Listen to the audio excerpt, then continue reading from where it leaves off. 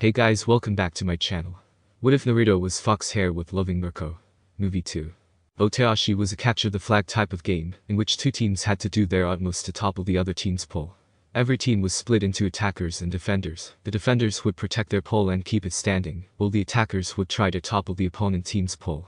Additionally, one player on each team would take the role of a Heir, monkey. They would stand on top of the pole and deter any would-be opponents from bringing it down. The traditional Oteashi game had several rules. 1. A time limit of 2 minutes. 2. A team lost when their pole was toppled to a 30-degree angle or less. If neither team managed to topple the pole within that time frame, the game would be reset. 3. Punching, kicking, strangling, and pulling heads were prohibited. Those were the rules for the traditional game of Oteashi, but Almight changed the rules for the second event of the sports festival as follows. 1. The time limit was 5 minutes. 2. A team lost when their pole was toppled to the ground. 3. Any forms of combat were allowed, but the pole had to remain intact. Whichever team destroyed the wooden pole, whether it was theirs or the opponent's, would be disqualified. The winner of the first event of the sports festival had been granted the chance to select any 2 players for his team, and Izuku had jumped at the chance to choose Endeavor's son, Todoroki Shoto, and a student from General Studies, Hitachi Shinso. The rest of the members of each team had been selected randomly by the computer. Oteashi had always been one of the most exciting games in Japan's modern history. The spectators in the stands were brimming with anticipation to see how would such a rough and exciting. The moment that Hero Midnight lowered her whip to signal the start of the game, both teams exploded into action. On Izuku's team, Todoroki took the initiative to create a small mountain of ice around the wooden pole, leaving only its top uncovered. The opponents would have to destroy the ice first before having the chance to topple the pole. While Izuku and Todoroki took the roles of defender, Tokoyami and his partner, Dark Shadow, took the role of the monkey and perched themselves on top of the wooden pole, fully intent on knocking down anyone that tried to get close to them. On the other team, Momoye Erozu quickly created several metallic pillars which were propped up against the main wooden pole, and Zero proceeded to tape them all tightly together. Jirota Shishida, Beast Quirk, and Ibara Shiozaki, Vine's Quirk, from Club 1B, took the role of defender. As for the role of monkey, wahaha, come at me losers. Bakugo hollered in excitement as he sat perched up on his team's wooden pole, his palms continuously crackling with small explosions. He could not wait to blow the opposite team's attackers into smithereens. But these students were the only ones that had taken any strategic measures to win the game. Everyone else just jumped at each other like a horde of savages, each one of them trying to catch the eyes of the pro heroes in attendance with their quirks. Izuku had made several strategies in his mind, and he had tried to discuss them with his teammates before the start of the game, but all planning went to waste only a few seconds in. What had originally been intended as a game of Oteashi had immediately degenerated into a full-on battle royale. This is the worst, Izuku said in frustration. Even with his guts and desire to prove himself, he knew better than to try to join in the brawl. That wouldn't last even 10 seconds, he muttered to himself as he watched how the hero course student with a steel quirk from his team was suddenly engulfed by a huge beep of green vines and thrown out of bounds, slammed brutally into the wall at the edge of the arena. It was pandemonium. In no time, half a dozen students had been either thrown out of bounds or knocked unconscious. While everything seemed hopeless, Shinso, one of the 2 boys that Izuku had chosen in his team, suddenly shouted as loud as he could. Attack the wooden pole now. With the vines girl out of the picture, that ugly beast stands no chance. His shout was largely ignored by everyone. Almost everyone. The beast quirk user frowned at his words and said, I may not be a pretty boy, but if you think I'm that easy to take down, you are in for a rude awakening. However, at his words of warning, Shinso smirked in triumph and allowed himself an evil-sounding cackle as he gave the B-Club student his next order. On the contrary, I don't underestimate you at all. Now, go wild on your team's wooden pole. Smash it with all your strength. Shinso's plan was doomed to fail, however, seeing as the opponent team's monkey proved to be too powerful. The moment that Jirota Shishida jumped to attack his own team's wooden pole, a huge explosion blasted him out of bounds like a burning cannonball. Uncaring of the fact that the beast quirk user was his own teammate, the moment he sensed his hostility, the Kugos swiftly attacked him with everything he had. Back to Naruto, Almight, and Heir, the 3 of them had just gotten into a taxi and were on their way back to Musatafu City. Would you, children, stop staring at me? It's unnerving, Almight said, his face breaking into a sweat. It was not only Naruto who could not take his eyes off him, even little Heir was gawking at him, and that was because Almight's missile form had run out of time right before he called the taxi. His muscular physique, which looked as if it had been taken out of a comic book, was nowhere to be seen now. Instead, what could be described as a living skeleton stood in his place. In spite of still wearing his hero uniform, the taxi driver didn't spare Almight a second glance. In his eyes, he looked just like a lame fan doing a sorry cosplay of the real hero, Almight. If Naruto and Eri had not seen him turn into his current form with their own eyes, they would have not believed it either. 1 hour later, the taxi stopped in front of the main police station of Musatafu City. With the little girl cradled in his arms, Naruto stepped out of the car gently, so as to not wake her up. His face involuntarily broke into a smile when he saw how she was hugging one of his fluffy foxtails to her chest while sleeping. Nonetheless, despite Naruto wishing for her to continue sleeping, the city's noise in the afternoon woke her up. He chuckled when he saw her burying her face into the fur of his tail to hide from the light. "My full name is Eri," the girl insisted, even as the two adults in the room were looking at her questionably for not saying her surname. Next to Almight, a tall and well-built man in his late 30s, had a pondering expression on his face as he turned to look at his computer. "You said you were 6 years old, yes?" The man asked her again for confirmation, and Eri nodded, all the while trying to hide behind Naruto's tails. "Don't worry, Eri-chan. Detective Tsukauchi is one of my closest friends. You can trust him," All Might said, trying to reassure the little girl. A few moments later, the detective shook his head and said, "It's no use, I can't find her in our database. I checked all the births from 5, 6, and 7 years ago, and there are only around 60 girls with the name Eri. But our Eri-chan doesn't match their description at all since they all have parents, and they are registered either in kindergarten or in the first year of elementary school. For all I know, she's a ghost. We have nothing on her." It wasn't only Eri that was anxious, Naruto was growing a little restless too. "This might be for the best," All Might unexpectedly said after a while. "What do you mean by that, sensei?" Naruto asked quickly. "If she's not registered, that means we don't necessarily need to go about it through the official channels. I'm still a police officer, you know," the detective said, his exasperation increasing when he saw All Might starting to laugh awkwardly. Turning towards Naruto, All Might said, "There's a chance that Eri-chan could be allowed to stay with you without going public to the HPSC with your ability. But to make that happen, your parents need to be on board with the idea too." His words reminded Naruto of the elephant in the room. Even if they could work around the law and prevent his adamantine ceiling chains from being exposed to the public, the fact was that if his parents did not agree to take Eri in, it was all for naught. But if they agree to take Eri-chan in, that means that dad will find out about mom's quirk too. How would he feel knowing that his wife had been hiding such an important fact about her for so many years? Would his trust in her be shattered? Wouldn't their relationship be affected? Other couples have divorced for lesser reasons.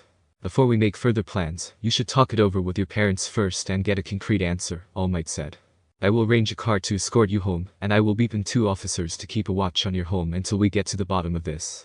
Normally, I would insist on Eri-chan staying here, and I would call the Child Protection Agency, but I understand this is a sensitive case. They are not capable of taking care of Eri," the detective also said. While Naruto, All Might and Eri were riding the taxi on their way back to Musatafu City, the freshmen participating in the UA High Sports Festival were beating the brakes off each other. Furthermore, due to the measures that each team had taken at the start to safeguard their wooden poles, it was not realistic to topple them without destroying them, while there were so many other opponents attacking them at once. Unlike the traditional boteashi where fighting was prohibited, in this current game, they could be taken out in one shot. Eventually, the time limit of 5 minutes beat without any of the teams managing to achieve their goal, toppling off the opponent's pole. Watching the field that looked as if it had been carpet-bombed by drones, the UA principal, Nezu, and the rest of the organizers of the sports festival didn't know whether to laugh or cry. The second stage of the festival had been a big failure, because they had failed to anticipate the students' thirst for battle and recognition. What had originally been intended to test out the students' strategic skills and ability to perform as a team had been reduced to a mere barbaric battle royale within seconds from the start of the game. "At least the crowd appears to be in high spirits," was the only thing Nezu could tell himself as consolation. Originally, the plan was for the winning team of the boteashi game to proceed to the final stage, where they would face each other in individual battles, tournament style. But with neither team winning and with so few students left uninjured on the field, they could not restart the game and make them go at it again to decide a winner. The organizers of the event decided to proceed with the final stage, the fighting tournament. "I survived by the skin of my teeth," Izuku thought in dismay. "If it wasn't for Todoroki-san, I wouldn't have made it out of the second event." He knew he had always known that he was fighting an uphill battle, that he would always be at a disadvantage against people that had quirks. Todoroki Shoto's performance, in particular, left a deep impression on Izuku. Unfortunately, there were not enough survivors left to participate in the tournament, but there were quite a few students that were thrown out of bounds at the early stage of the boteashi game, and were injured too seriously to continue, so they selected 3 of them to advance to the next stage. After drawing the lots, the tournament brackets appeared as such. 1. Todoroki Shoto vs Mizo Shoji. 2. Ibara Shiozaki vs Asuna Tokichi. 3. Tenya Iida vs Midoriya Izuku. 4. Kasuki Bakugo vs Satoshi Shinso. 5. Fumikichi Tokoyami vs Tetsu. 6. Nito Monoma vs Kajiro Bano. 7. Ijiro Kirishima vs Mashiro Jiro. 8. Shihai Kawaro vs Yukadai. Watching the battle between Todoroki Shoto and Mizo Shoji, Izuku was writing furiously in his notebook. The sight of a muscular teen nerding out and muttering to himself as if he was in trance drew out a few looks from the people around him. At the same time, he was trying to think of plans that would work if he ever had to fight them. Mizo Shoji's quirk doesn't look as flashy, and may not seem as powerful as that of Todoroki Shoto, but it can be very versatile and unpredictable, Izuku muttered at the scene in front of him. Taking advantage of the crowd control ability of his quirk, Todoroki froze the entire floor of the tournament stage, trapping Mizo's legs in ice too. I suggest you give up. I don't want to hurt you unnecessarily, Todoroki began to say confidently, but an unexpected punch smashed into his face with such power that he went flying. Although Mizo Shoji's legs got trapped, his quirk-dupli arms allowed him to multiply any part of his body through his arms, effectively giving him the ability to elongate his arms to impressive distances. And that was not all. Any organ or body part that he duplicated through his quirk would become much stronger than the original. His punch fell to Todoroki as if he had been hit by a car. But Shoji was not done yet. Even though his legs were still trapped in ice, his tentacles sprouted even more arms and threw a powerful blow at Todoroki. Although he had almost been knocked out cold by that punch, Todoroki's fighting spirit burned even brighter than before. A massive wall of ice grew out in front of him just in time to shield him from Shoji's heavy punch, and, in the next moment, he stomped his foot powerfully against the ground.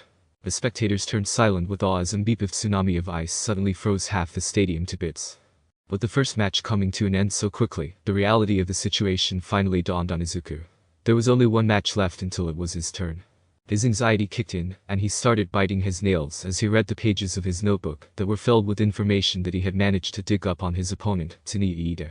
So absorbed in his notebook he had been that he didn't even see when the second match between Ibara Shiozaki and Sasuna Tokic started finish. It was only when he heard his name being called that he finally came back to his senses. From the Heir course, Tsuneya Iida. Versus, from General Studies, Midoriya Izuku.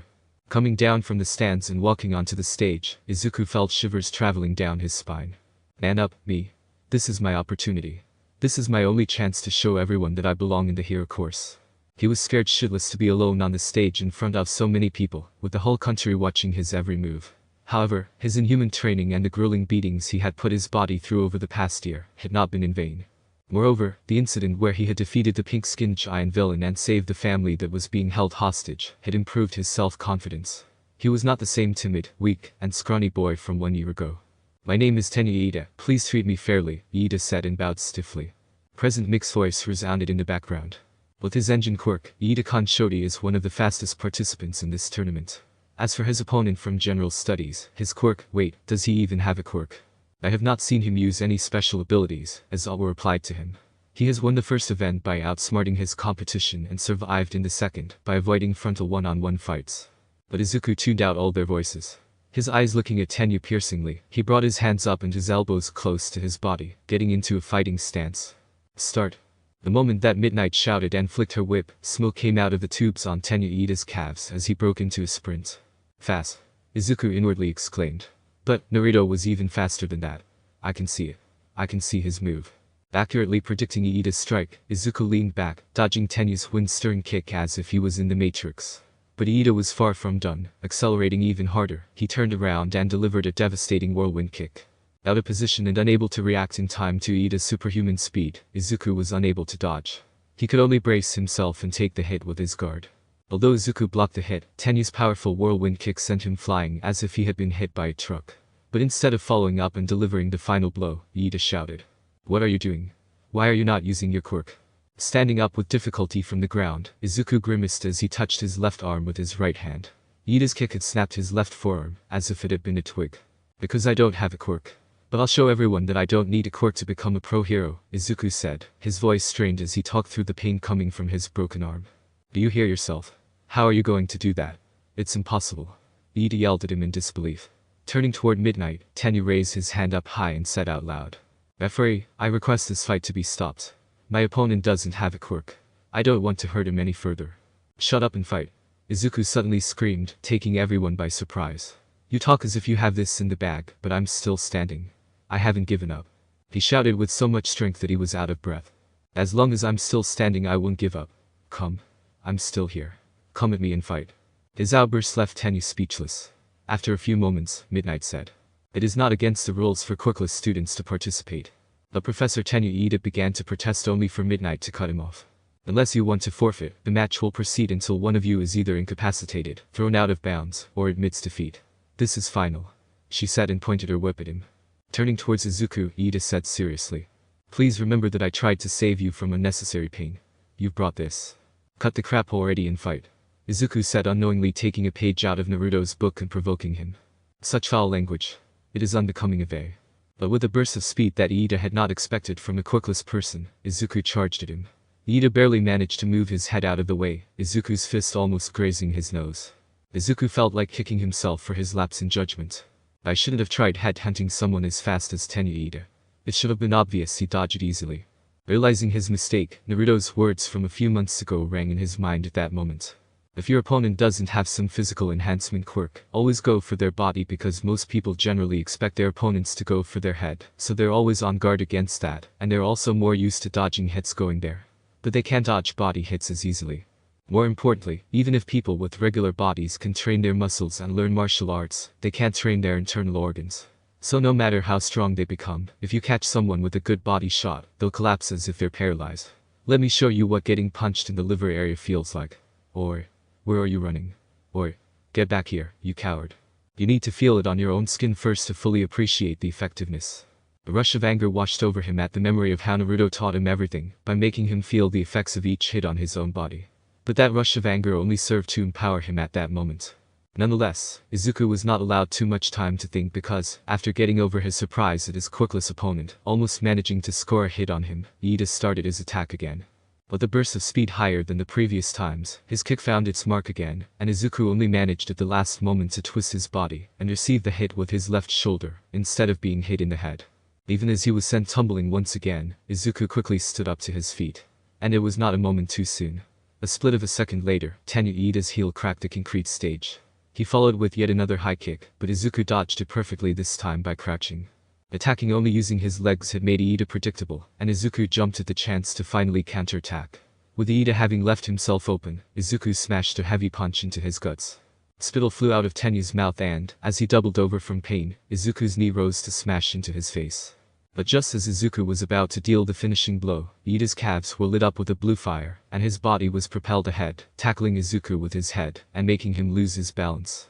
Fighting through the pain from his stomach and his lack of air, Iida wrapped his arms around Izuku's waist, and forced himself to continue running, intent on pushing his opponent all the way to the edge of the stage, and throwing him out of bounds. But Izuku's forearm suddenly snaked under Iida's chin, and his muscles bulged as he used his entire strength in a desperate attempt to choke him to sleep. But his effort was bound to fail, because one hand was not enough to choke someone successfully. His martial arts instructor at the dojo had spent many hours teaching him the basics of grappling. With Iida activating his special move, Reciprocal Burst, even while lacking air and feeling dizzy and faint from the body shot he had eaten, he traversed the stage with Izuku in tow in the blink of an eye. However, right as he was about to push Izuku out, only half a meter was left. Iida unexpectedly felt his feet leave the ground.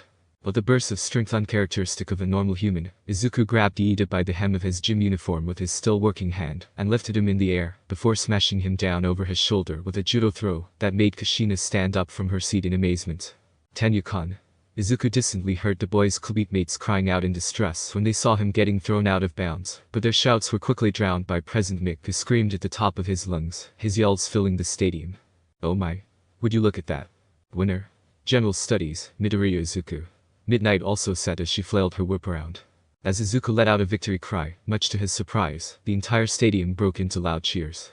It was in human nature to root for the underdog, and Izuku had been a very pitiful underdog. Quirkless and with one arm broken, literally nobody had expected him to turn around the situation like that.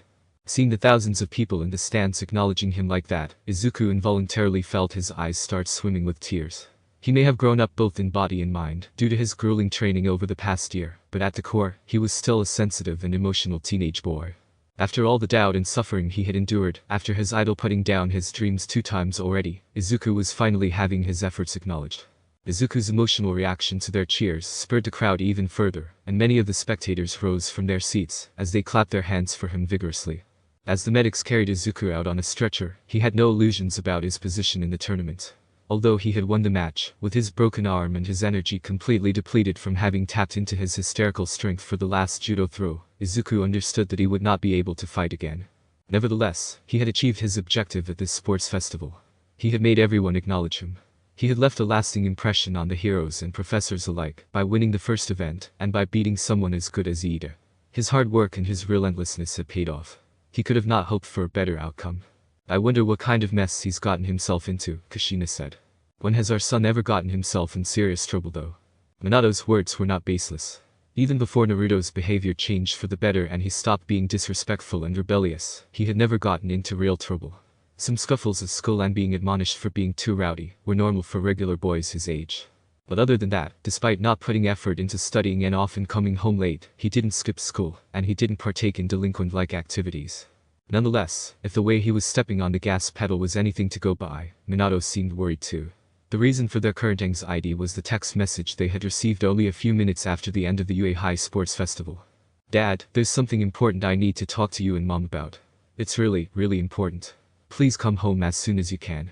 The two of them tried calling Naruto after that, but he did not pick up any of their calls. As parents, well knowing that Naruto had asked them before to call Almight, how could they not be worried after receiving such a text message from their teenage son, who had gone alone all the way to Tokyo? His fox ears picking up the screeching sound of tires made by a car abruptly braking, Naruto quickly stood up and went to the entrance door. Startled by his sudden action, Eri jumped up from the sofa and ran after him, grabbing him from his pants from behind. Don't worry, Eri-chan. I'm sure my parents will like you. Really? The little girl asked in a hopeful voice. Really? He said and patted her on the head. Besides, what's not to like about you? You're the cutest girl I've ever seen. Eri looked down shyly, her cheeks slightly pink with embarrassment at his praise.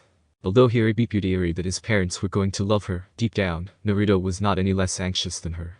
Even though he was only 15 years old physically, due to having the experience of 2 lives, Naruto was more mature mentally than his age implied. He understood how difficult was the upcoming discussion with his parents going to be.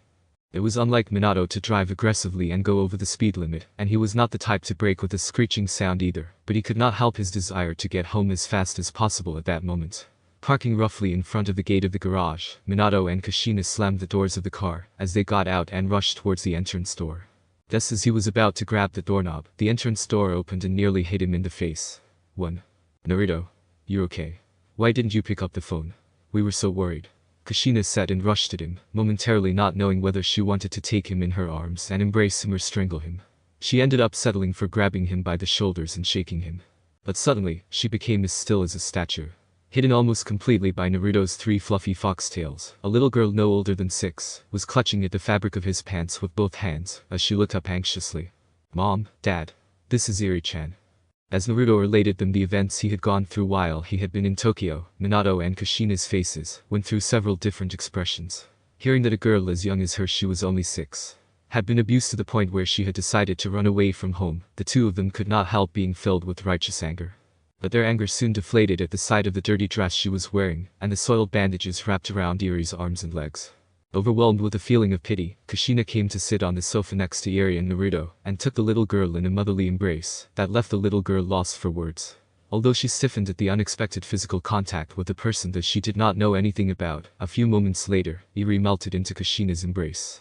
With Kushina's motherly instincts taking over like that, the duty of acting like a rational adult fell on Minato's shoulders. As much pity as he felt for the little girl's plight, this was not the kind of matter that could be brushed over with just feelings alone. But why bring her home, Naruto? Don't misunderstand, it's not that I have something against Eri-chan in particular, but there are several legal procedures that one has to go through before becoming the guardian of a child. The Child Protection Agency could even get someone to go to prison if they just grabbed a random child from the streets and took them home. Naruto made a difficult expression, not knowing exactly how to break it to him. He scratched the back of his head furiously for a moment and blew out a long sigh before addressing his mother.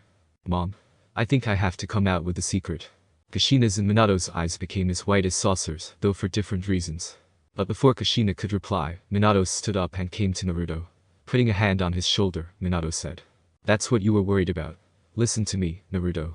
No matter what, you are still my son. Being gay doesn't change that. I don't. Dad. I'm not gay. Naruto shouted in indignation at his misunderstanding. In spite of what was about to happen, Naruto divulging a secret that she had kept away from her husband for so many years, Kushina could not keep in her laughter at the unexpected hilarity of the situation. Maybe it was because of how nervous she was in regards to what was about to come, but Kushina could not stop laughing for a good while. But I thought, Minato began to say in confusion. No, it's something entirely different. He trailed off, only for Kushina, who had calmed down in the meantime, to say. You made me a promise, Naruto. Why would you go back on your word now? It's the only way it would make sense for you why Eri-chan needs to stay with us. A momentary silence descended as Naruto looked down at his clasped hands, and Kushina chewed on her lower lip, with her eyes pinned on the coffee table in front of the sofa. Minato kept switching from looking from one to another, as a feeling of irritation slowly seeped in at the thought that his wife and his son had been keeping a secret from him. But then, he palmed his face with a hand and let out a big groan before saying, Just tell me. I promise I won't be mad. Hearing his father's words, Naruto began to explain the situation in detail. Eri-chan has a powerful quirk. Probably the most powerful and most dangerous quirk I've ever seen. It's almost like the power of a god. This innocent and adorable little girl. Kushina and Minato unknowingly thought at the same time as they turned to look at Eri, who was now sticking as close as humanly possible to Naruto's side, and hiding her face behind one of his fluffy foxtails. Her quirk is rewind. She can turn back time on someone's body. I've seen it with my own eyes. She made one of her captors grow younger until he became a toddler, and then he disappeared. She made him stop existing. His parents became speechless. The Child Protection Agency can't take care of Eri-chan. They can't stop her if her quirk goes out of control. As far as I know, there are only 2 people, maybe 3 that can stop her. One of them is my homeroom teacher, Aizawa-sensei. He can cancel quirks. The other one is the modern hero art teacher, the R-rated hero, Midnight. She could probably put her to sleep. But you can tell neither is exactly the best parent material out there. The last person would be me. What could you do about it with your quirk? Although it looked like Naruto was going to only talk about himself instead of also revealing that she had a quirk too, Kushina decided that since the cat was out of the bag, she might as well come out in the open too. Minato's mouth fell open in what seemed to be disbelief at the sight in front of him. 4 golden chains glowing with a bright light unexpectedly tore out through the back of his wife's shirt and flailed slowly in the air around her. I'm sorry, Minato, Kushina said guiltily and looked down, not daring to meet his eyes. I've been lying to you for years. I'm not quirkless. The silence that one could hear a pin drop was instilled. Seeing that Minato was not interrupting her, she continued speaking all the while wrenching her fingers. I've never told anyone about this quirk before. The Hero Association doesn't know about it either. Originally, my plan was to take this secret to the grave with me. I don't understand why all this secrecy. Minato eventually croaked out. Your chains don't look like a terrible quirk or something that would put someone's life in danger. These chains have the ability to cancel all quirks. They offer an absolute defense against any sort of attacks. They are indestructible, and anyone caught by chains has no chance of escaping. I've also never found anything that the spear tips of these chains cannot pierce, Kushina explained. Alright, that sounds incredible, he agreed. But that only brings me back to the earlier question. Why keep it a secret? With the potential of this quirk you could have become a top 10 hero effortlessly. My word, the police, the special forces, hell, the Prime Minister himself would directly ask for someone like you to become their personal bodyguard. How could you give up on all that? None of that matters if I ended up dead. Kushina replied a bit more harshly than she had intended. What? An evil man has been trying to hunt down my family for generations. I don't know his real name, but he is known as All for One. He has a unique ability to steal other people's quirk. My grandmother was the first who manifested this chains, and All for One had been obsessed with stealing this quirk for decades. But Granny was strong and she was intelligent too. Using her husband's connections in the police, she entered a witness protection program, and All for One lost track of her eventually. After pausing for a second to clear her throat, Kushina said, My mother never awakened these chains. It takes a moment of great stress, a moment of life and death to awaken them, and it's not guaranteed. But I awakened my chains when I was 10, in the car crash that killed my parents. I survived thanks to this quirk, so I'll never resent it in spite of the dangers that it had brought upon me. But before my grandma beat away, she told me the secret and made me swear I'd never use my quirk or reveal it to anyone. All for One was too powerful and too dangerous. I couldn't tell you either. I didn't want to put you in danger. Finally lifting her head to look her husband in the eyes, she said, I had had no intention of ever telling anyone if Naruto hadn't awakened the chains himself too. The sludge villain. Minato exclaimed as the pieces finally fell together in his mind. He was an intelligent man, and he had always wondered how had Naruto managed to survive against someone like the sludge villain. His quirk was a counter for almost all physical damage types. And not just surviving, the sludge villains had even lost his life. His initial guess had been that a vigilante had happened to be nearby, but after finally finding out the truth, everything made sense. Looking down at her hands again, Kushina said, I'm sorry I've kept such an important secret from you. But I don't regret it. If I could go back, I would make the same choice again. All I ever wanted was for my family to be happy and safe. I'm sorry, Mom, Naruto mumbled, feeling like shit for what he was putting his mother through at that moment. Unable to bear with the pressing silence that was instilled, Naruto said after a while. Will you allow me to take care of Yuri-chan? It's only for 3 years. Almight told me that normally I'd have to be at least 25 years old to adopt a child, but he could pull some strings for the Child Protection Agency to let me adopt Yuri when I become of age. Seeing that they were keeping silent, he added, his voice taking on a more pleading tone. I know I'm asking for a lot, but you don't have to worry. I only need you to be her legal guardian. I will take care of her every day and take her with me to school. I'll also get a part-time job to help with the money, and I believe I can get a provisional hero license next semester. I won't burden you, I promise. Just let me take care of Yuri. Please. Minato and Kushina were not silent because they were pondering on whether to accept Yuri-chan or not. They were just mute with surprise because they had never heard Naruto beg them for something like that. You want to adopt Yuri when you become an adult? Kushina muttered as he looked at the little girl that was huddled at his side and looking down anxiously. She could not understand what could have prompted Naruto to go as far as to force her into revealing her secret quirk for the sake of a girl he had only met a few hours ago. But that's because she did not know about Naruto's past life. Kushina did not know how much did Naruto resonate with Yuri-chan being an orphan, growing up without feeling love and affection, or being born with a cursed power. You probably think I'm just a kid so I don't know what I want. But this isn't something I want in the heat of the moment. I'm willing to do anything to take care of Yuri-chan. I promise, he said as he wrapped an arm around Yuri and rubbed her shoulder gently. This could have gone better, but it could have also gone a lot of worse, Naruto thought. His parents had not given him an answer right away. Instead, they told him that they were going to town to discuss it between the two of them first. I haven't thought about it that much before, but my sensitive hearing must have made their lives quite difficult sometimes. Now, a few hours later, he was sitting together with Yuri at the table in the kitchen. They were having dinner. Putting down her spoon, Yuri raised her head to look at Naruto with her big red eyes as she asked, "Are you in trouble because of me?" All worries momentarily vanished from Naruto's thoughts when he saw the little girl's mouth smudged with curry and her big innocent eyes looking at him tearfully. "Ah, why the hell are you so cute?" he almost cooed. "You don't have to worry about that," Naruto said with a sunny smile, and brought a napkin at her mouth to wipe the traces of sauce away. "Do you like the curry?" "Done." The little girl made a noise of confirmation and nodded her head energetically before grabbing the spoon and taking another big mouthful of curry and rice that smudged her face all over again. "I never had koi before. It's so good," she said through bites. "Finish swallowing before speaking, okay? It's not nice to speak with your mouth full," Naruto admonished her lightly and wiped her mouth and cheeks again with a new napkin. Yuri-chan nodded obediently before diving back into her bowl. Naruto vowed to himself he would make Yuri taste all kinds of delicious foods from then on. It was late past midnight when Naruto's fox ears flinched and he woke up at the sound of the entrance door being opened. Normally, he slept with custom-made earbuds for his fox ears to prevent any random noises from disturbing him, but that night he did not wear them on purpose, in order to hear when his parents came back home. Getting up from his bed slowly so as to not disturb Yuri who was sleeping curled up next to him, he went to the living room right as his parents finished taking their shoes off. "Crap," Naruto heard his father mutter under his breath when he saw him enter the living room, and Kushina giggled at her husband's expense. The reason for Minato's cussing became clear to Naruto when he took in their appearance. Their faces were slightly flushed, Minato's neck was peppered with red marks, Kushina's long crimson hair was a disheveled mess, and the smell that wafted from them. "Dog, sorry. Talk to you in the morning." "Good night," Naruto said quickly and did a 180 before making a beeline back to his bedroom, his cheeks red with embarrassment.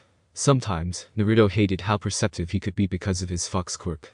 As the sunlight peeking through the curtains fell on her face, Yuri stirred awake. She let out a big yawn, and her entire body shuddered as she stretched her arms above her head. But instead of opening her eyes, she curled up like a small animal and rubbed her face against the pillow while hugging the airy blanket to her chest. Although fully rested, it was so cozy that she didn't want to come out of bed. Little Yuri couldn't remember the last time she had had such a restful sleep in such a comfortable bed. But that last thought made alarm bells ring in her head, and she abruptly sat up and looked around scared. Not recognizing her surroundings immediately, a feeling of panic washed over her. Her heart drumming in her chest, Yuri jumped off the bed and ran towards the door, her first instinct being to escape from whatever place she was in. But on the way to the bedroom's door, her eyes inadvertently fell on the tall mirror of a wardrobe's door. The reflection she saw in the mirror made her stop in her tracks. Her long white hair was washed clean and braided in 2 tails, and instead of the dirty and stained dress she used to wear, she was dressed in what appeared to be a clean but oversized white cotton t-shirt. Furthermore, bandages no longer covered her wrists and legs. It was upon seeing her new appearance that she finally recalled the events of the previous day. "Yuri-chan, you're awake." She heard an oddly comforting and familiar voice as the door of the bedroom opened. It was a blonde-haired boy with fox ears and 3 tails. At the sight of Naruto, Yuri rushed at him with an expression so bright that he felt his heart melting.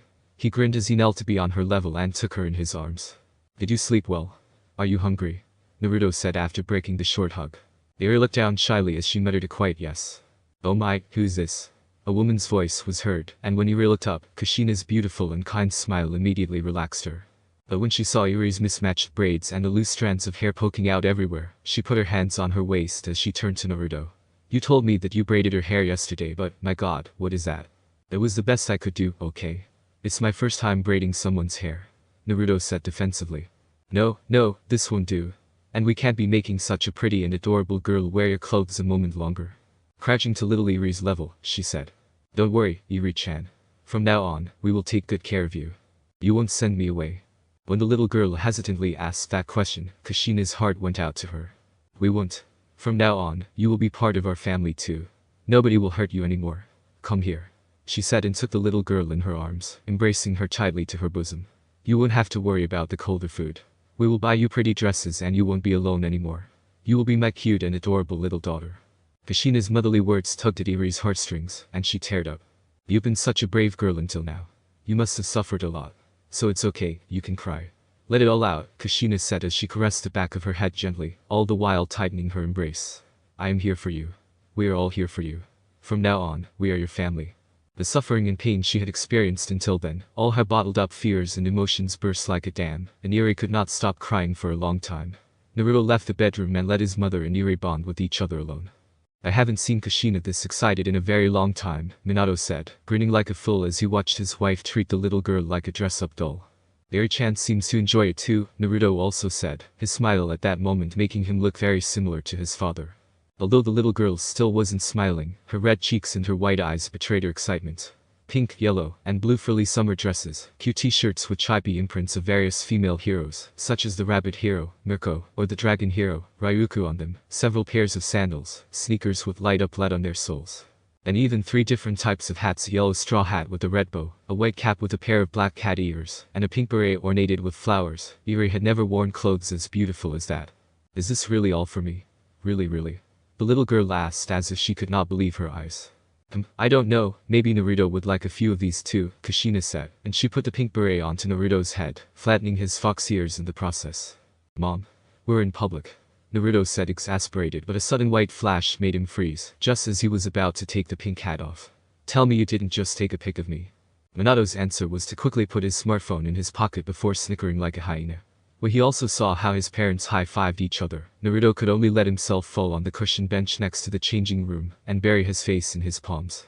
However, at that moment, a cute tinkling sound made him abruptly raise his head up. The downcast and shy little girl who always seemed afraid to even look others in the eyes, was now laughing. That sight was so precious that Naruto suddenly felt that maybe wearing that pink and flowery hat wasn't that unbearable anymore. What made you change your mind about Yuri? Naruto asked his father while they carried the mountain of bags of clothes to their car. Shutting close the door of the trunk, Minato turned and leaned against the car, as he watched Kushina lifting Yuri up for her to see all the flavors of ice cream that she could choose. I was never against taking her in, Minato said. I just said it's not a choice that can or should be made on the spot. This is a life-changing decision not only for Yuri, but for us as a family too. I still think we've made our decision too quickly, but it couldn't be helped. Yuri's situation was too difficult for us to take our time. I promise you won't regret it. I'll take care of Yuri properly. And once I'm of age I'll adopt her. I won't burden you, for Naruto began to say, but his father interrupted him before he could finish his words. Your intentions are admirable, but having a child at your age, albeit an adopted one, will hinder your future prospects much more than you realize now, Minato said kindly. I'll never consider Yuri a burden, Naruto said strongly, but Minato brought his hand on top of his head and ruffled his hair endearingly as he said. Raising a child is no easy task even for grown-ups, much less a teenager. You're still a child yourself. You have the whole life ahead of you. Be patient. In time, you will get your own children too. Beeping you're not gay, of course, Minato said and sniggered at the last bit. Oh, stop it, Naruto said in chagrin. It looked like his father wasn't going to let go of the amusing misunderstanding from yesterday anytime soon. Naruto Nai-san. Ah, shoot. Naruto cussed and stopped in his tracks. He had tried to leave the bedroom quietly so as to not wake Yuri up, but he failed. She's gotta have a sixth sense or something. I'm sure I was perfectly quiet, he said to himself. Are you leaving? The little girl asked as she got up from bed and grabbed him by the sleeve of his pants with one hand, while holding a fox plushie in the other one. I'm going to school. But I'll be back in a few hours, you have nothing to worry about. he said and patted her once on the head before attempting to leave. But Heir still wasn't letting go of his pants. Although 3 days had already passed since the Uzumaki family had taken Heir in, the little girl was just as clingy and dependent on him as on the first day. She seemed to be glued to his side no matter where he went. After the sports festival, all the students of UA High were given 3 days off to heal and rest, so Naruto didn't have to go to school. However, school was starting again today. He couldn't stay home with Heir anymore. Much to his relief, although the little girl's eyes reddened, it looked like she was doing her best not to start crying. "If you feel lonely while I'm away, you can always go to Mom. She'd be more than happy to spend time with you. You also have Kaoru-san with you, no?" he said with a smile as Heir hugged the fox plushie at the mention of its name. Oi, what's with that? He didn't even participate in the sports festival. After what he did at Yusuche, it's no surprise if you ask me. I wonder how many of those were from foreigners. Todoroki is at the top too, as expected. Well, he's won the first place in the tournament, and he's also Endeavor's son. The entire club broke into loud discussions the moment that Professor Izawa revealed the number of internship offers that each student had received. Uzumaki Naruto was firmly at the top with over 5,000 internship offers. It had to be said that Japan had around 4,000 registered hero agencies. Hundreds of hero agencies from across the sea or even from across that ocean had extended an invitation for him to join their ranks. Todoroki Shoto was also extremely popular with the pro heroes, too, seeing as he had received an internship offer from pretty much all the agencies in the country, over 4,000. The next in line, although with a number of offers only in the low triple digits, were Tokoyami, Iida, Yoi Rozu, Kirishima, etc. But there was one thing that stood out like a sore thumb, and Naruto couldn't contain his curiosity, so he turned towards Ishido Mina to ask. "Hey, how come Bakugo is not on the list?" Regardless of his dislike for the irascible and aggressive boy, Naruto did not belittle how strong his quirk was, and the talent he possessed for fighting. Realistically, Bakugo should have been somewhere in the top 5 at the very least. "Oh, you haven't heard of it. Bakugo was expelled." "No freaking way," Naruto said. "I'm serious, you can ask anyone." "Hey, Kirishima, tell him I'm right," Mina said with a pout and crossed her arms. "She's not lying," the red-haired boy confirmed. "How? Like, why was he expelled? What did he do?" "Do you remember the guy from General Studies that mind-controlled someone during the Boteashi game?" Kirishima asked. "I wasn't in the stadium at that time." "What? But we saw your face on all the screens in the stadium. You were together with the rabbit hero, Mirko." "It's a long story. But I only caught the beginning of the sports festival. Something happened and I had to leave," Naruto said, not going into detail. "Anyway, what about Bakugo?" "Well, the third task of the sports festival was an elimination-style fighting tournament, and Bakugo ended up facing the guy from General Studies that I was telling you about. He has a quirk called brainwashing, a really tricky thing to go against. Bakugo lost the match without even throwing a punch. Shinso mind-controlled him to go out of bounds, so he got disqualified." Yeah, Naruto said and let out a sigh, already knowing where the story was heading. "Yeah," Kirishima said. "Bakugo didn't accept it. He jumped right back in to blow him up into pieces, but Professor Midnight put him to sleep with her quirk." "Then why was he expelled?" Naruto asked in confusion. "Bakugo couldn't let it go," Mina answered him this time. "He followed Shinso on his way home after the sports festival was done and beat him badly. Shinso is now in hospital with second-degree burns all over his body." Naruto would have liked to say that he was surprised to hear Bakugo would go that far, but he wasn't. The boy had some severe anger management issues, and he was a walking TNT dispenser. "It's a miracle this guy hasn't killed anyone yet." The conversation was cut short when Izawa began to speak again. "Keeping these results in mind, regardless of whether you have received any internship offers or not, every single one of you will participate in an internship with the pros. There are over 40 hero agencies that are in partnership with UA specifically for such cases. But that is the case for you. You've all managed to catch the pro heroes' attention at the sports festival."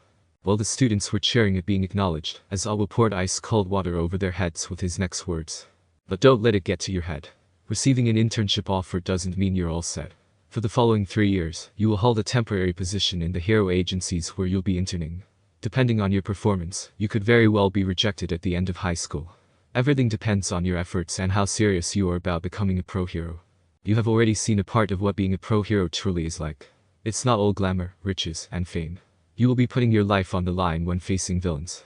Not a year beats without several pro heroes dying in the line of duty. I suggest you take advantage of this period of time that you'll be spending at hero agencies and ambip as much knowledge and experience as possible. Being a pro hero isn't a child's game." Completely uncaring of the somber mood that took over the club room, Izawa continued. "Lastly, it's time for you to make a final decision about your codenames. That is the case especially for those of you who couldn't think of something good a few weeks ago. As he said those words, Professor Midnight also stepped into the club room, clad in her erotic skin-tight costume, like usual. Not for the first time, Naruto wondered how the hell was she allowed to dress like that when teaching at a school filled with hormonal teenage boys. As I'm not good at this, I'll leave it to Professor Midnight, like the last time. But keep in mind that when you give yourself a name, you get a more concrete image of what you want to be like in the future, and you can get closer to it. This is what it means when they say, names and natures do often agree. Like Almight, for example. While various students started coming up in front of the club to tell everyone their hero names, Mina was ruffling her shaggy pink hair with her hands. What should I do? I can't think of anything good. Your choice a few weeks ago was Alien Queen or something, no? I thought it was cool, it suits you, Naruto said. The girl's pink cheeks turned a shade darker, and she grinned at him. Why you think so? In the meantime, Yuga Aoyama came in front of the club and showed off his hero name. I could not stop twinkling. Quite a few students snickered at this choice, but their snickers turned into gasps when Midnight actually gave him the green light. She did be projected your cool hero name, but she was okay with that, Naruto said, and Kirishima and Kaminari snorted with laughter at his disbelief. Time beat, and eventually, Naruto also came in front of the club to show off his hero name.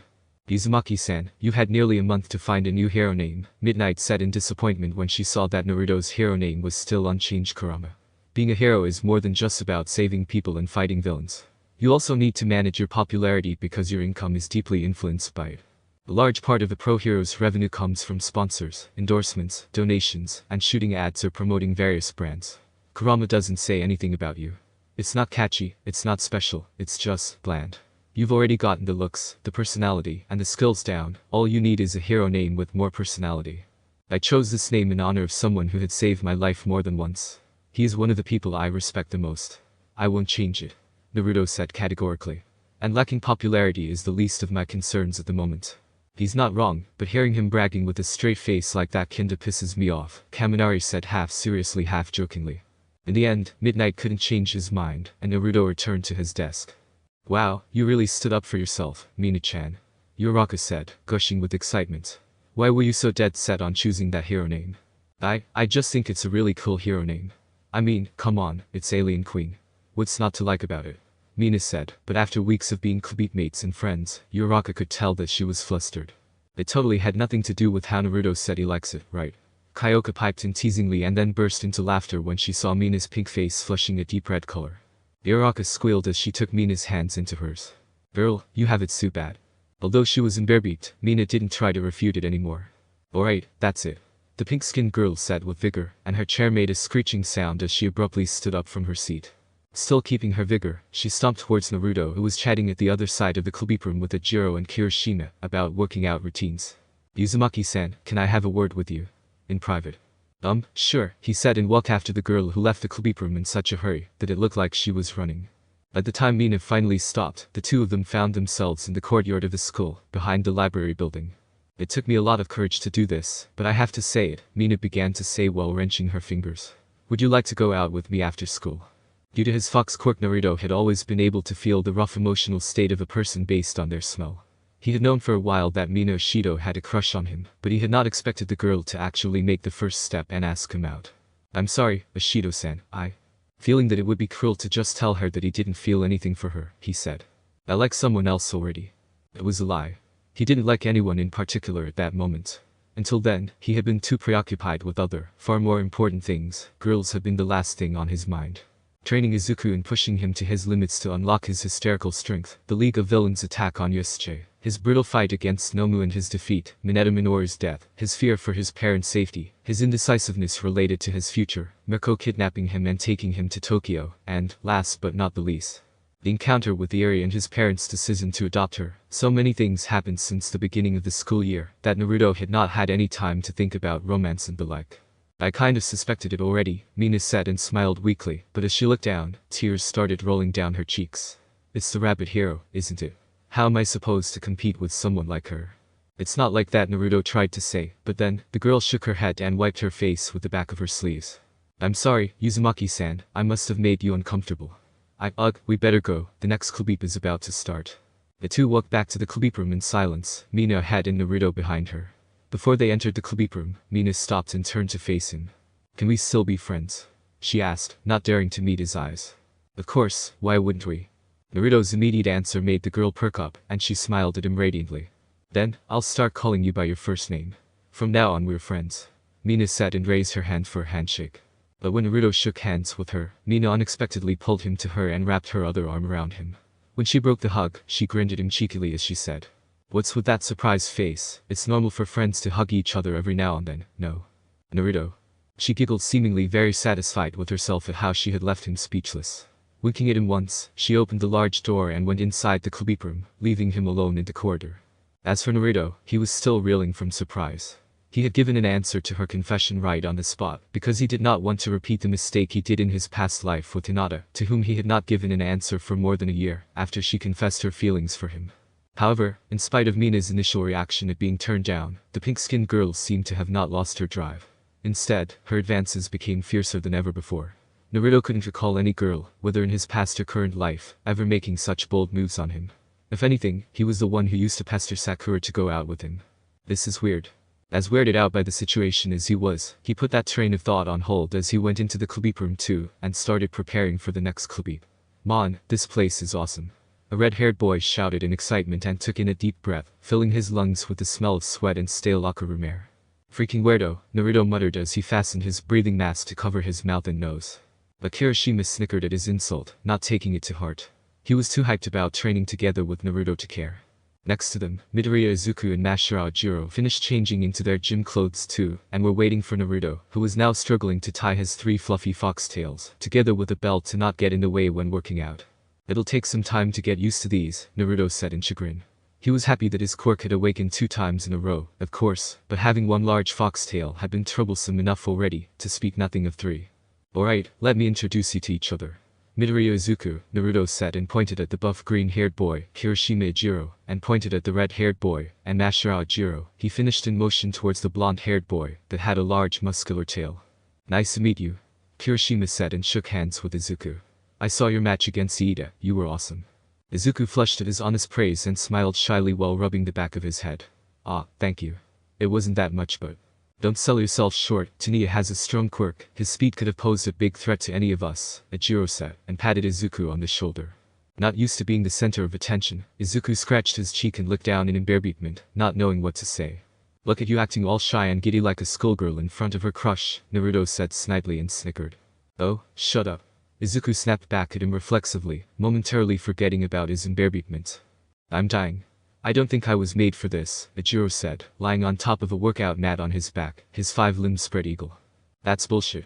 Izuku couldn't even do 10 push-ups when he started working out, but look at him go now," Naruto said, and gestured with his head to the green-haired boy who was in the middle of doing weighted dips with a plate hanging from his waist. "And he's quirkless, unlike you." "My quirk is my tail, I'm not much stronger than most people," Ijiro retorted. "Your core muscles and your back need to be many times stronger than that of quirkless people for you to use that tail like you do, you can't fool me. You're way stronger than regular people, but you're just a lazy bum. Get up. Give me a break, man, sheesh. What a slave driver." Ijiro complained, not budging an inch. Seeing that Ijiro wasn't going to stand up anytime soon, Naruto shook his head and gave up. He went back to doing barbell squats. "You can bring a horse to the river, but you can't force it to drink water," he said sagely, and Izuku was forced to stop in the middle of the set, because he couldn't keep his form while giggling. "Oi, Naruto. I'm about to start working my chest now. Can you be my spotter?" Kirishima asked. "Let finish the set, 1 minute," Naruto said and cried out in exertion as he pushed the barbell with all the strength that he was capable of. The Smith machine quaked as Naruto rolled the barbell, and its hinges got locked in place. After his quirk awakened 2 times in a row, his physical strength had gone up significantly, but it was still not as much as he had hoped for. Nonetheless, leaving the Smith machine behind, he went to Kirishima to help him out with his exercise. "By the way, rumor goes that Ishido has a thing for you. Is it true that she asked you out?" Kirishima asked while benching the 100 kilograms heavy barbell without even breathing hard. "How did you even hear about that?" Naruto said in surprise. "So it's true. Can't believe you turned down someone like her," Kirishima said. "Whoa, seriously? Someone confessed to you?" Izuku, who heard what they were talking about, left his exercise and came next to them. Miraculously enough, even Ijiro found the energy to stand up from the floor and came to hear the juicy gossip better. "Ayo, what the hell, go back to your shit." Naruto bristled at Izuku. Turning to Ijiro with a mean glare, he shooed him away too. "I thought you were dead tired, looks like you were lying, huh? Maybe you'd like to do some deadlifts next. And you, what's with these weak beep weights, bro, do you even lift?" He also yelled at Kirishima. It's the warm-up set, Kirishima muttered with a pout but stopped talking and did his sets earnestly. But Naruto's vehement refusal to talk about it confirmed for the three boys that the rumors were, in fact, true. As Naruto and Izuku were heading home from the gym, Izuku told him the story of how he performed at the sports festival. The gnarly quiet and shy persona he showed toward strangers was nowhere to be seen. He was gesticulating wildly with his hands, and his eyes were alight with enthusiasm.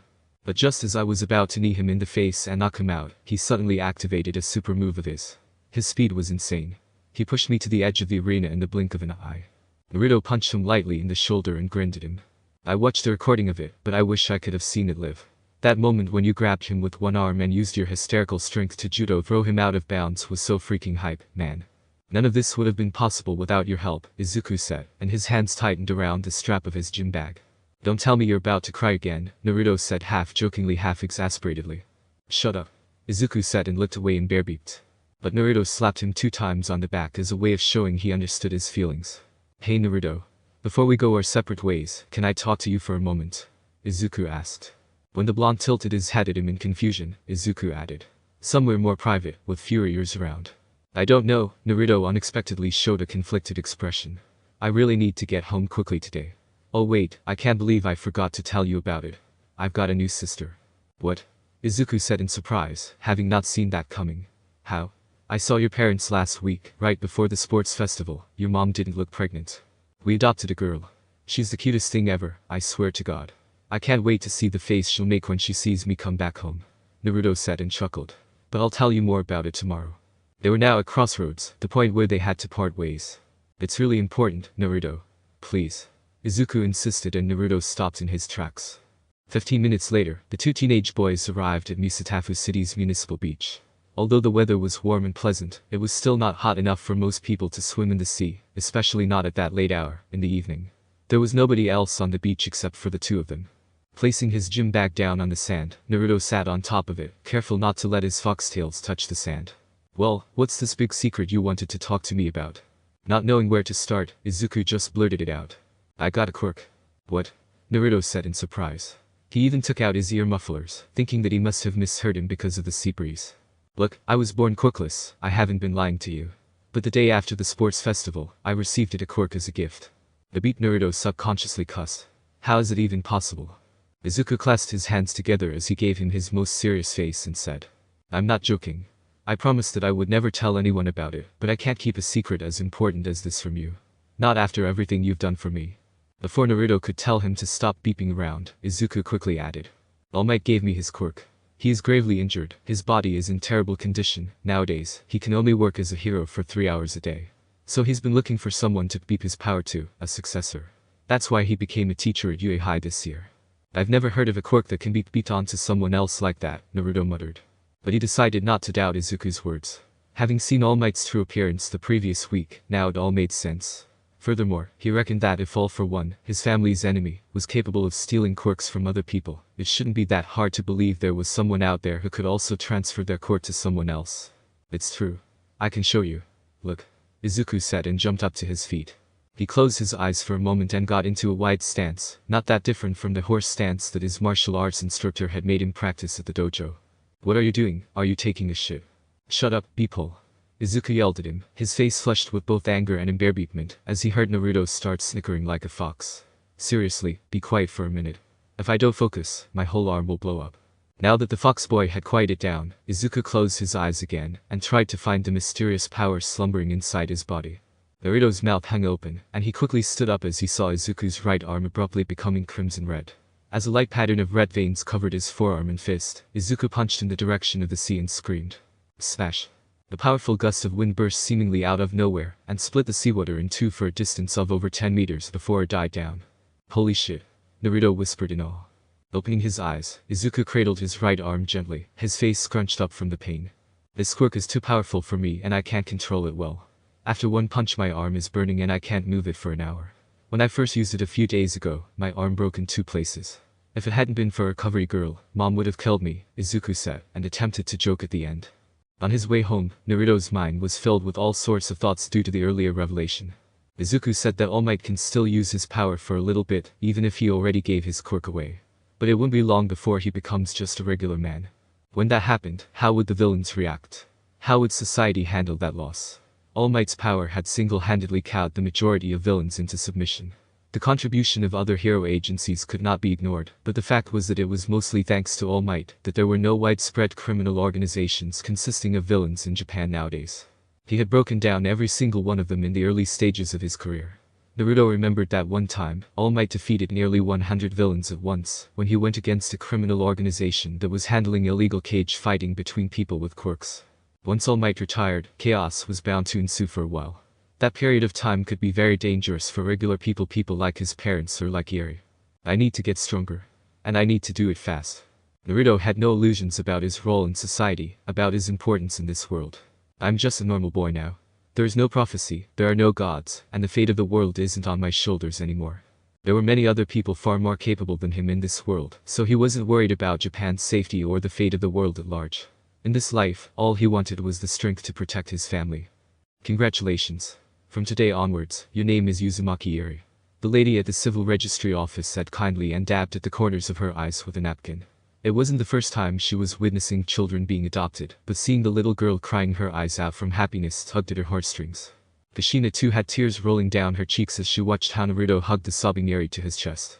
Meanwhile, Minato was recording the scene with the camera, all the while smiling from one ear to another. As expected from All Might, the hero who had been at the top of the rankings for more than 2 decades, his reach and connections were not to be underestimated. Less than 2 weeks from the day when Minato and Kushina took Heir in, he had made it possible for them to adopt her, a process that would normally take several good months. After tactfully giving the family of 4 some time to themselves, All Might stepped closer and told Minato and Kushina. If possible, I would like to have a private conversation with you. It's related to Naruto's special quirk, he said, and the two understood that he was talking about Naruto's adamantine sealing chains. In the end, at Minato's and Kushina's insistence, All Might ended up coming to have lunch with the Uzumaki family at their residence. Due to how emotional and exciting that morning had been, by the time they got home, Heir had fallen asleep in Naruto's arms. After Naruto tucked the sleeping Heir in his bed, he returned to the kitchen just in time to hear All Might saying, I don't mean to be rude, but I am not allowed to eat much of anything due to medical reasons. Some coffee would be great though, All Might said regretfully and gulped wistfully at the sight and smell of the beefsteak Kushina just took out from the oven. Though inwardly bummed out, Kushina did not try to force him to eat, and served him some coffee instead. After taking a small sip from the cup, All Might blew out a sigh and said, when Naruto told me about his quirk nullifying chains, he wanted me to promise I'd never reveal it to anyone. He didn't tell me much about it, but he seemed to believe that a powerful criminal would try to hunt him down if the information about his other quirk became public. Can you tell me more about it? If there is anything I can do, I will help you. Since All Might already knew the secret of her and Naruto's quirk, Kushina did not see the point in beating around the bush, so she was direct and truthful about her family's enemy. But, much to Kushina, Minato, and Naruto's confusion, All Might let out a chuckle when she finished talking. Ah, I'm sorry. I'm just so relieved, All Might said. Understanding that the 3 of them were still very much confused, he added. All for One is dead. What Kushina almost shouted, her eyes wide in disbelief. All for One was the mortal enemy of her family. Ever since she awakened her quirk after her parents' death and her grandmother told her about Afo, Kushina had lived in a state of continuous fear. Although with the beeping of time, she began to slowly forget about it, deep down, she had always been afraid of Afo learning about her existence, and coming after her family. Hearing that the bane of her existence was dead left her stunned. Since you have entrusted me with your deepest secrets, I shall let you know the truth about me as well, All Might said, and made a small pause to take another sip from his cup of coffee. It hadn't been revealed to the public because I asked the authorities to keep it a secret. I fought All for One 5 years ago. He was my archenemy. Saying that, All Might cancelled his muscle form, making both Minato and Kushina nearly jump up to their feet. Shocking when you see it first, right? All Might said with a laugh. I did win that fight, All for One is dead, but I wasn't left unscathed. I lost my stomach and one of my lungs. Over the years, I had to go through countless surgeries which drained my body of its vitality until I became like this. All Might made a complicated face as he continued. Truthfully, my days as a hero are nearing their end. But I have chosen my successor already, he said, and made sure to look at Naruto meaningfully. You know who he is, Naruto. I hope that you will continue to support him just like you did until now. While the family of 3 were silent, All Might said. Honestly, after seeing your self-sacrificing spirit, your bravery, and your tenacity at USJ, I seriously considered beeping on the torch to you, but fate works in mysterious ways. The qualities I saw in your friend were not any less than what I saw in you. But while you already are a splendid seedling, Midoriya lacks something vital. He lacked real power, he lacked the tools to achieve his purpose. His desire to protect people, and the recklessness to put his life on the line in spite of being just a quirkless young boy, he reminded me of my younger self. I wanted to offer him the potential to become great. The day after Heir was adopted into the Uzumaki family, it was time for all the Hero Course students at UA High to give their homeroom teachers the forms with the hero agencies that they had applied for. So, what agency did you choose? Mina asked, hyped to hear his answer. Are you going to Hawks? Or to Endeavor? Or maybe you're going to one of the hero agencies from the United States? What are you saying? He's definitely going to go to Mirko, Kaminari said with a shake of his head, as if he couldn't believe how naive she was. I mean, what, have you not seen it? They've been inseparable since Yusuke. What? Was how everyone reacted, including Naruto. Bro, get off cross-chat. You're confusing fan-made videos with reality, Kirishima said with a snicker. I've only met her once since Yusuke, Naruto said, not understanding how did Kaminari reach the conclusion that he and Mirko were now inseparable. As expected of a pervert, Kyoka said and threw Kaminari a dirty look. But it does make sense for him to take on the Rabbit Hero's offer, Momoyoi Rozu said with a pondering look on her face. She has an animal-type mutation quirk like him, she'd know the best how to help him further develop his fox quirk. But why her? Mina burst out, not even trying to hide her frustration. Mirko doesn't have a real hero agency, and she's never taken a sidekick before. I think the number 13 hero, the Lion Hero, would be better. I agree with Mina. I'm going to the Lion Hero, Shishido too. Ijiro said, wagging his tail like a dog. Hey, guess what hero agencies I've applied to? Yuga Aoyama suddenly butted into their conversation and struck a pose. No one cares. Kaminari yelled at him in annoyance. While they were all talking animatedly about the hero agencies they had chosen for their internship, the large door of the club room was opened, and the students' first reaction was to rush back to their seats, thinking that it was Professor Izawa. But instead, Sai-chan. Ichako yelled as she rushed at her and swooped her in a bear hug. Yoraka wasn't the only one. Momo was also quick to jump out of her seat, and after her, the entire club clamored around the frog girl who appeared to be overwhelmed by their overenthusiastic welcome. She had totally not seen that coming. Are you okay? Are you still hurt? Are you better now? I'm so happy to see you back. Hagakure, Koda, and Sato transferred to another school. It's so good that you didn't give up. Hey, did you hear that Bakugo got expelled? Bombarded with their questions and well wishes, Sayu was like a deer caught in the spotlight. Luckily, she escaped from their clutches a few minutes later when Shota Izawa came and started the homeroom club. Deep down, however, the girl was moved almost to tears. Her clubmate's show of support meant to her more than they could imagine. Is it the fox boy from UA High? The man asked in surprise when he saw a blonde-haired boy with fox ears and 3 tails coming down from the train with 2 large suitcases in his hands. Whoa, it's Uzumaki Naruto, in person. The girl shouted, and people from all over the train platform rushed at the wagon from which Naruto came out, crowding the exit and effectively surrounding him from all sides. May I shake your hand? Could you sign this t-shirt for my son, please? Not expecting to get mobbed by nearly 100 people right as he came out from the train, Naruto was at a loss of how to react. He knew he had become very famous, but he had not thought it would be to that degree. What he had failed to realize, however, was that people in Musatafu City were somewhat used to seeing pro-hero celebrities on a daily basis, because UA High was located there, and quite a few famous heroes like Mount Lady Kamui lived there too. But Hiroshima City was over 600 kilometers away from Musatafu, and the only famous pro-hero living there was Mirko, the rest being rather minor hero agencies and their sidekicks. Therefore, when news of Naruto choosing the Rabbit Heroes agency for his internship was somehow leaked to the public, dozens of fanboys and fangirls gathered at the train station, waiting for him. It took Naruto nearly 15 minutes of shaking hands and giving autographs, before he finally got out of their encirclement. By the time he escaped, his foxtails looked like the chainsaws from how people fondled them, and there was even a lipstick mark on his cheek too. At that moment, he looked more like an irate cat rather than a fox. That's Beeple Harbeatment. What the hell is wrong with these people? He thought as he grabbed his suitcases and broke into a run. Is this really the place? Naruto muttered to himself as he looked at the GPS map app on his phone to double-check that he was at the right address, and then back at the apartment building in front of him. It looked like a residential district where regular people lived. There were no signs of an agency belonging to one of the top 10 most popular pro-heroes in the country. But why her? Mirko doesn't have a real hero agency, and she's never taken a sidekick before. He recalled Mina saying that 2 days ago. He had thought that she said that merely out of jealousy, but there seemed to be more to it than that. But well, Naruto shrugged and put his phone in his pocket before grabbing his suitcases and going inside the building. He had chosen the Rabbit Hero as his mentor, not because he cared about fancy buildings and facilities, but because their quirks and fighting styles were similar. At that moment, what he cared about the most was increasing his strength. Reaching the topmost floor of the building, Naruto stopped in front of a black metallic door, with the number 380 on it, and a white plaque on which it was written. Tiger Bunny Hero Agency and his cell phone number. One moment. A yell came from inside after he rang the doorbell. A cacophony of sounds was heard, and the walls shuddered a little as the door had been slammed shut. Half a minute later, the entrance door was opened, revealing Mirko no Usagi Rumi, seeing as she was not dressed in her pro-hero suit. Instead, all she was wearing was a pair of white bunny slippers on her feet, black dolphin shorts, and a green crop top shirt that left her midriff open, showing off her ripped abs. "You're finally here," she said, but then her face broke into a wide grin when he took in his disheveled appearance and the smudged lipstick mark on his face. "What happened to you? Hahaha. May I come in?" Naruto said, feeling a wave of tiredness washing over him just at the reminder of what the crowd of fans had put him through when he got out of the train. Naruto's parents were not poor, the Uzumaki were a successful middle-class family. However, it was the first time he stepped into an apartment as luxurious as Mirko's home.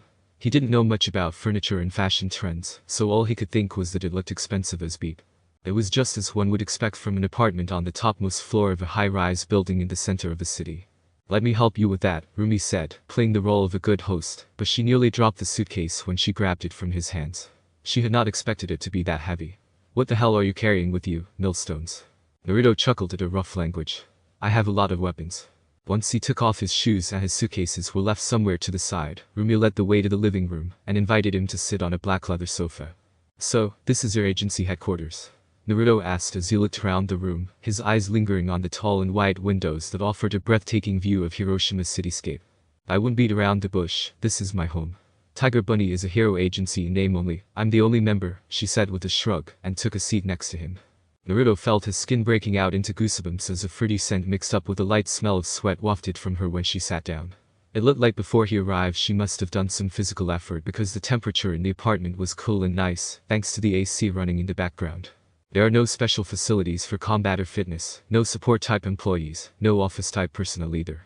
It's just you and me. Disappointed yet? She said with a grin. "I came here for you, not for buildings or for other people," he said. "Not bad. I knew I was right to send you an offer," she said with a grin and punched him lightly in the shoulder. "But why did you choose my agency? I'm sure you must have had thousands of other offers, some of them even from the United States.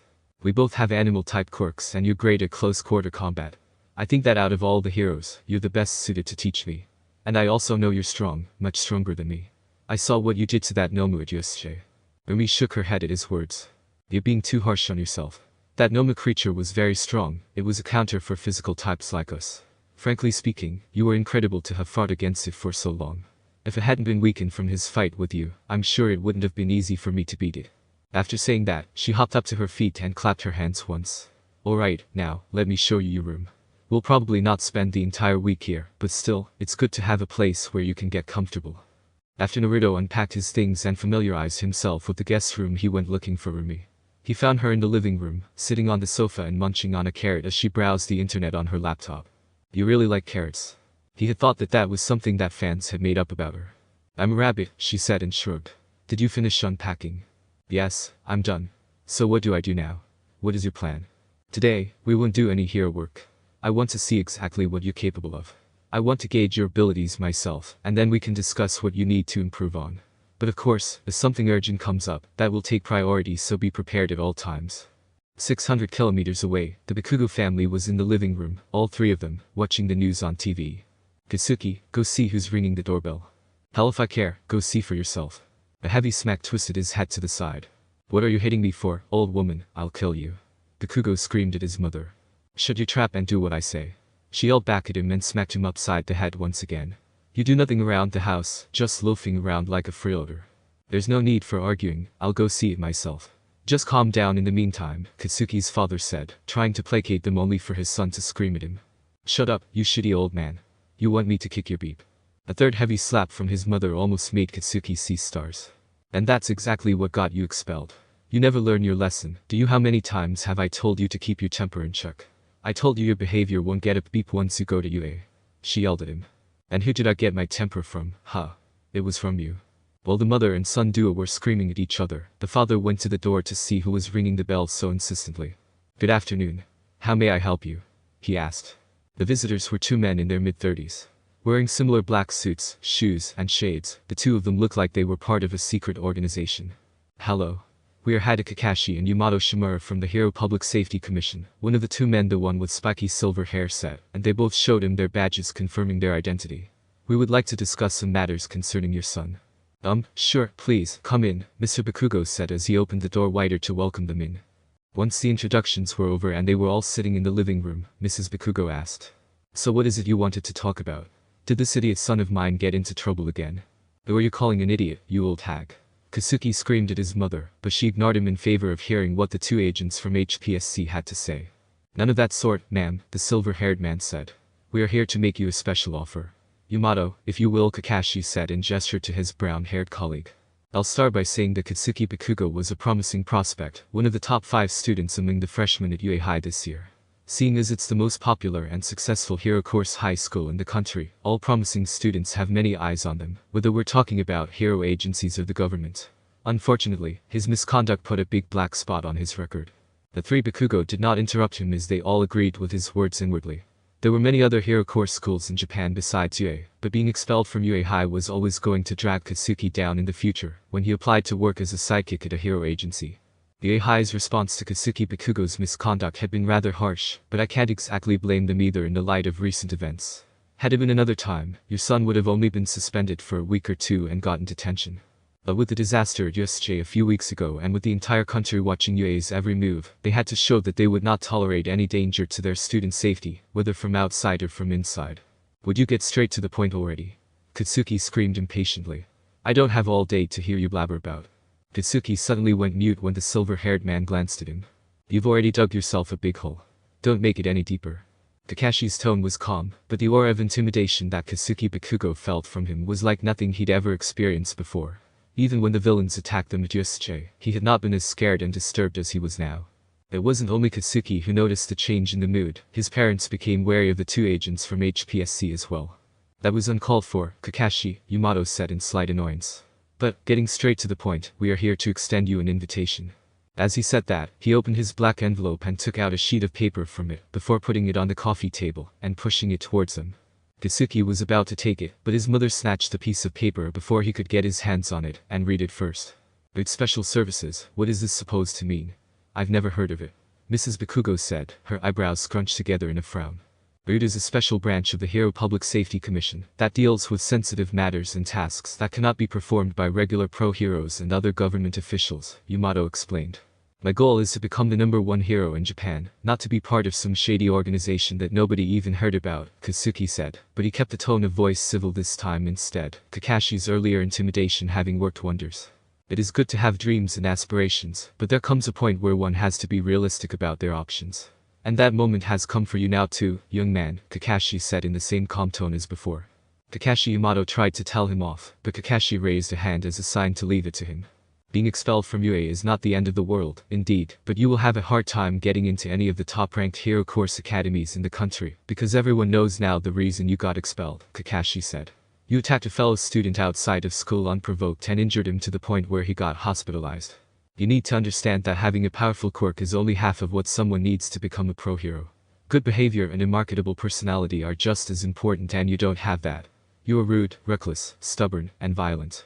You are like a ticking bomb that nobody wants to own. You have to realize that your options are limited at the moment. Why do you show so much interest in my son? Mrs. Bakugo asked warily. That is our job, ma'am, Yamato replied this time. We care not only about Katsuki Bakugo but all the gifted children. Too many misguided children with powerful quirks have gone astray and become a danger to ordinary people and society. Are you saying that my son is going to become a villain? She said, her voice starting to show signs of anger. He just attacked a student a few days ago, and left him with severe burns in the hospital, Kakashi said plainly. If he did something like that at 15, what would he do in a few years? And it's not like this was a one-time thing. We've also investigated his behavior in middle school, and there are more than a dozen instances where he beat up other kids, or used his quirk in public and caused property damage. Mrs. Bakugo had nothing to reply to that. As a mother, she wanted to take her son's side, but she wasn't completely blind to his flaws either. It was only that until Katsuki's most recent misdeed, he had not done anything too problematic. Until then, she had just chalked his behavior up to kids being kids, and hoped that he would naturally grow out of it as he matured. The tone of his voice becoming kinder, Kakashi continued. Right now, your son is still protected by the law due to being underage, but he needs to understand that his actions have consequences. This is no longer just about being a bully and messing around with other kids. He possesses a powerful and highly dangerous quirk, one that could easily cause someone's death. If your son was 3 years older, he could be charged with aggravated assault or even attempted murder for what he did to that boy.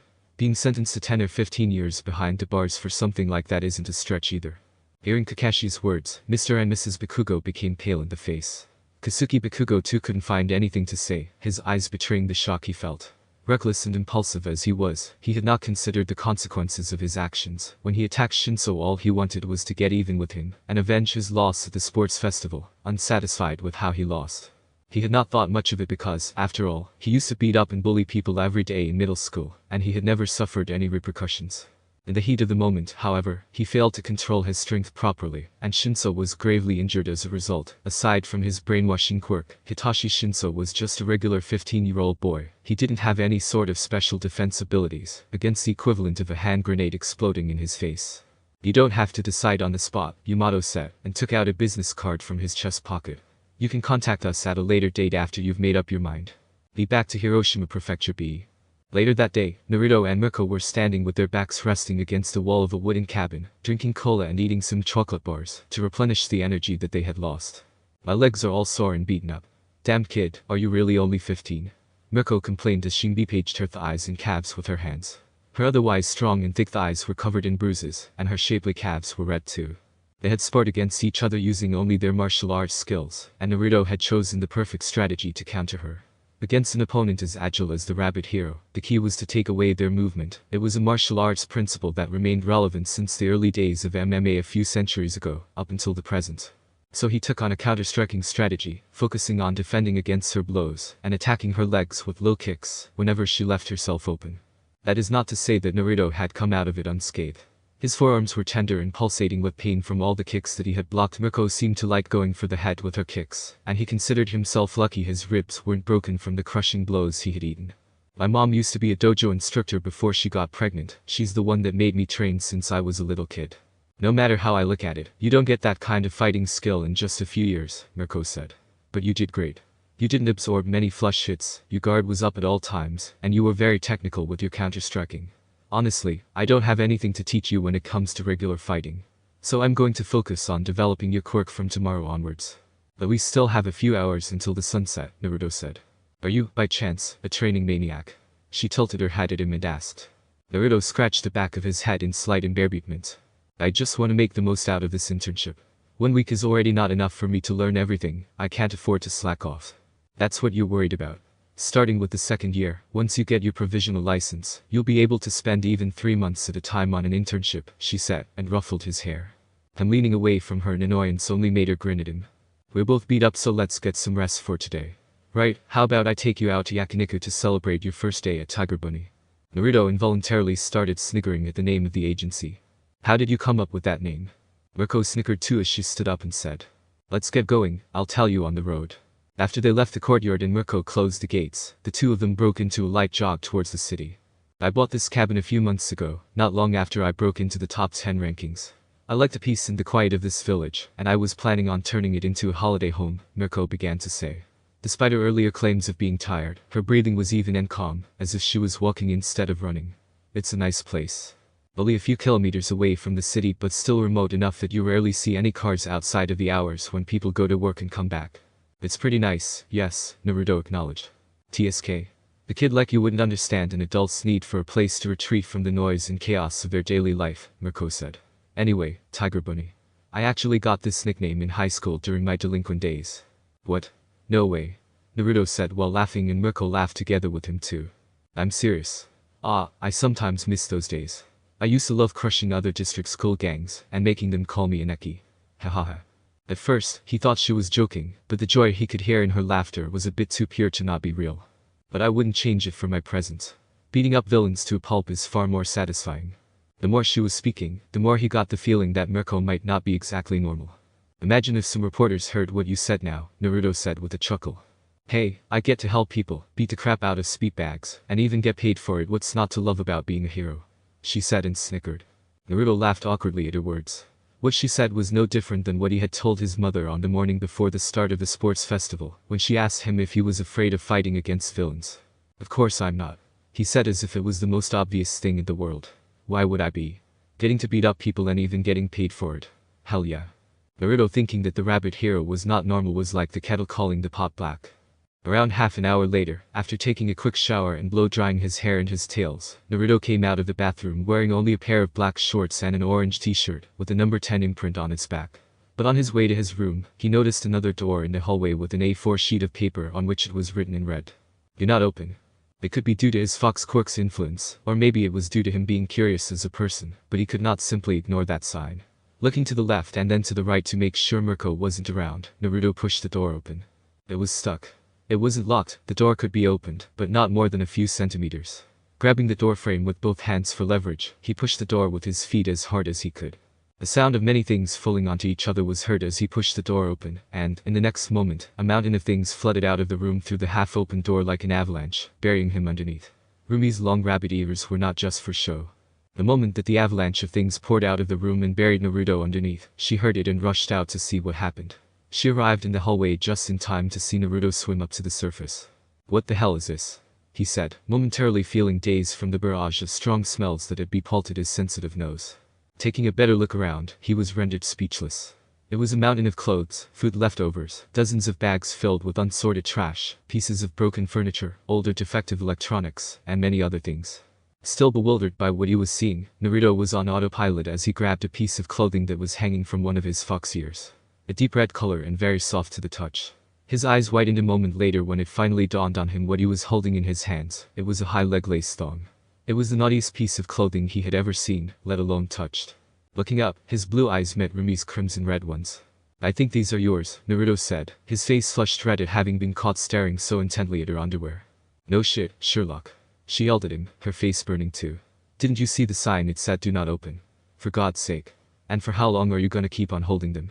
At her yell, he quickly threw the pair of panties to the side and looked away in embarrassment. The awkwardness that was instilled in the air was so thick and heavy that it was palpable. "Ah, I want to die. Someone, please kill me." Rumi cried out inwardly and buried her face in her palms, her long rabbit ears sagging down powerlessly. She was mortified with shame. She wanted to just dig a hole somewhere and die. The rabbit hero was infamous for not sticking to her turf like most pro-heroes. In general, pro-heroes and their agencies stuck to one city or prefecture, if they were big enough. But Mirko was like the wind, changing her area of operation every day. She rarely slept in the same place for more than 3 nights in a row. That said, due to not spending time at home often enough and due to always being busy with her hero work, trash and dirty laundry piled up in her apartment bit by bit. When she found out that Naruto had chosen her agency and that he was going to come over, she did her best to make the entire apartment spotless, but she did not have enough time to take out all the trash. 2 old high-rise apartment buildings had a special room on every floor where people could take out the trash, but everything had to be sorted out in order to be recycled and compacted. And that would take a long time for the amount of stuff she had to go through. The cacophony of sounds and the bang made by a door being slammed that Naruto heard when he arrived were from Rumi shoving the last bit of trash into that room before shutting it. Their plan had been for the two of them to not spend more than 2 or 3 days in Hiroshima, so she had hoped that he would not go into that room before that. One of her rabbit ears flinched up when she heard Naruto start making noises, and she looked at him through her fingers. "What are you doing?" she asked a moment later, and she hated herself for how her voice quivered. Having managed to recollect himself, Naruto's intention was to do something to ease the awkwardness between them. But when she asked him that question and he saw her face still boiling red, his embarrassment returned at full force too. Cleaning, we should clean this out." Taking her silence as an okay, he said. "I'll start out with the pieces of broken furniture. Maybe you could collect the more sensitive stuff in the meantime." After Naruto left through the entrance door carrying a broken nightstand with him, Rumi slid against the wall and let herself fall on the floor powerlessly. There goes my good first impression. Her intention had been to appear as the cool elder sister type, a strong and awesome person that her cute sidekick could admire and rely on, a role model for him. But all that went out the window. Now, all he got to see was the slob of a person and the unladylike woman that she was. 3 hours and a dozen elevator trips later, Naruto and Rumi finished sorting and carrying all the trash outside. By the end of it, the rabbit hero was drained both mentally and physically. Although it was only 9 p.m., she retired to her bedroom and went to sleep. But Naruto wasn't that tired because, normally, he would train himself to exhaustion before calling it a day. Therefore, still having gas in the tank, he went onto the balcony, and with a seemingly light jump, his body appeared to be weightless, as he launched himself several meters in the air and landed on the rooftop. For the next 2 hours, he did all sorts of difficult bodyweight exercises, such as handstand push-ups and one-arm push-ups, with a very high number of repetitions, and very short rest time in between, working on further improving his endurance. The second day of the internship came, and with it, it seemed like the rabbit hero had forgotten all about the previous day's embarrassment. Naruto too decided not to bring it up, and paid attention to what she was telling him instead. Both of them dressed in their hero costumes, Naruto and Mirko were now once again at the cabin she owned in the woods outside of Hiroshima City. "You're carrying a great deal of weapons, are you good at using them all?" she asked when she saw the contents of his suitcase. There were dozens of kunai, metallic wires, military-grade smoke grenades and flashbangs, and on top of them all, there was a huge blade with a retractable handle that was a new addition to his arsenal. "You even know how to wield this?" Mirko said in surprise when she took a look at the weapon Naruto was holding now in his hands. He had bepembled the huge blade, and the retractable handle it was an intimidating-looking palm, an naginata with a wide and heavy blade. "I don't have much experience with this kind of weapon, I'm way better with a bow staff," Naruto admitted. "But I'm pretty good at learning how to wield weapons," he said, and did a few very quick slashes and stabs with the palm to demonstrate his control and dexterity with it. "Then why aren't you using a bow staff instead?" Naruto hesitated a bit before saying. "It doesn't have enough killing power." He had half expected Mirko to berate him for saying such words, but a reply surprised him. "Certainly, that's important. You're thinking ahead about what would happen if you encountered an enemy as durable as Nomu in the future. It's not a bad idea, but there are some problems with using this palm against a villain. First, it takes too much time for you to bepemble it. You could get a normal palm too, but that would attract too much attention, and it would be difficult to carry around, which brings me to the second point. You can't use it indoors." "Well, of course, but what are the chances I'll be fighting someone as strong as Nomu in a narrow hallway?" "Higher than you might think. Statistically, the majority of villain encounters and arrests happen indoors. Regardless, the third and most important point is this." Mirko sat and suddenly kicked at the palm in his hands. Not having expected her to attack him out of the blue, Naruto's instinctively used the naginata he was holding to block her attack. In the next moment, he watched in stupefaction as her kick somehow broke the large blade of the palm into several pieces, as if it were made of glue. "That's why you hardly see any physical-type quirk users wield any weapons. Our strength has evolved to the point where close-range weapons have become obsolete. Even the toughest metal in the world, tungsten, wouldn't be able to handle one of my kicks." As she was speaking, Naruto looked dumbly at the now bladeless palm in his hands. "My naginata. Don't worry, I can buy you another one, haha." Mirko snickered at his lost look and ruffled his hair. In his dumbstruck state, he forgot about his annoyance at being treated like a kid. "Then, if weapons are no good, how am I supposed to deal with something like Nomu or Mount Lady, for example?" "You don't." "What?" "As I said, you don't. There aren't many heroes that have powerful enough quirks to deal with such overwhelming opponents, and that's one of the reasons why hero agencies were created for heroes to band together and cover for each other's weaknesses. If you don't have the means to fight against such an opponent, someone else in your team likely will." He understood her reasoning because it was also what he had told Izuku many times before. If you're not strong enough, don't throw your life away. If possible, avoid that fight instead of dying meaninglessly. But there was one thing he was confused about. If that's the case, why do you not have any teammates? "Because I'm not a weakling," Mirko said and laughed smugly with her hands on her waist. "The rabbit hero is more than strong enough to stand on her own. But enough about me. I want to show you something," she said and went into the cabin. She came back with a rather large tablet and started playing a video. It was a recording of the villain's attack on Yusuke. "Your strategy with the smoke grenade, the knives and the metallic wires was amazing.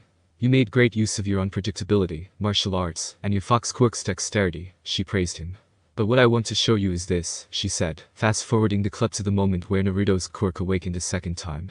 At that moment, he had gained a third fox tail, his eyes had become slit and crimson red like those of a fox, and his nails had transformed into claws.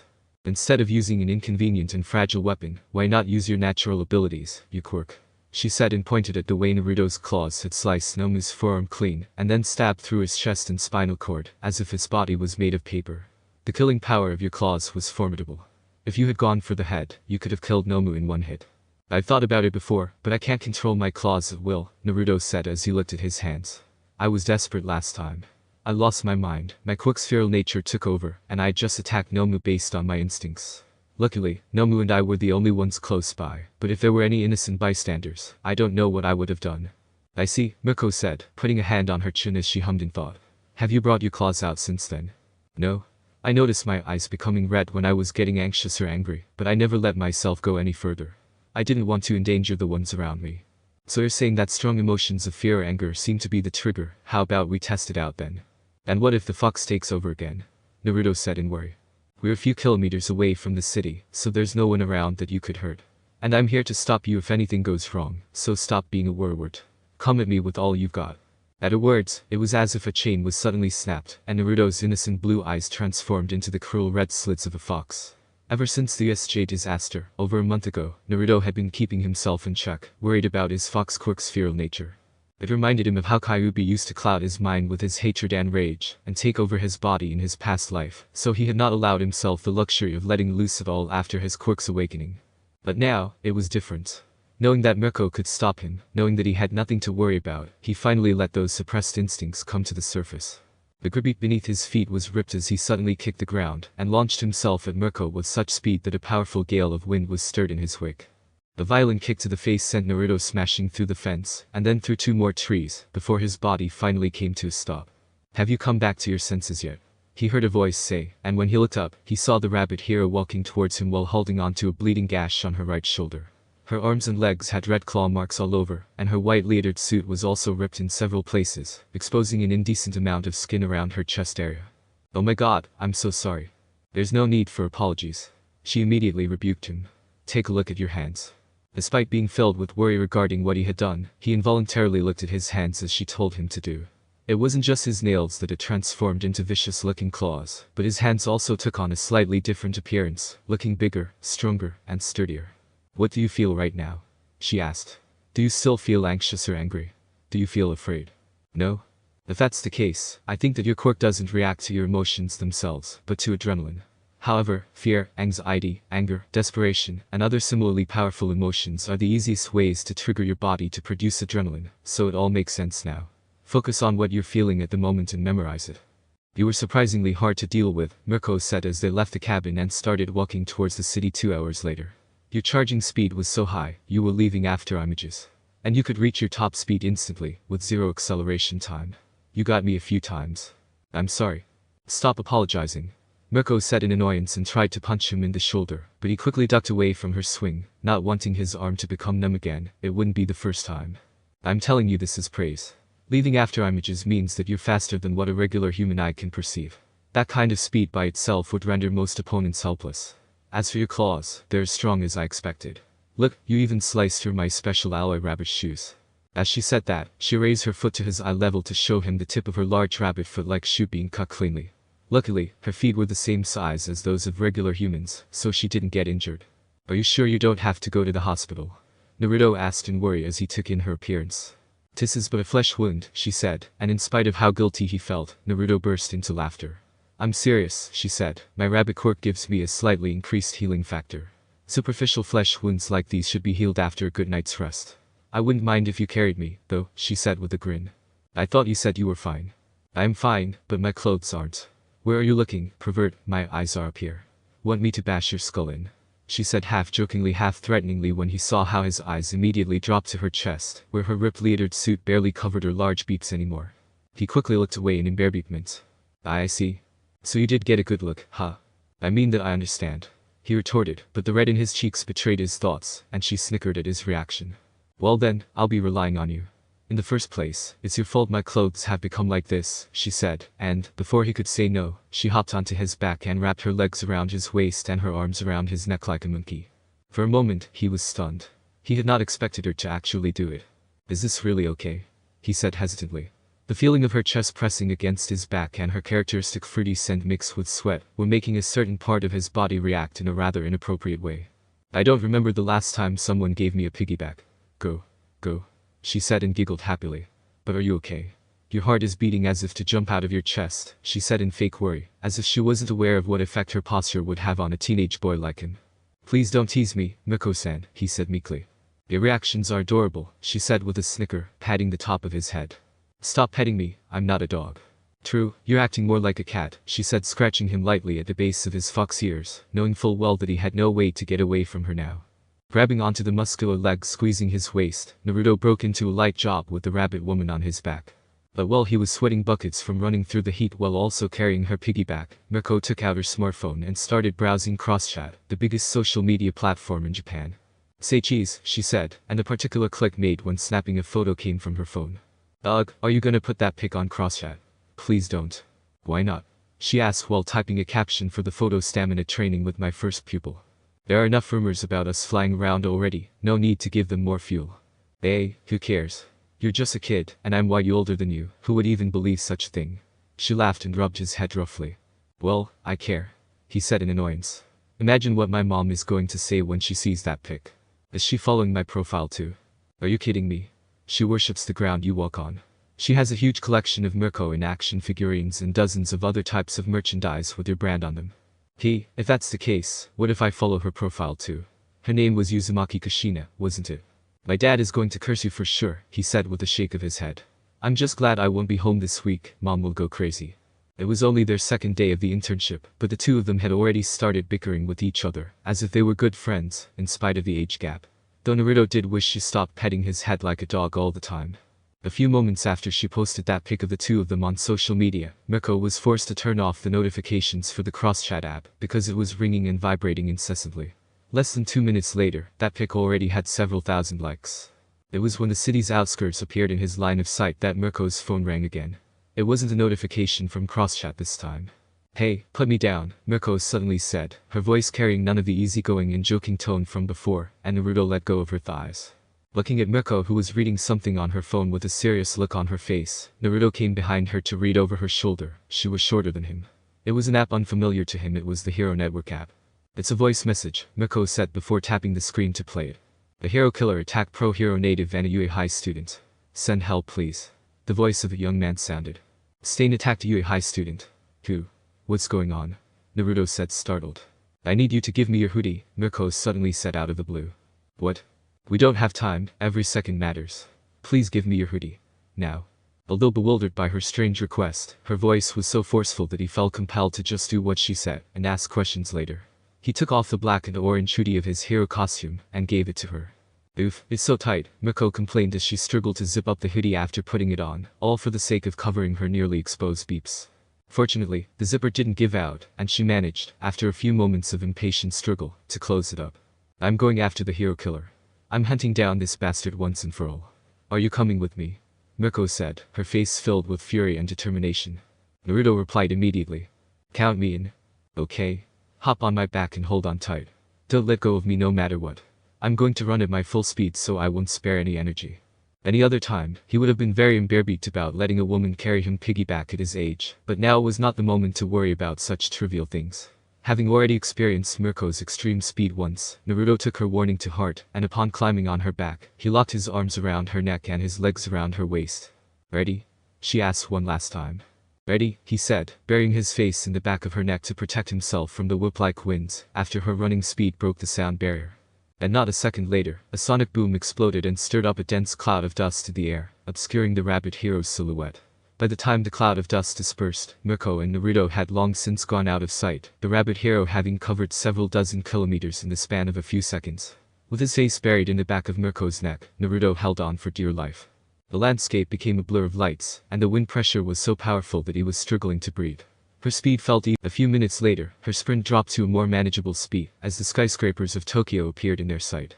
Hold on tight, Mirko warned him, and then her thigh muscles almost doubled in size before she jumped.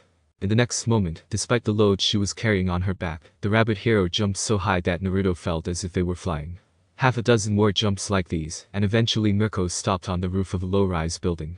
Hop off, she said, and Naruto quickly let himself fall on the rooftop floor.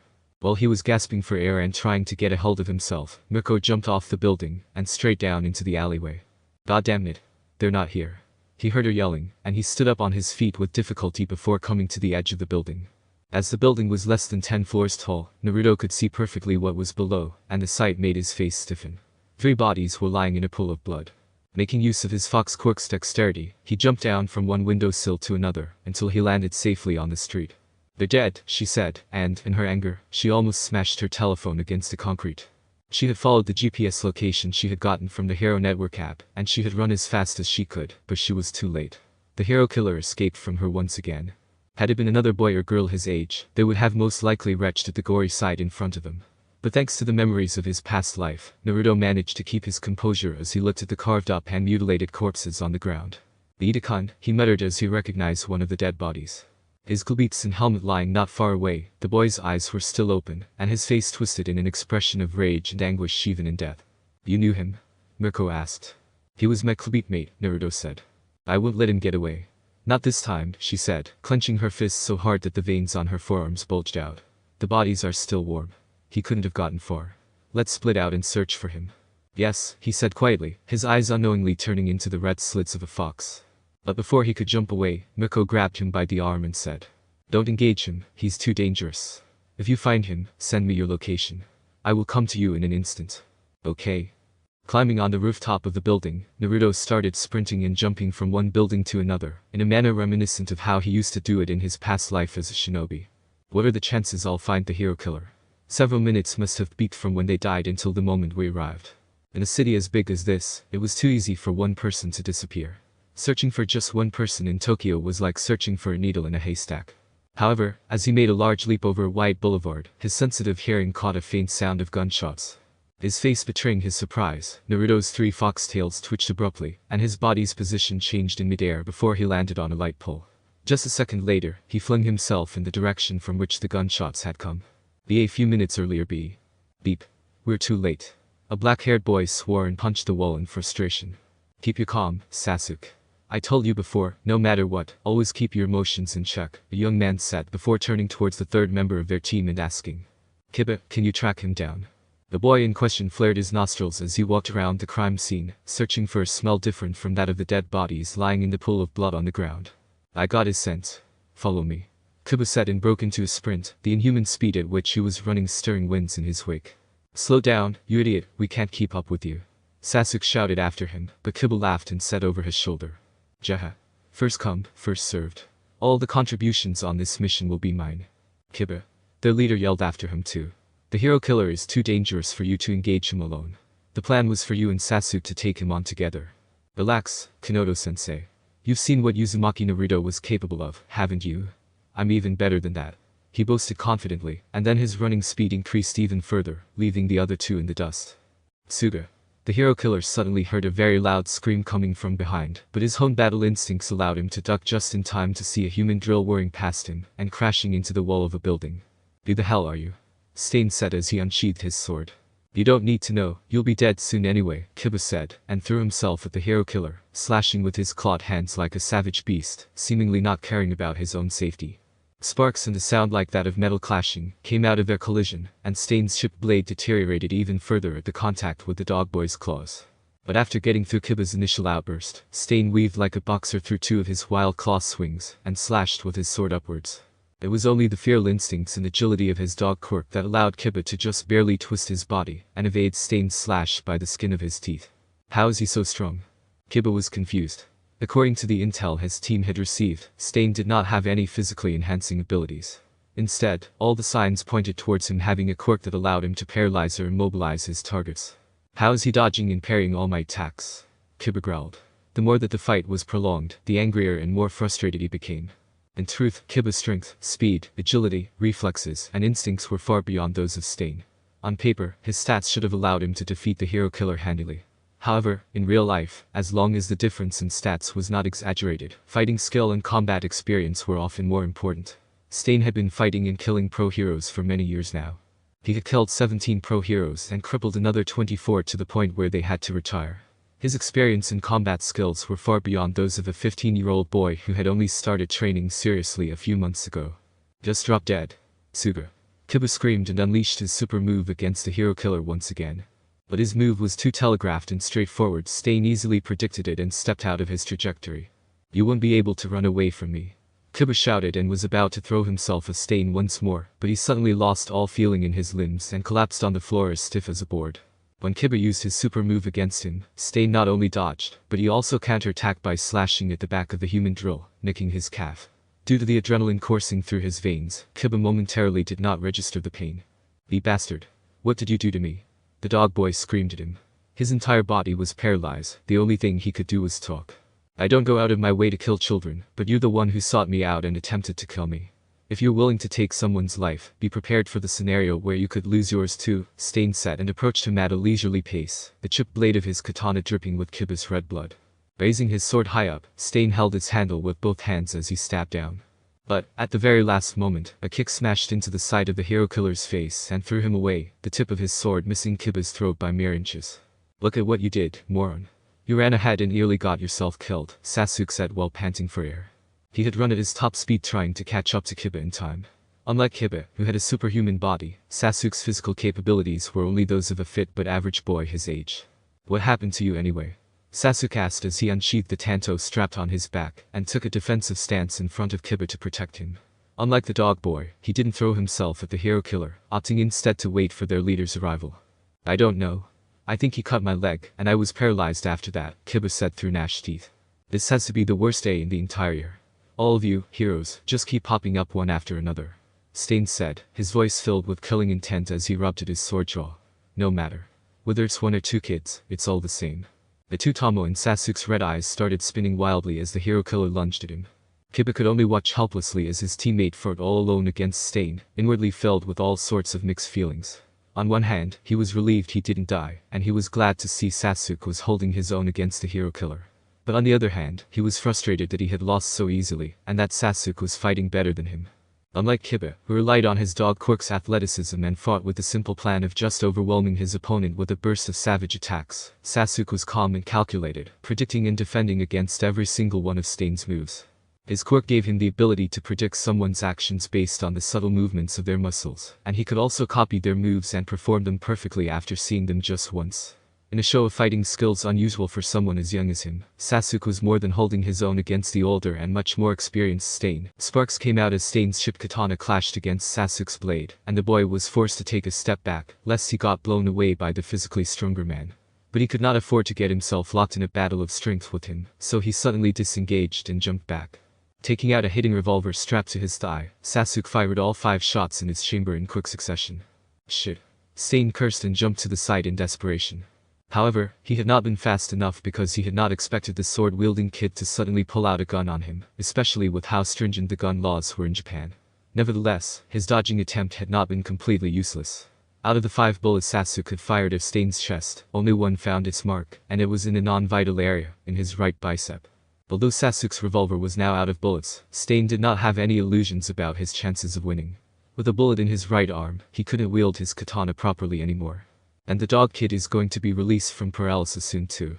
Reaching that conclusion, Stain suddenly turned tail and broke into a run. "Great job, Sasuke," their leader, who had been spectating the battle from the side, came out of his hiding place and said. "Kiba, we will be having some words when we go back to the base.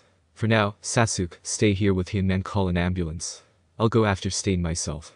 Leaving those words behind, Kanoto broke into a run after the hero killer. When Naruto arrived at the place where the gunshots had come from, he couldn't hide his surprise when he saw the appearance of the 2 boys lying down on the street. Kiba, due to his paralysis, and Sasuke due to exhaustion. "Kiba, is it you?" Naruto asked. Before regaining the memories of his previous life, Naruto and Kiba used to be best friends. But after Naruto enrolled at UA High, he lost all contact with him. "Naruto, what are you doing here?" Kiba asked, his voice showing that he was just as surprised as he was. "I'm in the middle of my internship with Mirko, the rabbit hero. I heard some gunshots and came to see what happened." "TSK." Kiba clicked his tongue in annoyance. Of all people, Naruto was the last person he wanted to see while he was in such a pathetic state. "We just fought against the hero killer. Our mission is supposed to be secret, you beeping idiot." Sasuke suddenly cut him off and shouted. If Naruto was surprised by Sasuke's unexpectedly vulgar way of speaking, he didn't show it. "Hero killer? Damn. Where is he now?" Completely ignoring Sasuke's rebuke, Kiba answered Naruto's question honestly. "He escaped through that alley at 9 o'clock. But don't bother chasing him down, our team leader went after him." "Thanks a lot, Kiba," Naruto said, and his body appeared to become weightless as he started running upward on the wall, defying gravity for more than 10 meters, before jumping out on the wall of the building opposite, thus climbing up on top of the building in a matter of seconds. "So you're saying you're stronger than him, huh?" Sasuke said snidely as he watched the fox boy's silhouette blur out of sight. "You're so full of shit, Kiba." "Shut up, beephole. I was stronger than him in middle school. Besides, we haven't fought now, so we don't know for sure who'd win," Kiba shouted, his face flushing in both annoyance and embarrassment at having been caught lacking. "Whatever lets you sleep at night. Just wait until this paralysis is gone, I'll beat the crap out of you," Kiba roared.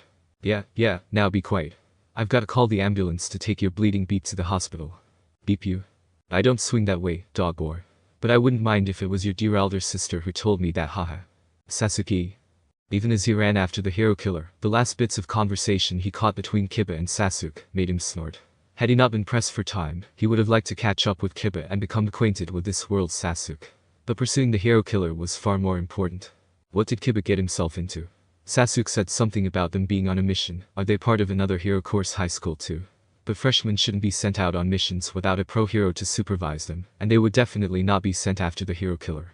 Not everyone is as crazy as Mirko to take hits with them when chasing down an unhinged killer. But he put those thoughts aside and took out his phone. I'm pursuing the hero killer now. I'm also sending you the location along with this voice message. As I'm speaking, Stain is in the middle of a fight with a black-haired man wearing a white mask and wielding 2 daggers. Once he was done sending the voice message and his location, Naruto put his phone away and got closer to the battle. As Mirko had asked him to, he did not engage the hero killer and waited for her arrival. It was not that he was scared based on what he could see from the ongoing battle between Stain and the masked man. Naruto was more than confident that he could beat the living daylights out of someone like Stain. But he wanted to listen to Mirko's orders. Therefore, unless the hero killer somehow turned the situation around and it looked like the masked person was going to die, he was not going to intervene. Naruto didn't have to wait for long. Merely a few seconds later, a sonic boom made Naruto's fox ears flinch from pain, and all the windows of the cars and buildings in a radius of 60 feet cracked. In the next moment, he was stunned as he watched how Mirko's whirlwind kick smashed into Stain's head with such force that he was decapitated, his skull blowing up like a watermelon in a shower of blood and gore. Holy shit, Naruto muttered in shock. Even the masked man was momentarily stunned. He had been in the middle of an unexpectedly tough battle against the hero killer when an extremely loud sound made him almost lose his sense of hearing. The next thing he knew, his enemies had exploded in a shower of blood, splattering all over his mask and clothes. The even more macabre sight was how, even after being decapitated, the hero killer's corpse continued standing straight on its feet, blood gushing out of his severed neck like a geyser. Wiping away the blood from her face with the sleeve of the orange hoodie she had borrowed from Naruto, Mirko turned towards the masked individual who had been battling with the hero killer. I'm Mirko, the rabbit hero. Who are you? She asked calmly, as if she had not brutally killed someone just moments ago. Unexpectedly, the man's voice seemed just as steady and collected as hers when he replied. I'm with the Hero Public Safety Commission. I was tasked with chasing down and apprehending the hero killer, he said, showing her the badge attached to the inside of the chest area of his jacket. Nevertheless, despite how calm the masked man seemed to be outward, to Mirko's extremely fine sense of hearing, it was as clear as day that his heart was drumming in his chest. I see, she said curtly before taking out her phone and calling the police. But when she looked up from her phone, the masked man was nowhere to be seen. A faint cloud of black smoke was the only thing left in his place. Later that evening, after dealing with all the legal procedures following the use of deadly force by a pro hero in the field, Mirko came into the waiting room at the police station where Naruto was waiting for her. She sat down next to him, and for a few seconds, nobody said anything. Penny for your thoughts, Mirko said after a while, her red eyes looking at his face searchingly. You did the right thing, Naruto said easily and shrugged. Was it not too much for your first day in the field? She asked, her voice uncertain. Truthfully, she had not planned on making her first pupil witness that side of her that early into their relationship. But she had been pursuing the hero killer for nearly a year, failing to catch him again and again, always ending up coming to the scene, only to see people's carved up bodies lying in a lake of blood on the ground. The hero killer just murdered my clubmate, he deserved what he got and more. I would have done the same, he said, his hands clenched into fists. He couldn't understand why would anyone kill a kid. What had Mineta Minoru and Tania Iida done to deserve such a fate?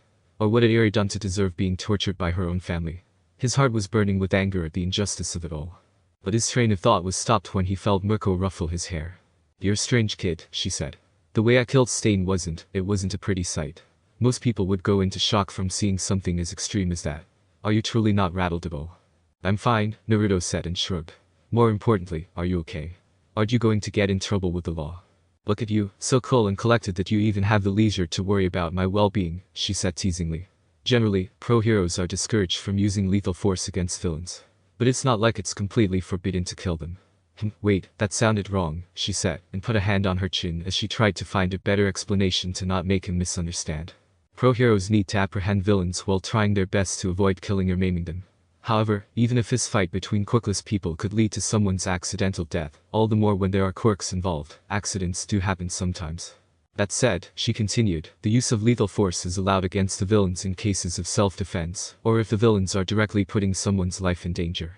For example, in a hostage situation, the pro-heroes would not be prosecuted for using lethal force against the villains, in order to rescue two hostages. There are more clauses and laws for special situations, but you will learn more about them in school in your second and third years, when you will be working full-time as a sidekick during the internship. As a rule of thumb, though, lethal force is a last resort. As the two left the police station together, Naruto couldn't help asking once more just to make sure. So, killing Stain won't get you in trouble. Not a chance. My bank account is even going to get a hefty sum of money soon. There was a huge bounty on Stain's head. The hero killer murdered 17 heroes. No, it's 20 with the 3 victims from today, and crippled another 24. He was a vicious serial killer, someone too dangerous to be left alive. That masked man that you saw fighting against the hero killer was, in fact, tasked to kill Stain by the Hero Public Safety Commission themselves. The Hero Public Safety Commission. Weren't they just a bureaucratic organization that regulated the hero agencies on behalf of the government? Since when are they but beepinating people? The rabbit hero let out a snort at his question. On the paper, yes. But the HPSC isn't as simple and harmless as the public thinks it is. I wouldn't go into details, as there are ears everywhere around us, she said and gestured to all the Peppersby on the street. But take this advice seriously. As much as possible, avoid interacting directly with them. Find a good hero agency and don't let yourself get entangled by the HPSC's schemes and machinations. I see, Naruto acknowledged. Are we going back to Hiroshima now? She shook her head. We can't. You have an appointment tomorrow with a therapist. I have a what now? It's standard procedure for all students participating in hero internships to be examined by a psychologist after witnessing someone's death for the first time in the field. But I told you I'm fine, Naruto said in annoyance. Hey, don't argue with me, she said and raised her hands as if to show it had nothing to do with her. That's what the rules are. If you don't like them, take it to those old fogies at the HPSC. Anyway, that is tomorrow. For now, I need to buy some clean clothes. All this blood attracts too much attention. We also need to get some dinner and find a hotel room for the night too. The 1-week-long internship with the rabbit hero ended, and another week beat since Naruto came back home, but the beat media in Japan was still furiously discussing the events from 2 weeks ago. The death of one of the worst serial killers in Japan's recent history was a hard-to-exhaust subject, and the fact that he also killed a young aspiring hero fanned the flames of beat media's interest further.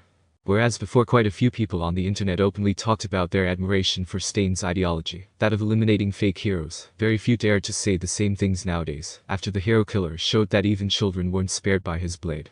On the contrary, Taniya Iida's death gave birth to a new movement where people started asking for harsher punishment for villains, with many demanding a higher number of death penalty sentences for villains, and shorter death row waiting times.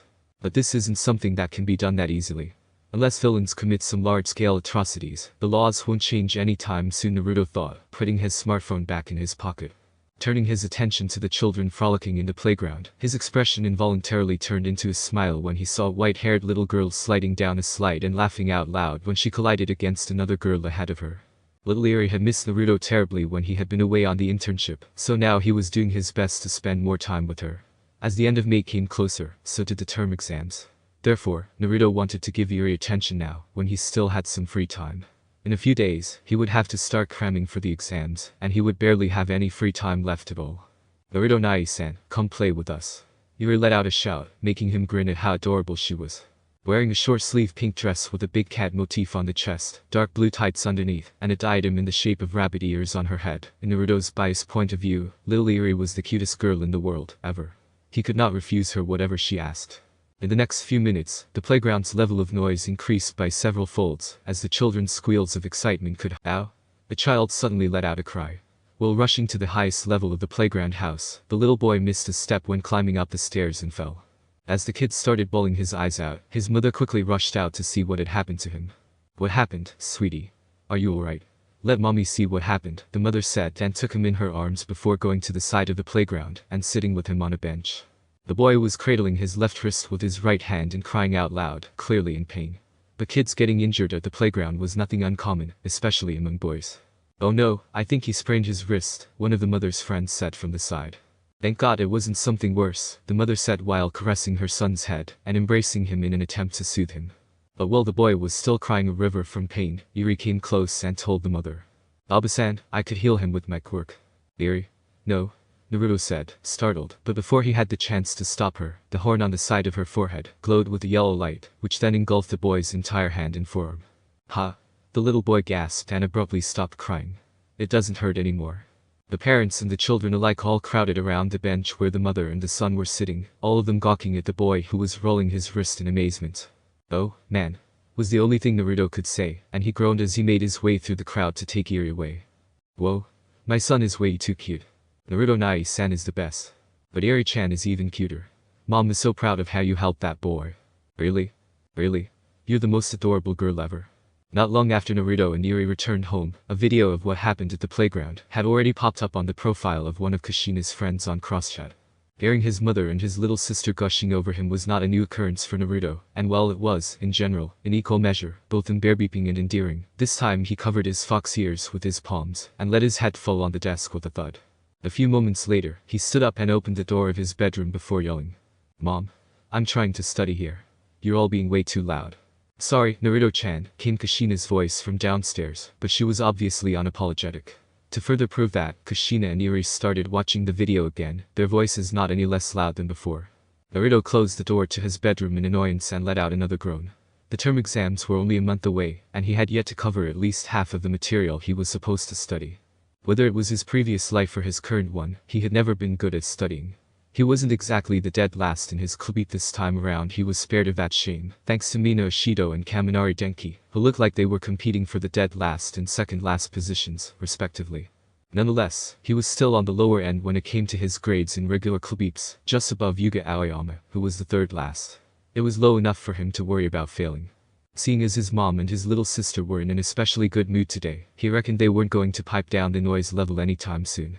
That, combined with his laziness and inborn aversion to studying, made Naruto give up on cramming for the exams at the moment. Instead, he changed into his sports clothes and grabbed his gym bag. "I'll go to the gym and get a good workout first. I'll study when I get back in the evening." Spoiler. He didn't study at all when he came back from the gym.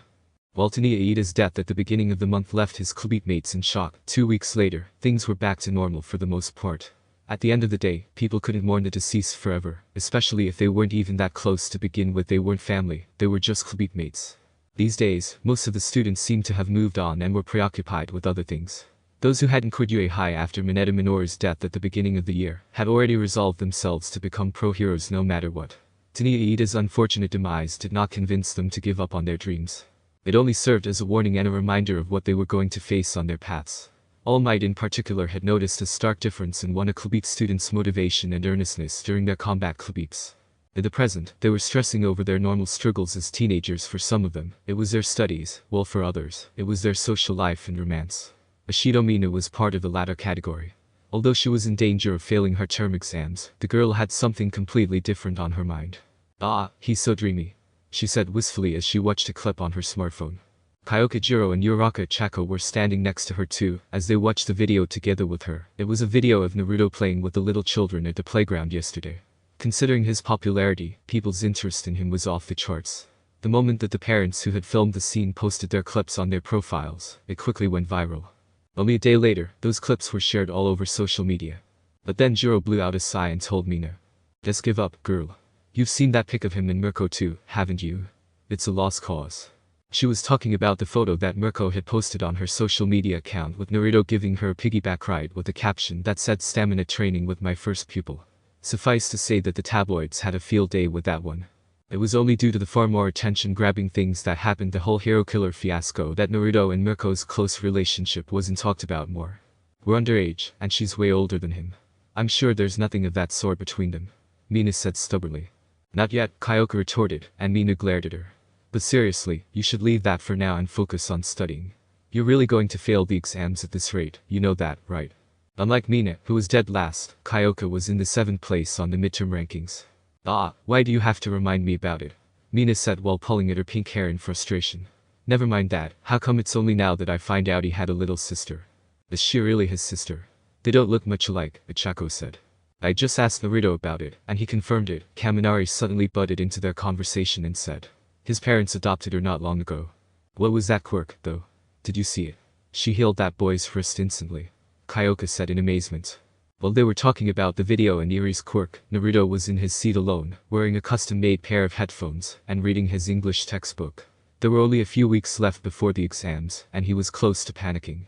English and maths were the subjects he was the weakest at. Then again, maybe it won't be that bad to fail, Naruto said to himself. If he failed, that meant he would have to come to remedial clubs during the summer holiday, which would make him unable to participate in the training camp the school had planned out for the first-year hero course students. and he was quite okay with that. I'd rather stay home and dote on Iri-chan, and help Izuku with his new quirk, Naruto said to himself. But then he shook his head as if to banish those thoughts. Doing that would just mean taking the easy way out. Besides, he couldn't afford to slack off. The training camp was a good opportunity for him to receive direct guidance from the teachers on how to further develop his quirk. Almight's days as a hero are numbered. I need to get stronger before the chaos that will come once he retires. Having come to that decision, he stopped daydreaming and returned his attention to the English textbook in his hands. While UA High's students were cramming for the term exams that were only a few weeks away, several hundred kilometers away, a white-haired youth was dealing with far more pressing matters. He was screaming hoarse with rage, and the skin on his neck, face, and forearms was an angry shade of red, and marred with nail marks and scars all over. It's all because of the damn heroes. Shigaraki screamed, and the nightstand at the side of his bed suddenly collapsed into a pile of dust on the floor. All Might. The rabbit hero. Uzumaki Naruto. Damn them all. I'll kill them all. I'll destroy them all. His yells became inhuman as he started aggressively scratching his neck with both hands. Cut it out. You're mutilating yourself. Someone shouted as they entered the hospital room with a syringe in their hands. It was a slightly overweight old man with a bald head and a bushy mustache. I'm in a very shitty mood now, doctor, don't get in my way. Shigaraki yelled and swung his hand towards the doctor who was trying to inject him with another serum. However, two non-human beings suddenly grabbed Shigaraki by his arms and pinned him down to the bed. As the doctor inserted the syringe's needle in his neck and injected the serum inside, the white-haired man's struggle became weaker by the second until he finally fell asleep. The doctor wiped his forehead with a handkerchief as he left the patient's room and returned to his lab. As he took a seat in front of his supercomputer, a deep voice came from its speakers. What are the results? Is he going to recover? I'm afraid not. The injury to his spinal cord cannot be fixed with orthodox methods. Unless we reconfigure his body and give him a self-regeneration quirk, he'll be stuck in a wheelchair for life. But his mental state is too fragile currently, he won't be able to handle a second quirk. For a moment, the voice at the other end of the speakers was silent. Has he not calmed down yet? No. I was forced just now to give him a sedative. He is hysterical. A deep sigh came from the speakers. There's one other method, the doctor said. I have been informed about a young girl with a very potent healing quirk, one that can be used to heal others.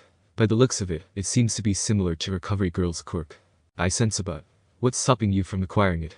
There are too many eyes on her family at the moment. She is Uzumaki Naruto's adopted sister. In the current circumstances, after the hero killer's deeds, if anything were to happen to any of them. Are you worried about the population's outrage? Since when has that held any weight for you? When cornered to the extreme, even the sheep would fight back against the wolf, the doctor said pensively. Shigaraki Tamura is a piece too important for me to care about such trivial things. What about Uzumaki Naruto? The doctor asked. I have not forgotten about what he did to the Nomu we had created to counter All Might. The rest of the Nomu that we have at the moment wouldn't stand a chance against him. Nothing short of a high end would be enough to guarantee victory against that freakish boy, but they are still far from ready. A few seconds beat before the voice spoke again. There is no need for you to attack Uzumaki Naruto's family head-on. Make use of Kurajiri. With his ability, you could kidnap the girl covertly without exposing yourself for the Nomu. According to our spy at UA High, the Wanakubip will have a training camp in the woods during the summer holiday. You can strike at that time to remove all variables. With Uzumaki Naruto away from home, there will be no one left to protect the girl. Kurajiri should be more than enough to handle his quirkless mother and his weak father. The 1 month later be. Now, we will begin the practical exam, Professor Izawa said, and the students all cheered. Before you start celebrating, keep in mind that you can fail this exam too. If you want to go to the summer training camp, be sure not to make any stupid mistakes. It was the beginning of July, and with the written exams out of the way and only the practical exams left, the students of the Wanakubip were already half drunk with the smell of the summer holiday. We'll be fighting robots again, won't we? Kaminari asked in high spirits. This is going to be a piece of cake. Others, like Mina and Akacho, were already celebrating at the thought of all the fun they were going to have during the holiday, especially at the training camp. Unfortunately for you, this year we decided to give you a different exam, the principal, Nezu, popped out of nowhere and said. From now on, we want to focus on person-to-person combat, hero work, and stress teaching that is closer to actual fighting. Therefore, we'll have you form teams of 2 to fight against one teacher. The new development threw the Wanakubip off completely. They had expected an easy practical test where they could go wild against robots. Quite a few of them did not even look at it as a test, but more as an opportunity for them to let loose and use their quirks without holding back in fear of injuring someone. The pairs have already been decided, as always said. These were determined at my discretion based on various factors, such as fighting style, grades, and interpersonal relationships, as follows. First, Todoroki and Yaoi Rozu are one team, and they will be fighting me. The teenagers in question both gulped it as always menacing grin.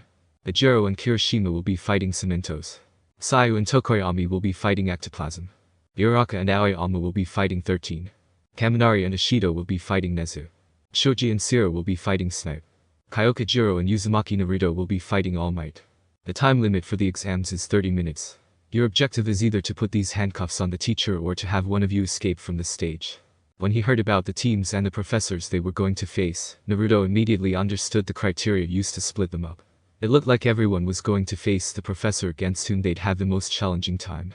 At first, when he saw all the professors gathered in one place and heard the principal's words about the new practical exam, his greatest fear was that he would have to fight against Professor Mick. But the reality turned out to be even worse. He would have to fight against none other than All Might, while also having Kyoka Jiro on his team, and she was no different than Professor Mick. In terms of how bad was their compatibility, she had already knocked him out once, at the beginning of the year. God, I'm so screwed. According to the schedule made by Racerhead, Naruto and Kyoka were the last out of their club to take the practical exam.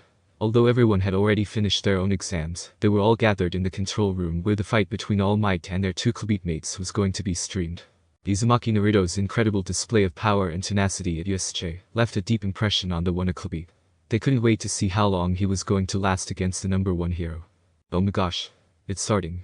Kaminari said and let out a girlish squeal of excitement. Although he was his club mate, Kaminari was a complete fanboy when it came to Naruto. For real, for real. I'm getting goosebumps. Ejiro also said, his strong tail beating the air behind him. This is going to be so freaking awesome. Kirishima shouted and punched his fists together. Poor Jiro. I'm almost scared to watch this, Mina said while biting her nails in worry. I hope All Might will go easy on her, Akako also said, her hands joined in prayer. Todoroki was also watching the monitors unblinkingly. Now that Kasuki Bakugo had been expelled, Uzumaki Naruto was the only one he considered worthy of being his rival in his club. No, more than that, at this point, Naruto was more than just a rival. He was like a mountain that he wanted to surf. We've got the forest battlefield. It looks like luck is on our side, Naruto said. Are you sure this is going to work?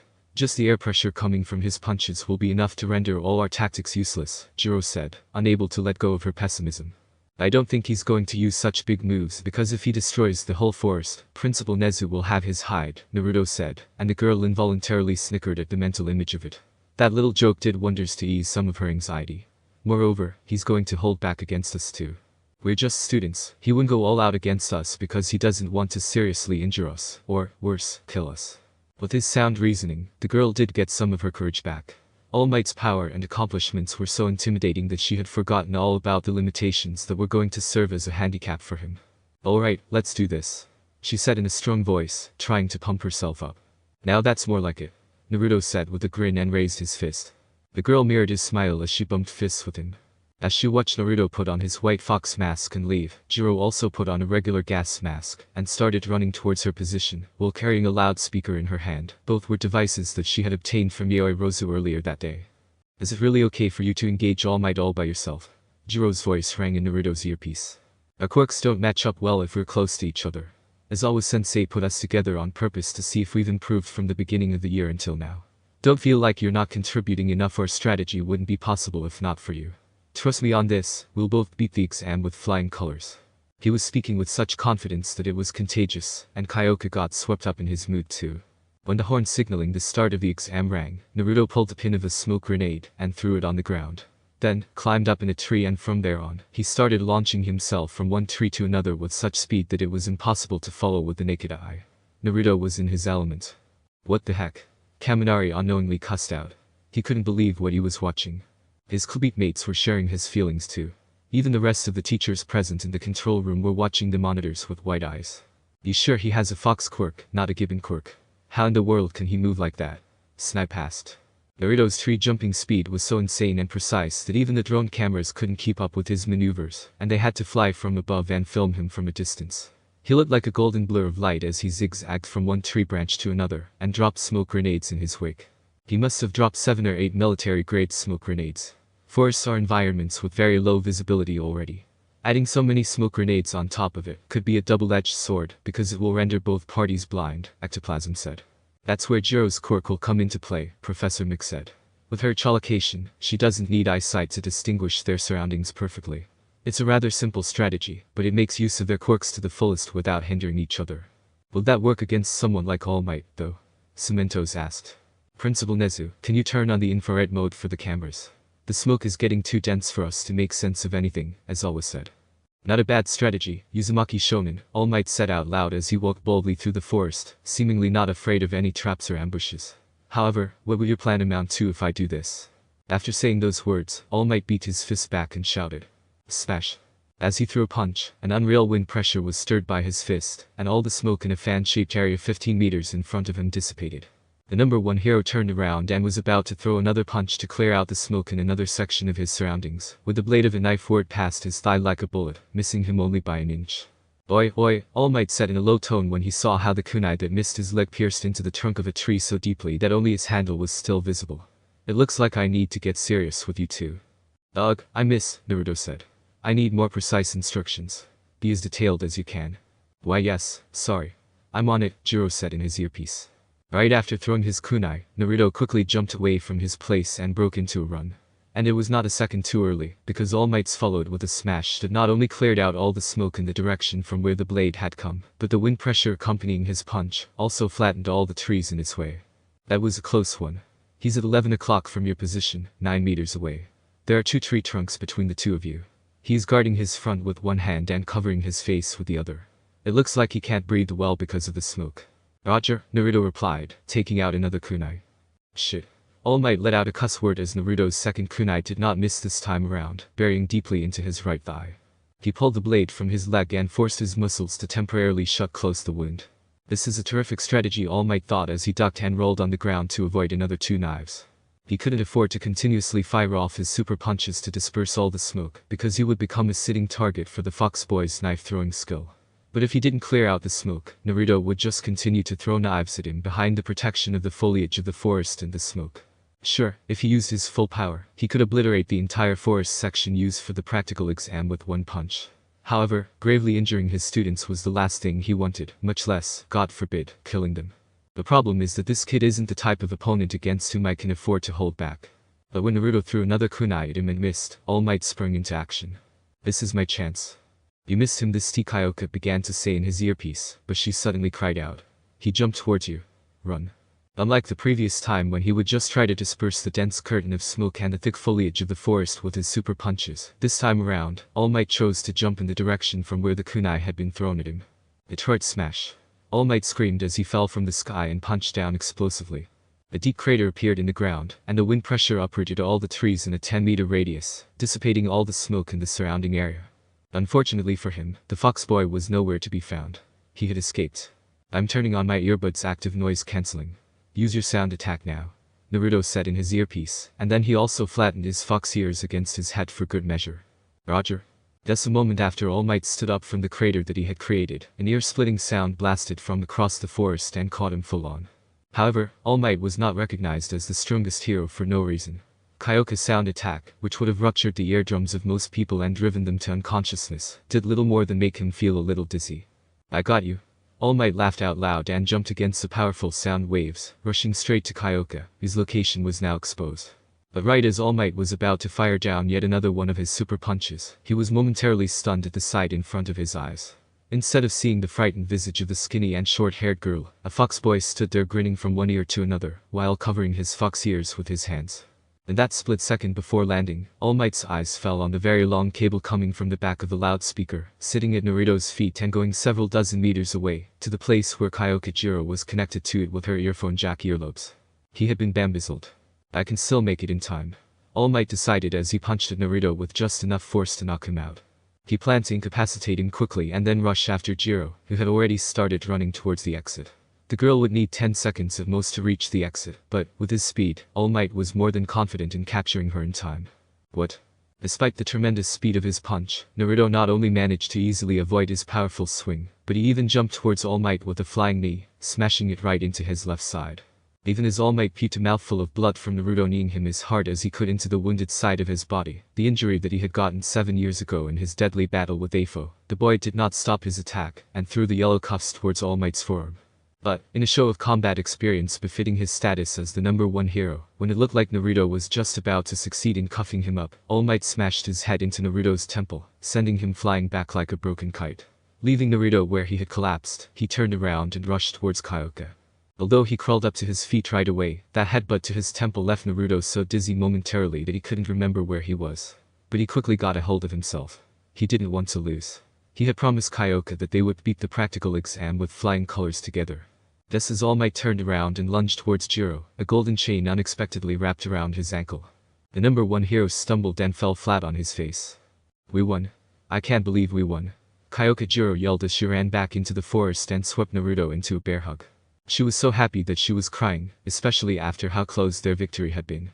But she realized what she was doing after a few moments and quickly broke away. She was about to apologize for thoughtlessly getting into his personal space like that when her eyes fell on the 4 golden chains that were still protruding from his lower back. Naruto-san, what is that? When Naruto took out his adamantine sealing chains to trip All Might, Kyoka had been running as if her life depended on it to beat the finish line. She had not had the time or leisure to look behind her.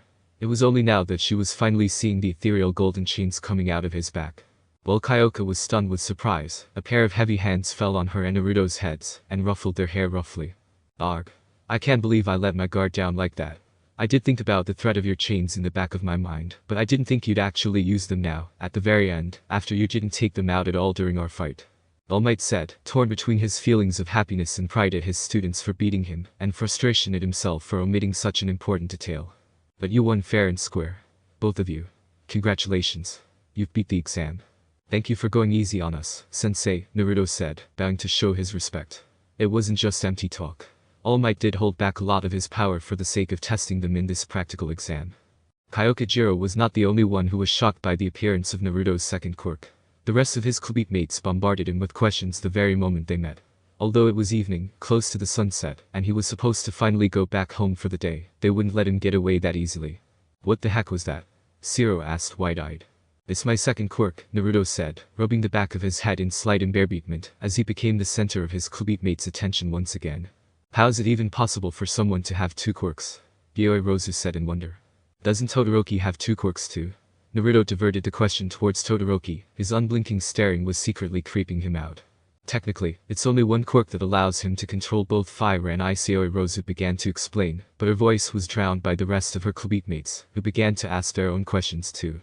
So what's with those chains? Are they like super tough? Or do they have any special abilities? Kaminari asked, his eyes in the shape of stars as he looked at Naruto. It's similar to Izawa Sensei's quirk, Naruto answered. But that statement left his clubite mates in disbelief. Are you for real? I can prove it, Naruto said before turning towards Zero. Oi, Zero, can you make some tape with your quirk? You're not going to do something weird to me with those chains, are you? The boy said as he eyed the golden chains coming out of Naruto's back warily. Don't worry, it won't hurt or anything like it. As one of the chains wrapped around Zero's forearm, to his stupefaction, he couldn't produce tape from his elbows anymore. I can't believe it. It's really like Izawa Sensei's quirk. Oh, wait, I can make tape now. He said in confusion when he saw that now he could still make tape, even though the chain was still wrapped around his arm. I can choose whether I cancel someone's quirk or not. This way I can not only use them against villains, but I could also use them to support or rescue my teammates without canceling their quirks, Naruto said. Ever since All Might's visit to the Uzumaki family and their meal together, after he revealed to them that All for One was dead, Naruto no longer had any reasons to neglect his adamantine sealing chains quirk.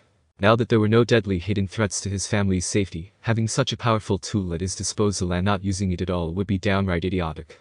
From the time he came back from his internship with Mirko until the start of the term exams, Naruto had not just studied for his exams. During that period of time, he had started training with his adamantine sealing chains too, thus getting the ability to turn off their quirk cancelling aspect at will. Boy, isn't this quirk too hell up? Kirishima said in disbelief when he heard Naruto's explanation. It's not as good as Izawa Sensei's quirk. The chains can be avoided if you're fast enough, and their range isn't infinite either. Meanwhile, Sensei only needs to look in your direction, and it's over. But the advantage that my chains have over his erasure quirk is that they don't have a time limit like Sensei. His cancelling ability stops when he blinks. So if I do catch someone with the chains, you could say it's my win.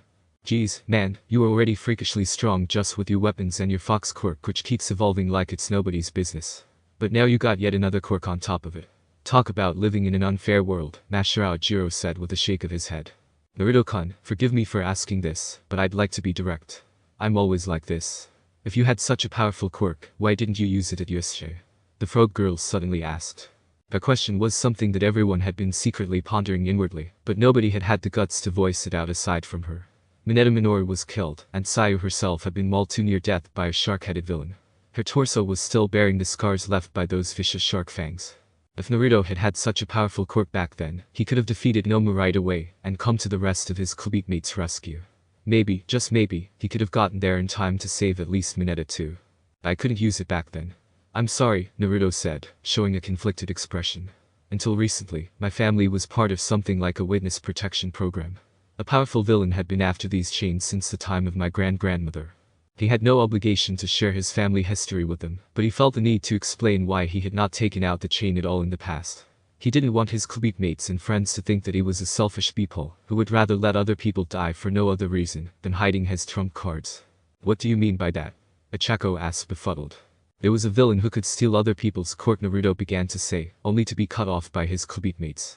No way. Several of them exclaimed at the same time. As far as they knew, quirks couldn't be stolen or beat on to others. It was common knowledge. I'm not lying. You can ask All Might if you don't believe me, Naruto said. Until about a month or two ago, I had never used this quirk willingly. My mother has the same quirk too, but she has only recently registered it with the Hero Public Safety Commission. Until a few weeks ago, it was a complete secret. Actually, not even my father knew about Mom's quirk or mine. Come to think of it, I've heard rumors on the internet about someone who could supposedly take away other people's quirks and give them to others, Kaminari said while scratching his chin. But I thought that was only an urban legend, Yayoi Rosa said. I thought so too, Kaminari said, shrugging his shoulders. Quite a few of them had heard about those rumors on the internet too, but they had not taken them seriously. After all, the internet was not lacking in all sorts of urban legends and conspiracy theories. If one were to take all of those seriously, they would be treated like a crazy person by their peers. What changed now? Why did you decide to reveal your quirk to the world? Tokoyami, who had been silent until then, asked. You know that I almost died too against that bioengineered creature at Yusuche, right?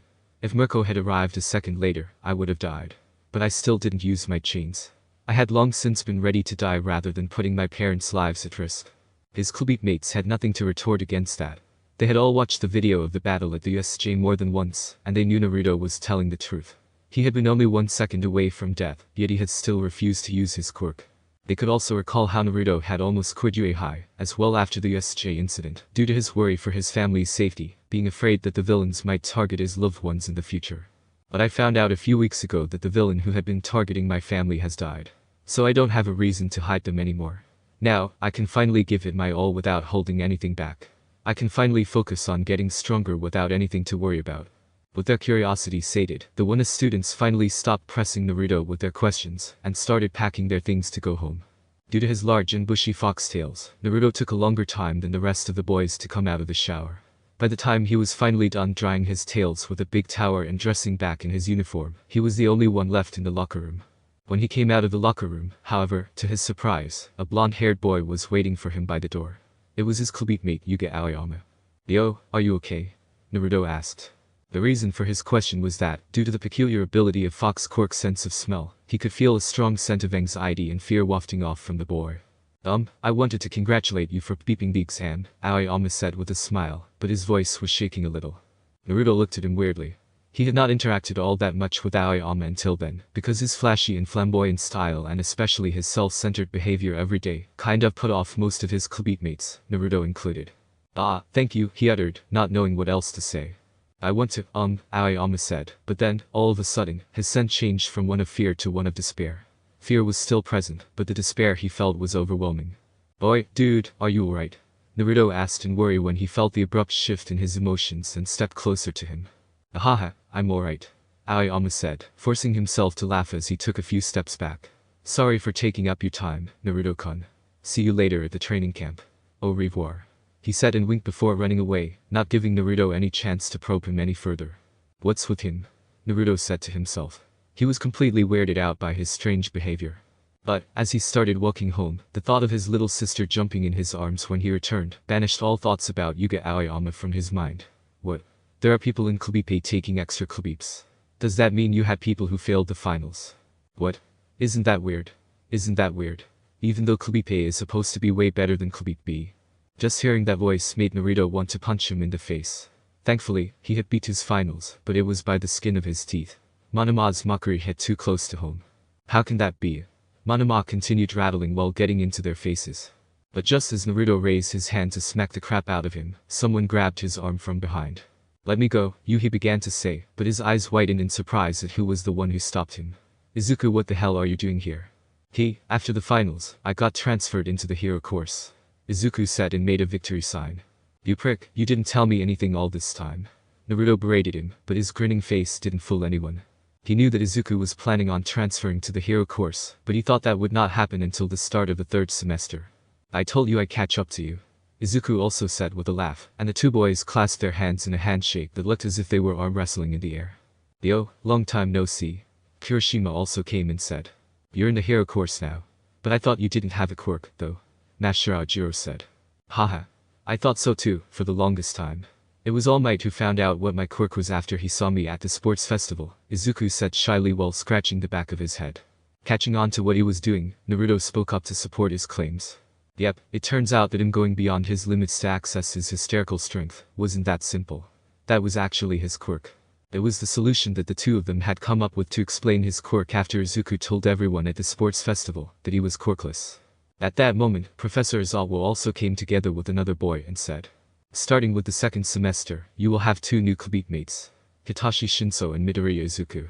Seeing as they beat both their written exams and practical exams, it was decided for them to be together with you in this training camp as well. "Hello. I'm Hitachi Shinso, and I have transferred from the General Studies course. My quirk is brainwashing. I look forward to working together with you. I'm Midoriya Izuku. I was also in the General Studies course at first. My quirk is super strength. It's nice to meet you all." Izuku also introduced himself to the clubite and bowed. The unexpected addition of two new clubite mates hyped everyone in clubite A. "Whoa, he's kinda cute," Ichako unknowingly muttered out loud. "Oh, who do you like?" Mina jumped at her right away with a shit-eating grin. "I forget what I said," Ichako said, her face suddenly turning as red as a tomato. "Haha. Too late. Tell me, who is it? The gloomy, smart-looking guy? Or the shy boy with green hair and big muscles?" "New? Stop it." Ichako cried out and hid behind Kyokajiro's back, much to Mina's amusement. Their rocks unwittingly attracted the boys' attention, and they all turned their heads at them. "Oh, look, it's the girl you like." "Smile, you idiot," Naruto said with a grin, elbowing Izuku in the ribs. "Shut up," Izuku said flustered and quickly averted his eyes from them. "Who said I liked anyone?" "Ew. He has a crush on one of our girls," Kirishima said with a laugh and put an arm around Izuku's neck. "So, who is it? Is it Yaoi Rosu? Everyone likes her." "No, don't listen to him. He's always making fun of me," Izuku said in annoyance. Then, "If it's Mina, she's crushing badly on Naruto now, so I don't think you have any chance. Or maybe it's Uraraka. Or it's Kyoka," Naruto said, sniggering. "So your type is the punk rocker girl. I see you're a man of culture as well," Kaminari said with a hand on his chin and the look of a connoisseur on his face. "Alright, pipe down everyone and get in the bus. It's time to leave," Eraserhead said, saving Izuku from being teased any further. "Lock on with these sparkling gazes. Stingingly cute and cat-like. Wild, pussycats." Watching the two 30-something-year-old women make idol-like poses and chant such corny lines, Naruto felt his skin break into goosebumps. He was getting second-hand embarrassment just from looking at them. It appeared that his best friend had a completely different opinion, though. Wild, pussycats. They're a 4-person hero team that set up a joint agency. They're a veteran team that specializes in mountain rescues. This year will be their 12th year working together. Izuku started geeking out in excitement, only for the blonde one among the two women to suddenly shout at him. "I'm 18 at heart." 18. You hear that? Once their introductions were over, Mandalay explained. "We own this whole stretch of land here. You'll all be staying at the foot of the mountain for the duration of this training camp." "Don't tell me," Tsayu said when she realized why the bus had parked on the side of the road, and everyone got down when they were still so far away from their destination. When the others also caught on to what was about to happen, Pixie Bop unexpectedly appeared behind the group and put her hands on the ground. A beep of landslide was triggered out of nowhere, and all the students of Club 1 were hurled over the cliff into the forest below. All of them, except for one at the very last moment. Naruto used a kunai and his wires as a grappling hook, anchoring himself to the street rail. As expected of the USJ hero. "You're something entirely different, aren't you?" the blonde pro hero said in excitement as she started hopping around him and looking at him from all angles. "Ah, this is amazing. I can't wait to see what you look like in 3 to 4 years. Ah." Freaked out by her thirsty beep vibes, Naruto didn't wait for any explanations from Mandalay or Racer's. Once he collected his kunai and metallic wire, he jumped off the cliff right away. A few days later. Sorry to say this, sensei, but I didn't come to this training camp to do dance moves and play pretend fighting. Izawa had a deep look on his face as he alternated between looking at Naruto and the other physical-type students that were training together with the muscular member of the Wild Pussycats. Taking Eraserhead's pensive look as disagreement, Naruto explained. The training I do on my own every day is far more intense than this. I came to the training camp to improve my quirk and get stronger. If that's all I'm going to do here, I might as well go back home and train on my own. I don't have time to waste doing things I could do even when I was in kindergarten. In truth, it was not only Izawa who noticed Naruto's lack of interest, the other pro-heroes did too. But it was hard to rebuke him for it, because Uzumaki Naruto's usage of his quirk strengths, his fighting prowess, and his maturity, put him in a completely different league from most of his clubmates. As for hand-to-hand sparring with the others, nobody here is on my level.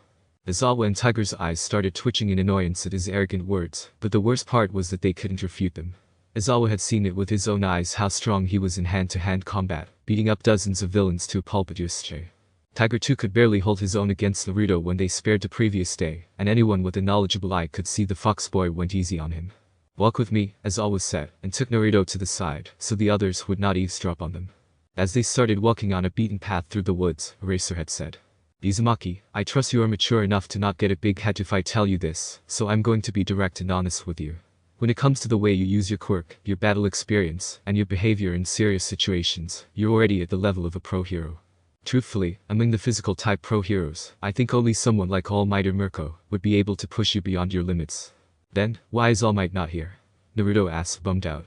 He had been looking forward to the training camp, and even studied his beep out to not fail his finals in fear of missing out on it. He had thought it was going to be a great opportunity to become stronger. The SJ in the League of Villains, and now the hero killer. Two of your clubmates lost their lives because of the villains. At this point, it's safe to beep you that they are targeting Heir and Almight. Therefore, we had to split the teachers and take only a few people in order to keep our location secret. Naruto let out a heavy sigh. So what am I supposed to do now? I'm sorry this camp isn't enough to challenge you. You have my permission to do the training you would normally do on your own. It was the third night at the training camp, and most of the students were exhausted, but also filled with excitement and joy overall. The training during the day was tough and pushed them beyond their limits, but they were gratified knowing that their quirks would improve as a result. Furthermore, what boosted everyone's mood even more was the fact that when night came, once they were done cooking their dinner and cleaning up after themselves, all sorts of fun activities were going to be held. This is my chance, Mina said, all pumped up. The perfect opportunity. I call dibs on Naruto. Don't you dare get in my way. The other girls chuckled awkwardly at her, but knew better than to try to fight her over it. By then, everyone knew that Mina was crushing on him. But when Mina started looking for him, she realized that he wasn't there with them. If you're looking for Naruto, he said he'd rather train alone, Kirishima said when he saw her. God damn it. What's with him? Is he a training maniac or what? She yelled in frustration. Are you not going to participate with us in the test of courage? Izuku asked. Sorry, Naruto said while panting for air, I don't have time to waste on stuff like that. Looking at the blonde who was doing one-handed pull-ups by hanging from a tree branch, Izuku let out a helpless sigh. It wouldn't hurt to take some rest once in a while, Izuku said. Your colleagues would like to spend more time with you. Finally reaching muscle failure, Naruto let himself fall to the ground and beat his exhausted forearm with the other hand. Man, you know as well as I do that All Might stays as a hero are numbered. What do you think it's going to happen once he loses his power completely and retires? Naruto said seriously, and Izuku's face became solemn. Let's be real. Endeavor is nowhere near All Might's level. It's already super chaotic as of late, but once All Might retires, all these villains that are standing still in fear of All Might now will have a field day. I think you're underestimating Endeavor a little, Izuku said. If we're looking strictly at the number of villain arrests and cases solved, he surpassed All Might in this regard. Mineta was killed by villains 3 months ago. Ida was killed by Stain 2 months ago too. Heroes die in the line of duty, Izuku. To be honest, I can't understand these guys. How can they be so relaxed and easygoing only a few months later? Especially when they're also, whatever. Naruto sat and gave up explaining. Although he didn't continue his words, Izuku knew what he meant to say, that his clubmates were weak.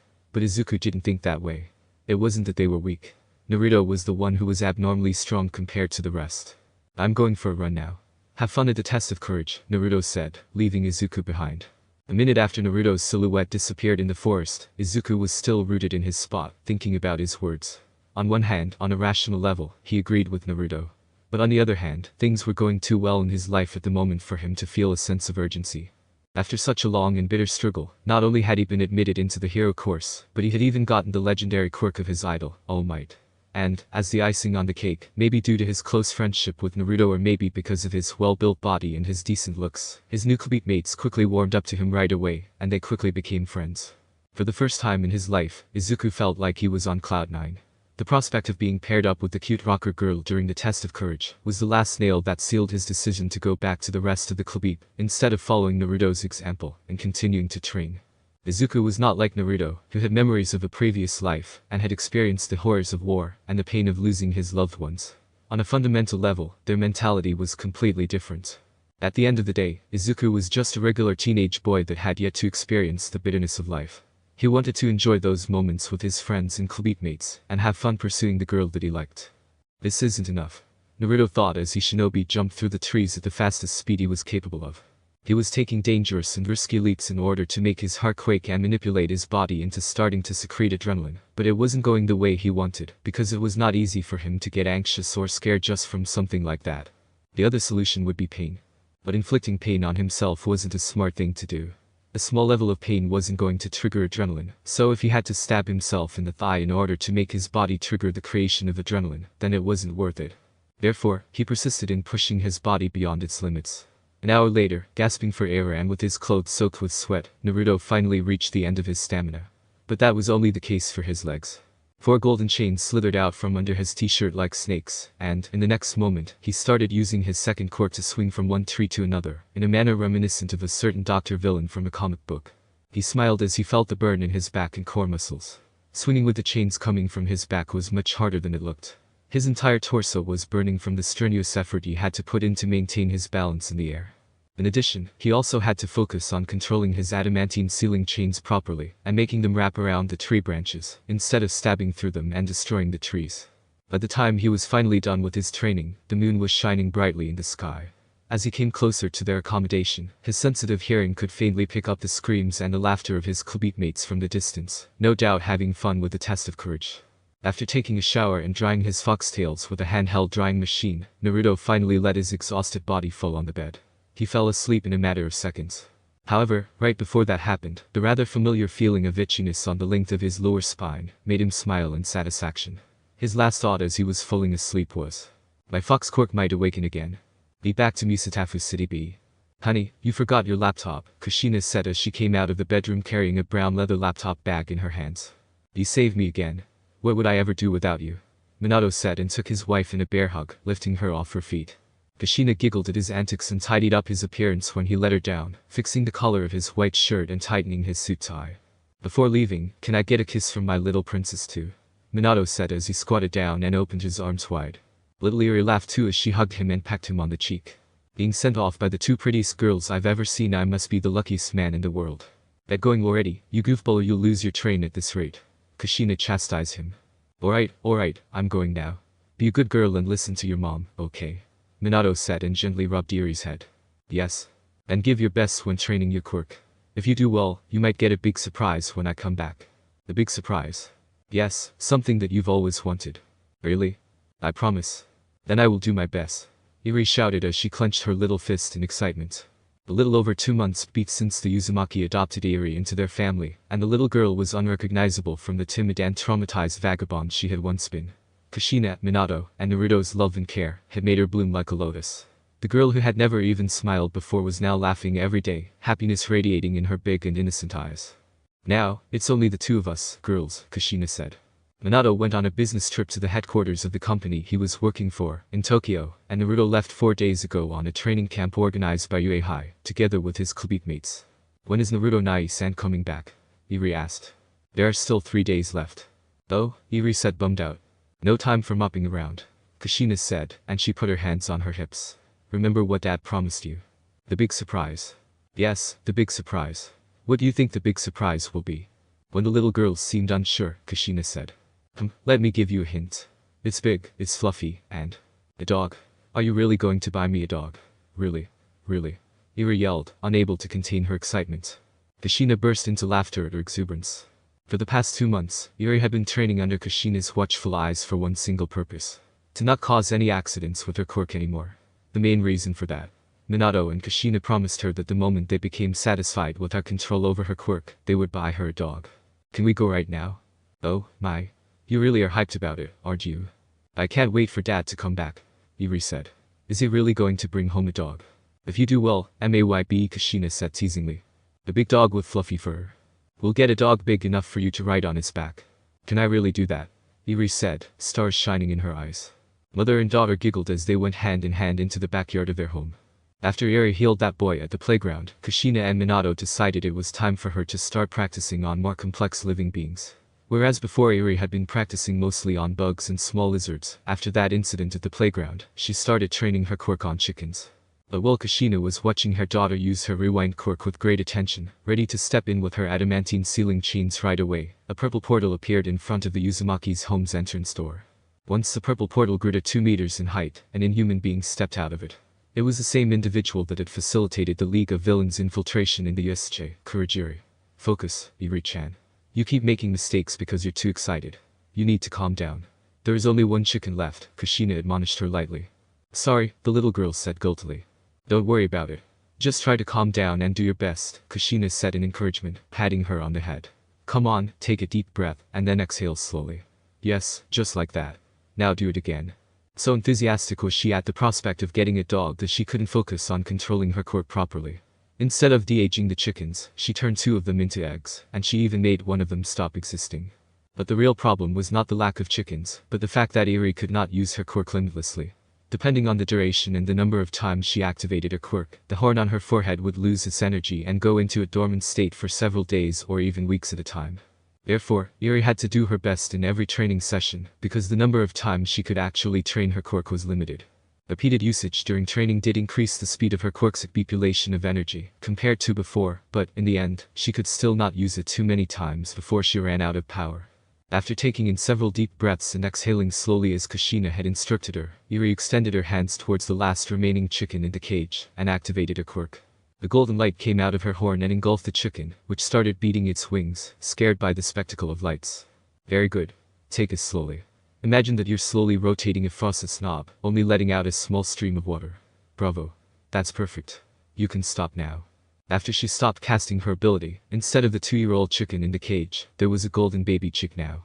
I did it. Mommy, I did it. Eri shouted happily. I knew you could do it when you put your mind to it, said Kushina in praise before he swept her off her feet and twirled her around. If God existed, Kushina taking Eri in her arms and twirling her around at that exact moment had to have been an act of his because, if she had not turned around, she would have never seen the purple portal opening behind her head and a hand coming out of it to grab her. Who are you? Kushina shouted as 4 golden chains instantly burst out of her back, thoroughly ruining the back of her dress and destroying the rest of the courtyard, as well as they lashed out in a sphere pattern, breaking and dripping everything they touched. A scream of agony came from Kurogiri, who was at the front of the house, as his arm was violently ripped from the elbow, despite the fact that it had been covered by the dark fog of his warp gate quirk. But Kushina did not pursue the attacker. Although she heard his scream and knew that she must have injured him, protecting Eri was far more important than catching him. She could not risk leaving Eri alone, while she suspected that the enemy had a sort of teleportation quirk. Don't worry, Eri-chan. Everything is fine. Mommy will protect you, she said while hugging the frightened girl tightly to her chest. Focusing on her adamantine sealing chains, she controlled them to take the shape of a protective dome, encasing herself and Eri at the center of it. Then, taking out her phone, she called the police. Kurogiri, what happened to you? Dr. Garaki said, startled, quickly standing up from his seat when he saw him stumbling out of a portal with his disheveled appearance and the stump that remained instead of his right arm. What's going on? Also came a deep voice from the speakers of the supercomputer installed in the laboratory. Did Kurogiri fail in securing the girl with the healing quirk? Sensei, our intelligence was wrong. Uzumaki Naruto's mother is not quirkless. Kurogiri said, his voice strained from the pain. I don't know what quirk she has, but they look like golden chains. My dark fog couldn't stop them at all. My arm was ripped off. This lack of information made us lose the girl with the healing quirk. Now that they have been attacked by a villain, the Uzumaki family will no doubt enter a protection program. We won't get a second chance. What a shame, All for One said. However, in spite of his words, the tone of his voice did not reveal any feelings of frustration or anger. It was the opposite. You did well, Kurogiri. Although we couldn't get the girl now, the information that you have just brought me has more than made up for it. Doctor, treat him to the best of your capabilities. As he led Kurogiri into the operation room of his laboratory to treat his amputated arm, Dr. Garaki continued talking with All for One. Are those chains what I think they are? Are they, perhaps, that quirk that you tried to obtain a few decades ago? Indubitably, All for One said. Some regular chains should not have been capable of hurting Kurogiri while he was protected by his dark fog. Does that mean that Uzumaki Naruto's chains are the same? Your spy at UA did not mention his chains having any special abilities. Either the boy didn't know about it or he tried to hide information from me. Now this won't do. It looks like I need to make a visit to his family soon and remind them of our arrangements, All for One said meaningfully. But that is for another time. I cannot miss out on this opportunity today. Hearing All for One's words, Dr. Garaki momentarily stopped working on treating Kurogiri's wound and said, "Are you planning on going after the adamantine sealing chains right now? I suggest you don't do that. It's Uzumaki Naruto's family that we're talking about. There are probably over a dozen pro heroes on the scene by now. I wouldn't be surprised if even Almight himself was there."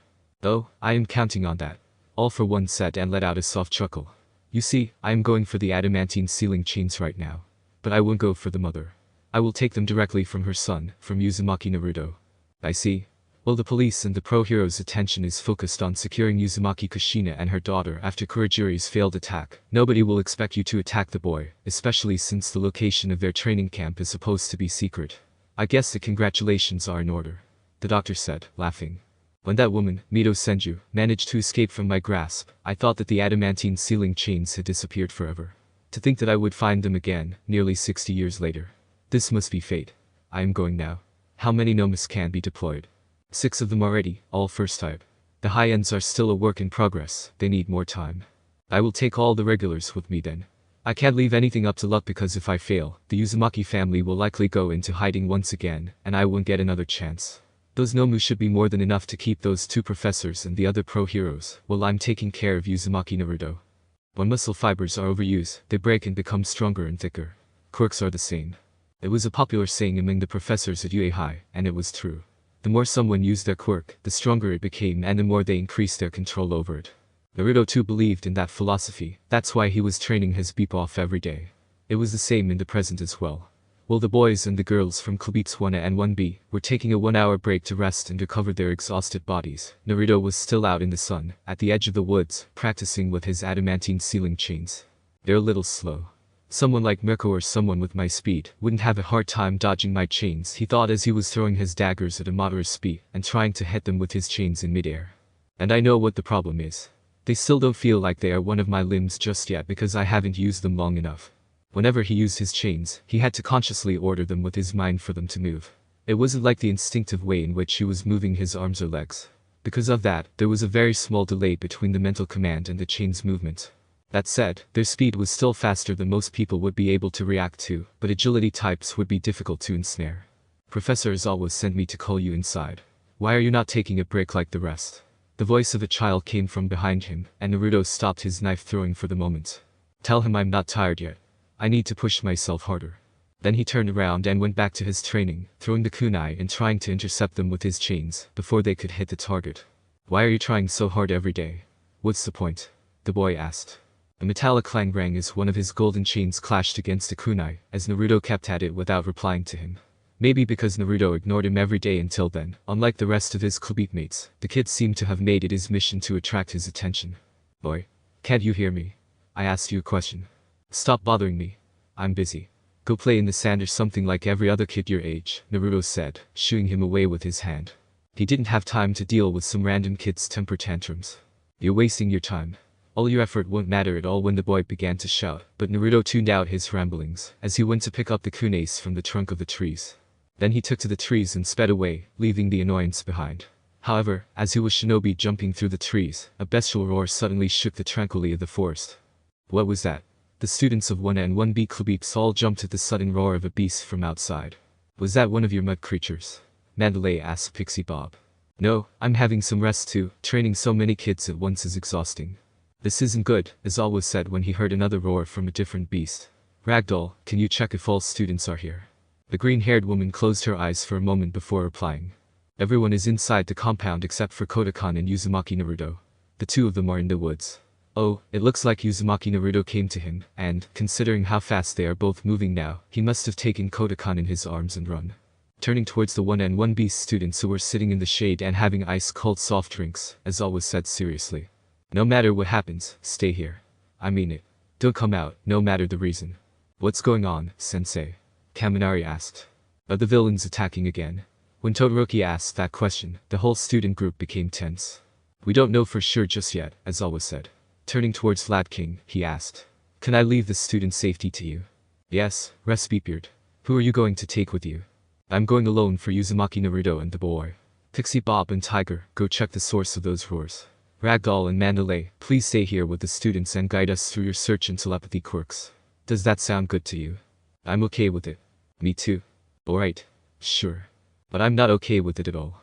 Kirishima suddenly shouted, and his arms hardened as he subconsciously used his quirk. What are we in this training camp for? What are we studying at UA High for? What kind of heroes are we if we run every time a villain attacks? He's right. Yeah, I want to fight against the villains too. The other students also piped up in support. Shut up. Racerhead screamed and everyone quieted down in an instant. Not even 3 months ago, Tani Iida was killed by Stain, and Mineta lost his life at the USJ too. Do you still think that this is a game? Don't you realize the kind of danger you are in? Unlike other times when Izawa could silence their complaints merely by raising his voice and activating his quirk to intimidate them, it was different this time around. We want to fight because we know exactly what we've gotten ourselves into, Kaminari shot back. After how Iida and Mineta died, I can't just sit and watch the villains do whatever they want. Before you can think about protecting others, you have to be able to protect yourself first, Vlad King cut in and said. In the line of duty, even experienced pro heroes can get killed after one wrong move. You are a greenhorn, you're just a boy. You are not strong enough. You are not prepared. Leave the fighting to the grown-ups. If you're frustrated, work hard on becoming stronger to prove yourself. Remember this frustration in your heart. Remember this feeling of powerlessness and use it to drive yourself to new heights and surpass your limits. The moment he heard the bestial roars, Naruto used his chains to abruptly stop himself in mid-air and turn around. As much as he was annoyed by that kid pestering him every day, he couldn't, in good conscience, leave him behind in that situation. Kota, he said in relief, and the kid couldn't even react before a golden chain sneaked around his waist, and he was yanked up in the air. What are you doing? Put me down. The kid yelled and started struggling to get out of Naruto's grasp. Stop kicking up a fuss, you stupid kid. Didn't you hear the roars? Naruto berated him and strapped him on his back with the use of his chains, carrying him like a backpack. Big deal. It's probably Pixie Bob's mud-golems. She can make as many as she wants. They're not. They sound different. With his enhanced sense of hearing, Naruto could clearly distinguish the difference between the roars made by the mud golems and the ones he had just heard. Kota let out a shriek of panic as Naruto suddenly dropped from the trees in a free fall. He was about to complain, but his words died in his throat when he saw a strange living creature diving towards him, its talons missing him by a hair. It had a vaguely humanoid appearance, but it couldn't be called human. With its bright yellow skin, exposed brain, claws and talons, and bat-like wings, it looked like a chimera, like a creature out of a nightmare. It was a Nomu. Even as he flicked his tails to maneuver himself in midair to keep Kota safe, Naruto grabbed 4 kunai from the pouch strapped to his thigh, and threw them at the flying Nomu with all his strength. The creature let out a shriek and flapped its wings powerfully, managing to avoid the knives by the skin of its teeth, but just as it was about to dive for another attack, Naruto clenched his fist and pulled his arm back. The Nomu's limbs and wings were suddenly snapped close to its body, bound by seemingly invisible ropes, and the creature let out a terrible shriek as it fell headfirst from the sky, breaking tree branches and trunks in its way before smashing painfully into the ground. Now free from the thin metallic wire that had been binding it, the Nomu tried to get up to its feet only for a knife to suddenly get lodged right in the middle of its exposed brain. The Nomu's limbs twitched for a few more seconds before it became still, lifeless. And that was the scene which Izawa had stumbled upon when he finally found Naruto and Kota. He killed it with no hesitation whatsoever, Izawa thought. That viciousness and decisiveness to go straight for the kill made him momentarily pause in his steps. He couldn't quite comprehend how a boy as young as him could be capable of acting like that. His martial arts and weaponry mastery could be explained by his being a hardworking prodigy. But that kind of mentality and that willingness to kill someone at the first chance possible were not normal for a teenager born and raised in Japan, to say the least. Uzumaki. Get the boy and hurry up back to the accommodation. What's going on, sensei? Naruto asked as he retrieved his kunai from the creature's brain and wiped the blood on its blade off his pants before putting it back in his pouch. Is it the League of Villains again? That creature you just killed pretty much confirms it, as always said as the two of them started running towards the wild pussycat's compound. How did they find out about our camp? I thought it was supposed to be super secret, that's why Almight and the other teachers didn't tag along, isn't it? Izawa was asking himself the same thing too. There's a traitor in our midst. The principal, Nezu, had already warned everyone of this possibility after the USJ incident, but this attack on their training camp confirmed those suspicions. Suddenly, Naruto's survival instincts kicked in, and he tackled Izawa's side, jumping with him nearly 10 meters away. But even that dodge was not enough to completely evade what came next. A beep of gale of pressured wind suddenly exploded forth, gouging the ground and uprooting all the trees in its proximity. "You truly are formidable," a deep voice rang, and another gale of wind blew away the clouds of dust and dirt, revealing the devastated landscape below. Crawling up from between the collapsed trees, Naruto glared at the man who was floating in the sky, as if he were standing on solid ground. In spite of the beep of destruction of the landscape, his timely jump allowed him to avoid the epicenter of the explosion. Other than some bruises on his back and arms, he was unharmed. "To think that you have become that capable by using a quirk as banal as a fox quirk. I am impressed," the man said, clapping his hands slowly. But, as he was speaking, all of a sudden, Naruto's silhouette seemed to blur out of view, and a moment later, a metallic clang rang, and sparks came out from the contact of Naruto's kunai with the man's jugular artery. "Seeing my long-range attack, you must have reasoned that I'd be weak in close-quarter combat. A good judgment if I were a normal person," the man said with a laugh, and his arm bulged until it became 2 times bigger before he punched. At the very last moment, Naruto's chains came out from the small of his back and formed a sphere of golden light around himself. A beep of bang shook the forest as Naruto was smashed down like a cannonball, rupturing the ground upon contact. "How?" Naruto thought in disbelief as he picked himself up from the ground with difficulty. Although the adamantine ceiling chains had protected him from suffering the direct hit of his attacker, the impact with the ground almost knocked him out cold. He's already shown 3 different quirks. An airburst quirk, a hardening quirk, and a super strength quirk. What is going on? But as he listed out the 3 quirks, a certain memory came to the forefront of his mind. A man with multiple quirks as this is the sulfur one. But didn't Almight say he was dead?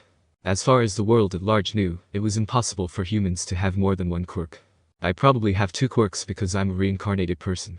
Kurama's influence in my past life is what probably gave me the fox quirk, and the chains are from my mom. But other than me, I have never heard of anyone else having more than 1 quirk. Nobody else except for my family's enemy. Judging by the look on your face, it appears that you've somehow figured out my identity without me even needing to introduce myself. Honestly, I am starting to feel like it would be a great shame to kill someone as gifted and perceptive as you are." As he said those words, All for One floated down from the sky and walked until he was no more than 5 meters away from Naruto. "On account of your brilliance, I'm willing to give you a chance.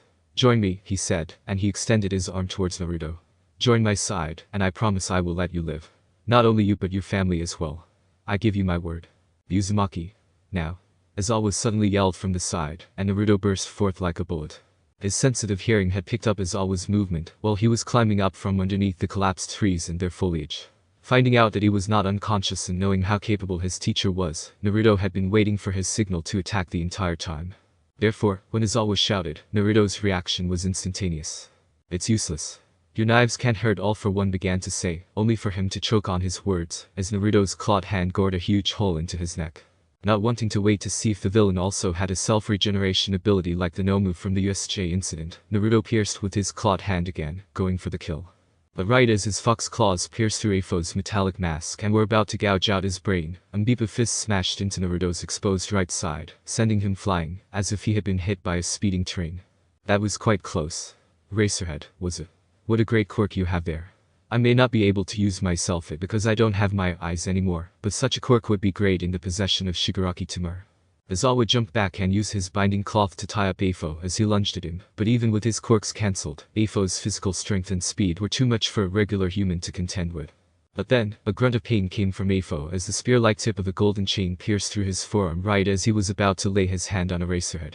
Naruto commanded his other 3 chains to ensnare All for One, but before they could wrap around his body, Afo abruptly yanked his injured arm back, the arm that was pierced through by a chain, pulling Naruto's body by the chain. Feeling his feet leaving the ground as Afo yanked him towards him, Naruto instinctively deactivated this quirk, and, with a flick of his foxtails, he flipped in midair at the perfect time to regain his balance and land on his feet. I have to close in on him and land a killing blow. Even with Sensei actively cancelling his quirks, if he lands flush on one of my vital areas, I'm dead meat. I can't take another punch like the previous one.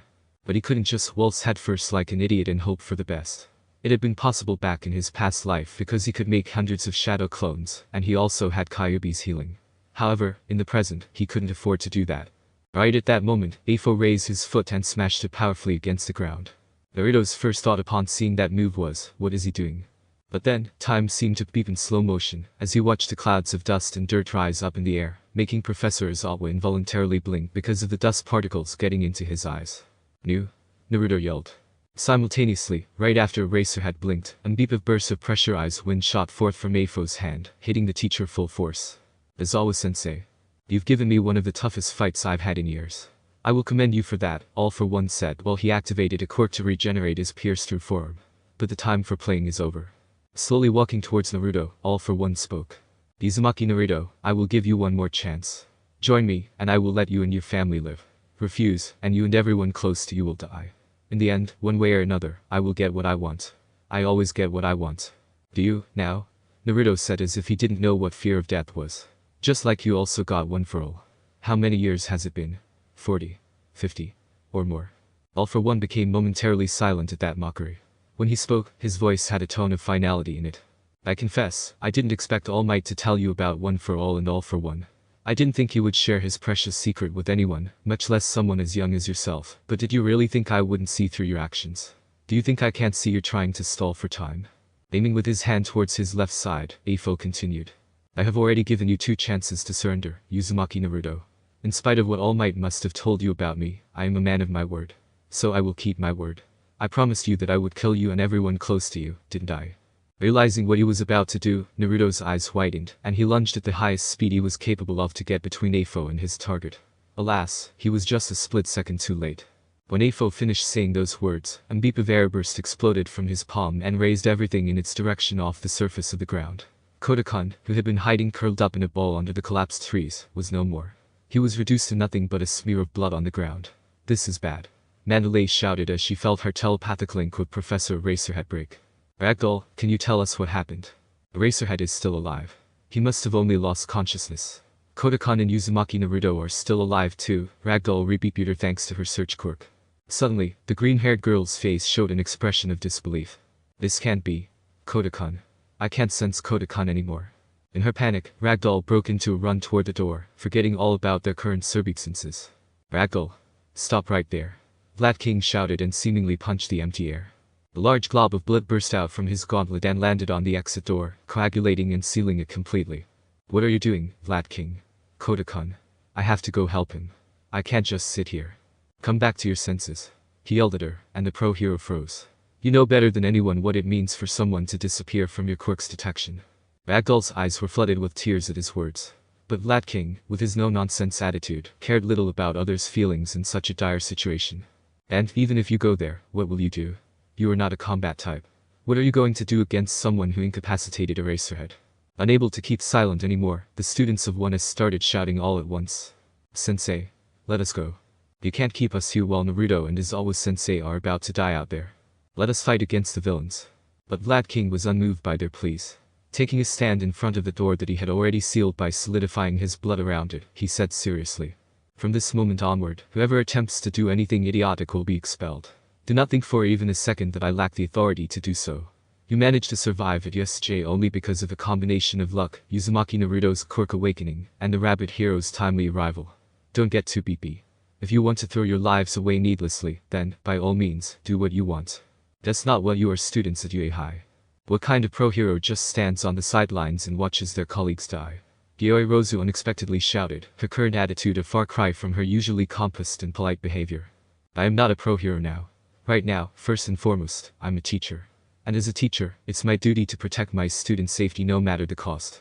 In truth, Vlad King was in a damned if you do, damned if you don't situation. However, although it was a very tough choice to make, as an experienced pro-hero and as a UA High teacher, he knew what he had to do. He couldn't ignore the safety of over 30 young students, just for the sake of rescuing Eraserhead and Uzumaki Naruto. I'm the only one left who can protect them now. But Pixie Bob and Tiger gone to check on the source of the bestial roars and shrieks, he was the only fighter left to protect the kids. Mandalay and Ragdoll, with their telepathy and search quirks, were not fit for combat. He couldn't, in good conscience, leave the students' safety in their hands. As the students of the Wanakabit became quiet, Vlad King said in a more subdued voice. You should have gotten the hint by now that being a pro-hero isn't all rainbows and sunshine. Real life isn't like a fairy tale, the heroes don't always win. Sometimes they die in the line of duty, losing their lives at the hands of the villains. Sometimes they are forced to make tough decisions. And sometimes, their decisions will lead to the rescue of some and the death of others. I cannot risk the safety of over 30 of you just for the sake of Eraserhead and Uzumaki Naruto. And that is a fact that I'll have to live with for the rest of my life. But this is the right thing to do in the current situation. This is the protocol. All I can do now is protect you and pray for their safety. We have already alerted the police and the HPSC. Almight, Miko, Hawks, and even Endeavor are probably on their way as we speak, so don't cause any more trouble. An explosive airburst erupted from Afo's palm, scouring everything from the ground's surface. Kodakan, who had been hiding curled up in a ball under the collapsed trees, was no more. He was reduced to nothing but a smear of blood on the ground. However, Naruto did not freeze in shock or disbelief. As much as he was enraged by the villain's ruthlessness, he did not let it cloud his mind.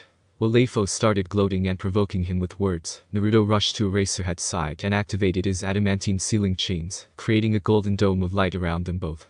I told you I'm a man of my word, All for One said with a shrug of his shoulders. Now then, who should I go for? I would have killed Eraserhead after taking his quirk first, of course, but you were quite quick to jump to his protection. Let's see, shall I go for the rest of your mates that are huddled together scared in the chalet? Or should I see how long these golden chains can hold up before they break under my might? Decisions. He let out a chuckle as he aimed his palm at the golden dome surrounding Naruto and the unconscious and bleeding Eraserhead. Air cannon. Another shockwave burst from his palm, the air pressure so violent that it created a huge depression in the ground, blasting away everything. When the wind died down, the landscape resembled the aftermath of a level F5 tornado. The entire forest had been leveled to the ground. However, in the midst of all that destruction, a tiny portion of the forest seemed to be untouched. Magnificent, All for One said in heartfelt admiration. To think it can even withstand such power. It was worth it. Not giving up on obtaining this quirk, even after so many years, was definitely worth it. Within the golden dome created by the adamantine sealing chains, Naruto was breathing heavily, beads of sweat dripping down his forehead like rain. Although the chains could cancel other people's quirks upon contact and had an incredible defensive ability, they also had their limits because, at the end of the day, all quirks are powered by the human body. Quirk's activation depends on the body's stamina and reserves of energy. It was a truth for everyone.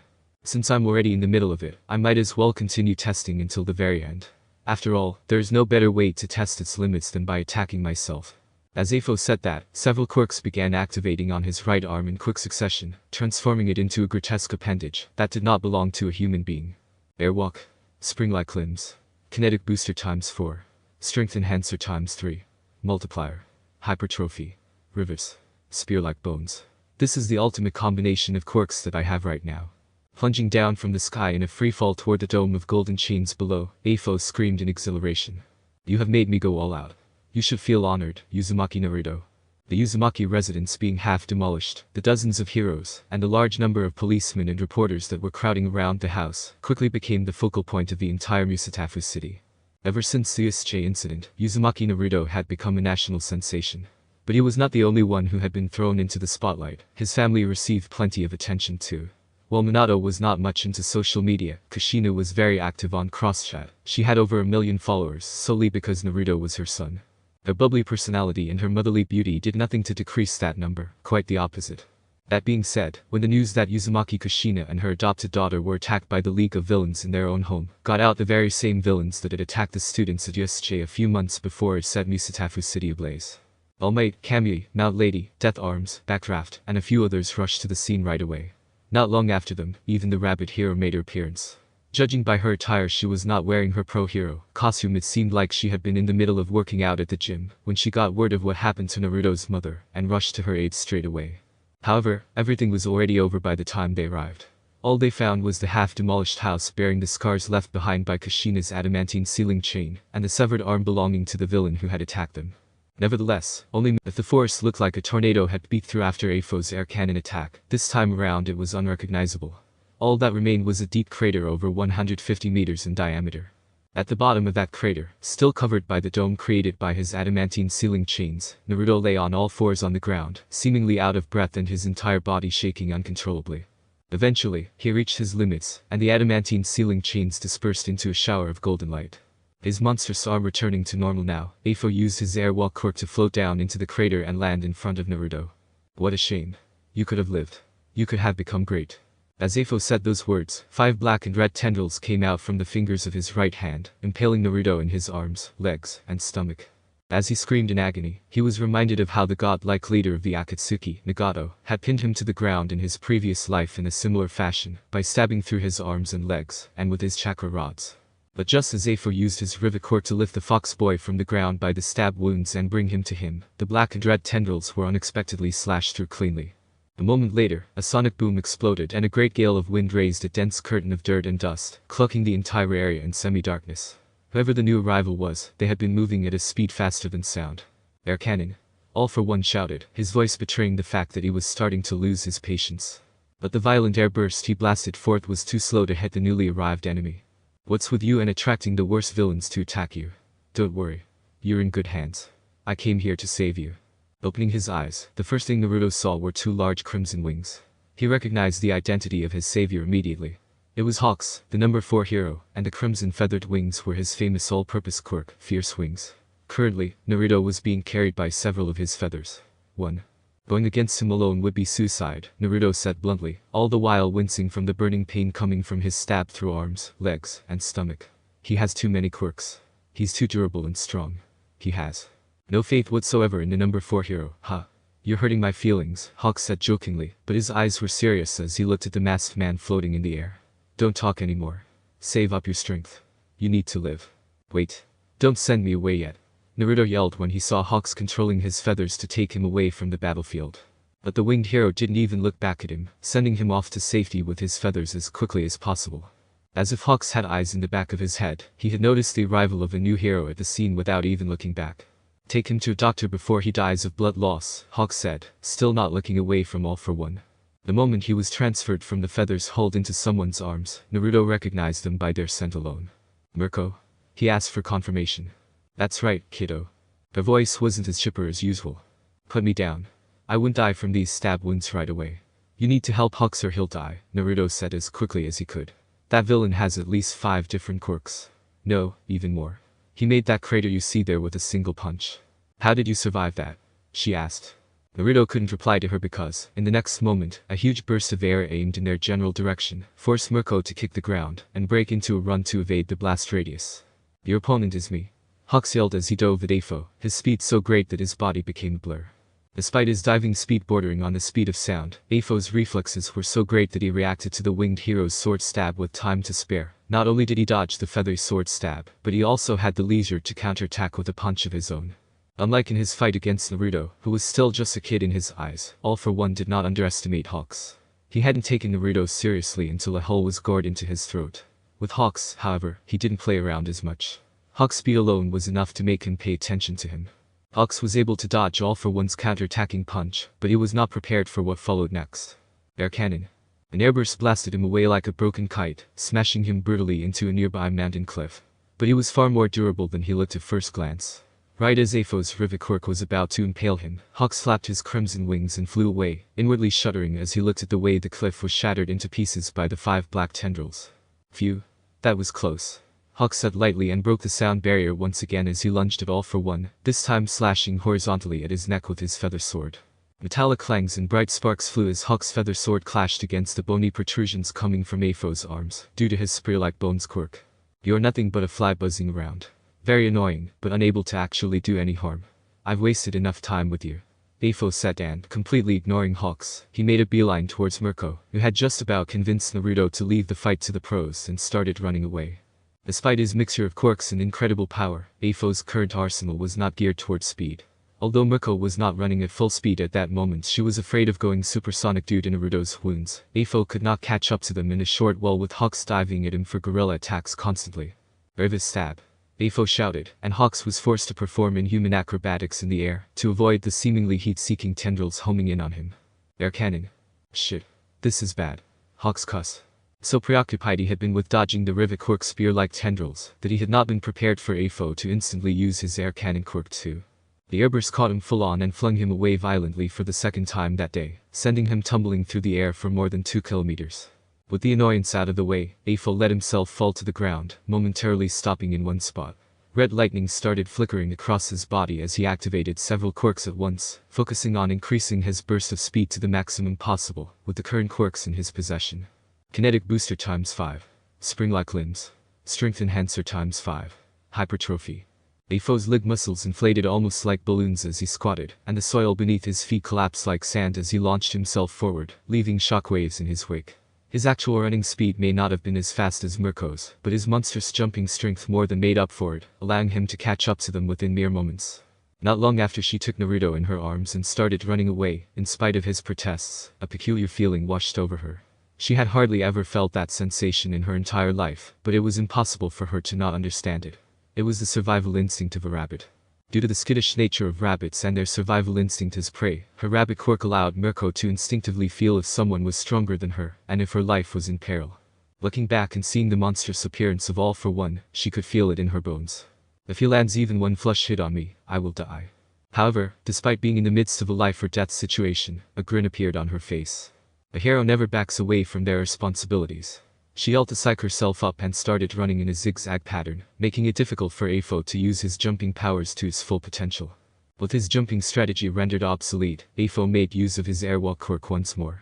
In a manner reminiscent of how Bakugo used his explosions to propel himself forward, Afo began firing shockwaves from his air cannon behind him, accelerating his body forward at top speed.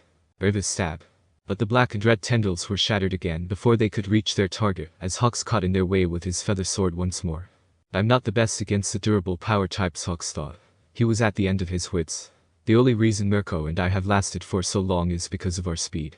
He couldn't see any way out of their current predicament, because he had no way of damaging Afo. The most he could do was be an annoyance, and Mirko had to carry the mortally wounded boy to safety.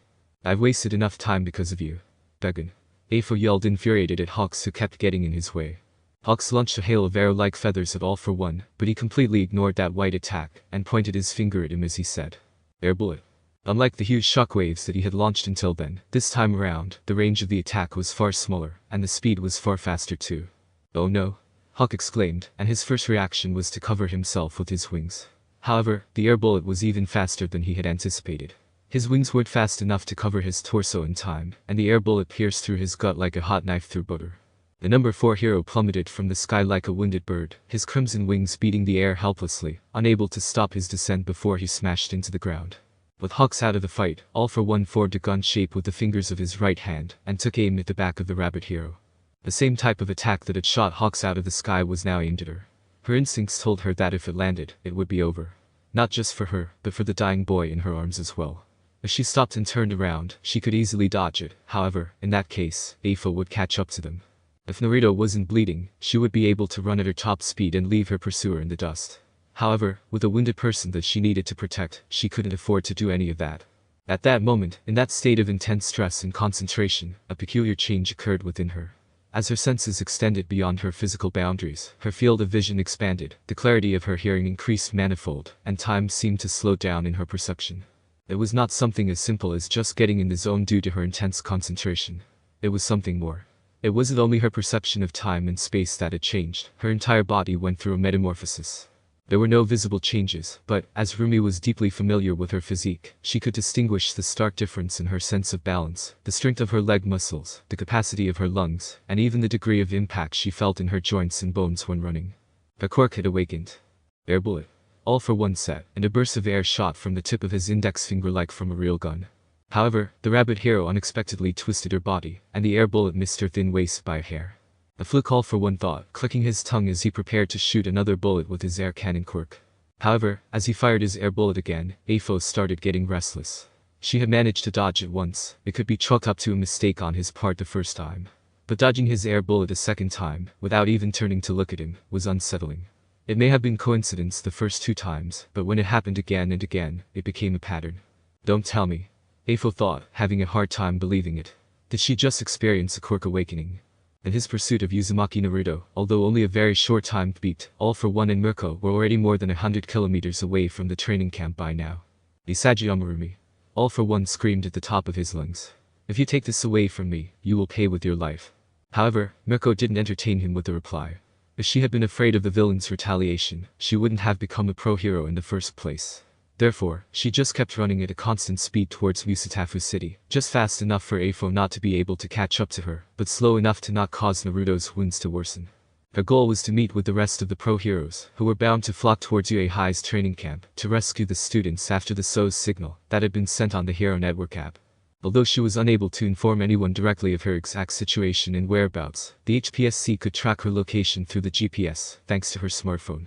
For the smart people at the top of the organization, it should not be difficult to deduce what was going on, considering that she and Hawks had been moving together away from the camp at such a tremendous speed. That being said, it was only a matter of time before the rest of the heroes converged on her location, and, with his intellect, All for One could see through her intentions too. That's why he went as far as to start threatening Mirko in order to make her stop. Uzumaki Naruto is mine. I will stop at nothing to get what I want. Do you hear me?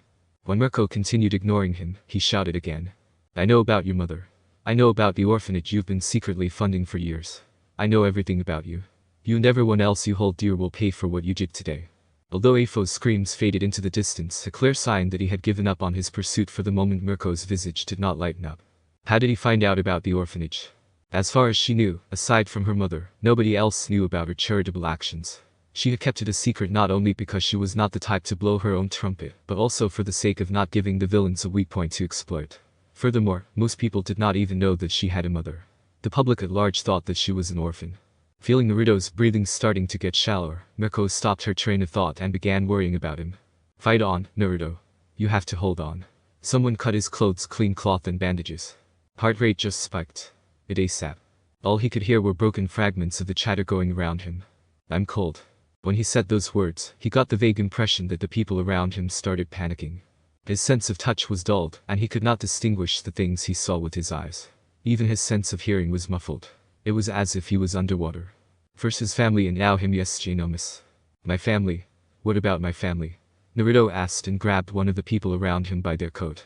His grip is him down someone. He couldn't make sense of what he was hearing. Fear crept into his heart, and his entire body started shaking. His grip is stronger than I thought. Hold him down, someone. The doctor whose coat Naruto grabbed said, startled. But when the beepistants on the side tried to make the fox boy settle down, he started struggling against them. This isn't good. The more he moves, the faster he's going to lose blood. Any more than this, and he'll lose his life. The doctor's coat was ripped to shreds as Naruto's nails suddenly grew into claws. His unfocused blue eyes became crimson red, and the growl that came from the back of his throat made everyone step back scared. The white bandages wrapped around the stab wounds on his arms, legs, and stomach turned red with his blood as he forced himself to stand up. Having bled so much already, it was a miracle that he was still conscious, to speak nothing of the fact that he could stand. The doctors and the beepistants backed away in terror when a red liquid-like substance came from his back and slowly engulfed most of his body. The handsome blonde teen with golden fox ears was nowhere to be seen. The red substance had spread over the rest of his body and covered him fully, transforming him into something that looked like it had crawled out of the deepest pits of hell. A dark red, almost black cloak of energy covered him entirely, even his face and hair. His ears elongated, and, at his back, 4 large foxtails were now moving slowly. He looked like a demon. As he turned his head to look at them, the medics and the beepistants lost strength in their legs and collapsed on the floor bonelessly.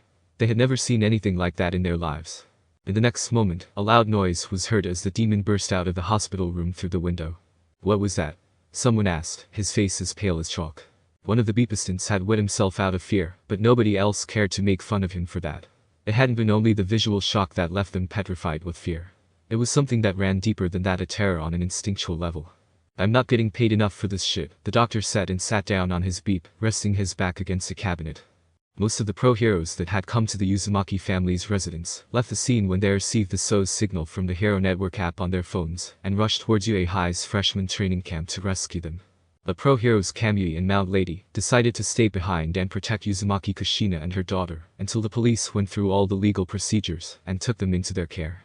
Mount Lady was in the middle of making small talk with the adorable white-haired girl when the sound of a crash was heard and a small tremor shook the ambulance car where she and the girl were in. The low, beast-like growl that reached her ears made her come out of the car right away, only for her to momentarily freeze at the sight in front of her eyes. Freeze. Identify yourself. The police officers at the scene shouted as they took out their weapons and aimed at him. Mount Lady, protect the mother and girl. I'll take care of him. Kamui Wood said. He whipped his right arm at the demonic being, instantly capturing it with his special move, Lacquered Chain Prison. But Kamui cried out in pain as the wooden tendrils of his arm were instantly set ablaze at contact with the crimson-red skin of that being. The roar that came out of its mouth next was like an explosion in their ears. Most of the policemen involuntarily huddled down on the ground and covered their ears with their palms in pain. Open fire. Someone shouted once the roar ended, and the police officers started firing their handguns at the demon. Half a minute later, they were stupefied to realize that the bullets that had hit him had all fallen on the ground half melted, not having been able to pierce his skin. That's as far as you go. Mount Lady shouted and activated a quirk, turning herself into a giant. With no regard for his fate, she stomped down on him with her foot, intent on squashing him like a bug. However, one of the four tails at his back suddenly enlarged and met her strike head-on. The ground beneath his feet cracked, and his back hunched under her enormous weight, but even the giant Mount Lady's strength was not enough to crush him. While using one of his tails to defend against her stomp, another foxtail elongated and swept Mount Lady's other leg, making her cry out in panic as she lost her balance and fell on her back. Fortunately, she still had the presence of mind to cancel her quirk before crashing on the ground, thus avoiding any property damage to the surrounding houses. He's way stronger than he looks. My special shoes and suit were burned off too, Mount Lady said after Kamui Woods caught her in midair and put her down safely. But something is strange. He's not making a move to attack anyone, he's just standing in one place, Kamui said. Now that he mentioned it, Mount Lady could see it too. He did not fight back against Kamui after freeing himself from his wooden snare, and, despite how the policemen fired their guns at him, he did not retaliate. He did not take advantage of her precarious position either after he swept her off her feet. Mrs. Uzumaki, it's not safe. What are you doing? One of the policemen said and tried to stop her from getting out of the ambulance. But she did not listen to his words, and, breaking free from his grasp, Kushina held up the hem of her long dress as she rushed towards the demon. Maybe it was her intuition as a mother, but from the moment she saw the vaguely fox-like appearance of the demonic being, Kushina had a strange feeling. After realizing that he was not attacking anyone but that he was only standing in place and looking around, she became almost sure of it. Naruto? Is it you, Naruto? She asked. The way the demon tilted his head to the side at her words was almost cute, if one could ignore the fact that his touch alone was so corrosive that it could melt bullets, or that he was strong enough to overpower a giant like Mount Lady. When the demon started walking slowly towards her, the adamantine ceiling chains burst out from her back outside of her control and launched themselves at him. But to everyone's surprise, the demon did not avoid the golden chains that ensnared him, and continued walking towards her. Kushina could have tightened the hold on her chains and immobilized him completely, but she decided against that. By the time she was face to face with him, most of the dark red shroud covering Naruto's body had dissipated into a shower of lights, starting to reveal the true appearance hidden below. Mom, you were safe, he said tiredly, but in a tone of relief, and let himself fall into her arms. Kushina quickly hugged him tightly and sat down with him. Noticing him becoming slack in her arms, she realized that he must have lost consciousness. Can anyone bring me a blanket? Kushina asked. The red substance that had come out of his back and covered him from head to toe had been corrosive to the touch not only for other people, but for his clothes, too. He was completely naked, his four foxtails being the only thing protecting his modesty. The League of Villains that had attacked Heir yesterday strikes again. A 5-year-old boy was killed mercilessly by the villains. The Heir Professor Shota Izawa is in critical condition at the hospital. Uzumaki Naruto and his family targeted by villains. 20,000 protesters in Tokyo demanding harsher punishment for villains. 2 days after the League of Villains' attack on the UA High freshmen's training camp, the general public's outrage at the actions of the villains had yet to calm down. The beat media would not stop talking about it either. Now, thousands of protesters were flooding the streets of the Shinjuku district of Tokyo, chanting and carrying banners through which they demanded the government take action. What has the world come to? Minato said with a sigh as he watched the news on TV. Makes me think of when I was a child, before Almight became the #1 hero, Kushina also said. The two of them had not experienced such a turbulent time in many years. In the span of only 3 months, 2 pro-heroes, 2 hero students, and an innocent child had been killed by the villains. When the door of the living room opened and they turned to see who came in, it was their son, Naruto. He was still sickly pale due to having lost much blood 2 days ago, but the deep stab wounds on his arms, legs, and stomach had been fully healed after his quirk's awakening. What are we going to do next? He asked as he sat on a couch not far from their sofa. Our home is in ruins, and the villains know our location too, and all for one is alive. He'll never stop hunting for us. He was clenching his fists so hard that his nails were digging into his palms. It's not the end of the world for us, Minato said, trying to reassure him. We knew there would be a day when we might get targeted by villains. That's something we've taken into consideration when we decided to support you in your choice to become a pro-hero. Your dad is right, Naruto, Kushina also said. Besides, now that they failed their first attempt, they won't attack us for a while. In the meantime, we can disappear off their radar. Naruto bit his lower lip, but he didn't say anything. His frustration, his anger, and his anxiety were not to be released onto his parents. Throwing tantrums was the last thing he wanted to do at that moment. What about your job? And what about your social life? Your friends, your... Minato stood up from the sofa and walked to Naruto's couch. It wasn't your fault, Naruto, he said, putting a hand on his shoulder. Don't beat yourself up over it. And don't worry about my job. On the contrary, I think I will be very busy for a while. Something in the tone with which Minato spoke those words made Naruto's head abruptly shoot up, and he looked at him secretly startled. Father and son looked each other in the eye without saying anything for a few very long seconds. The HSPC promised to get us new identities, but I'll still have to search for a new job, buy furniture for the new house we're going to be living in, buy a new car, and also find a place for you to rent and live alone. His father's words about him needing to live alone made Naruto almost forget about the strange feeling he got from him a few moments earlier.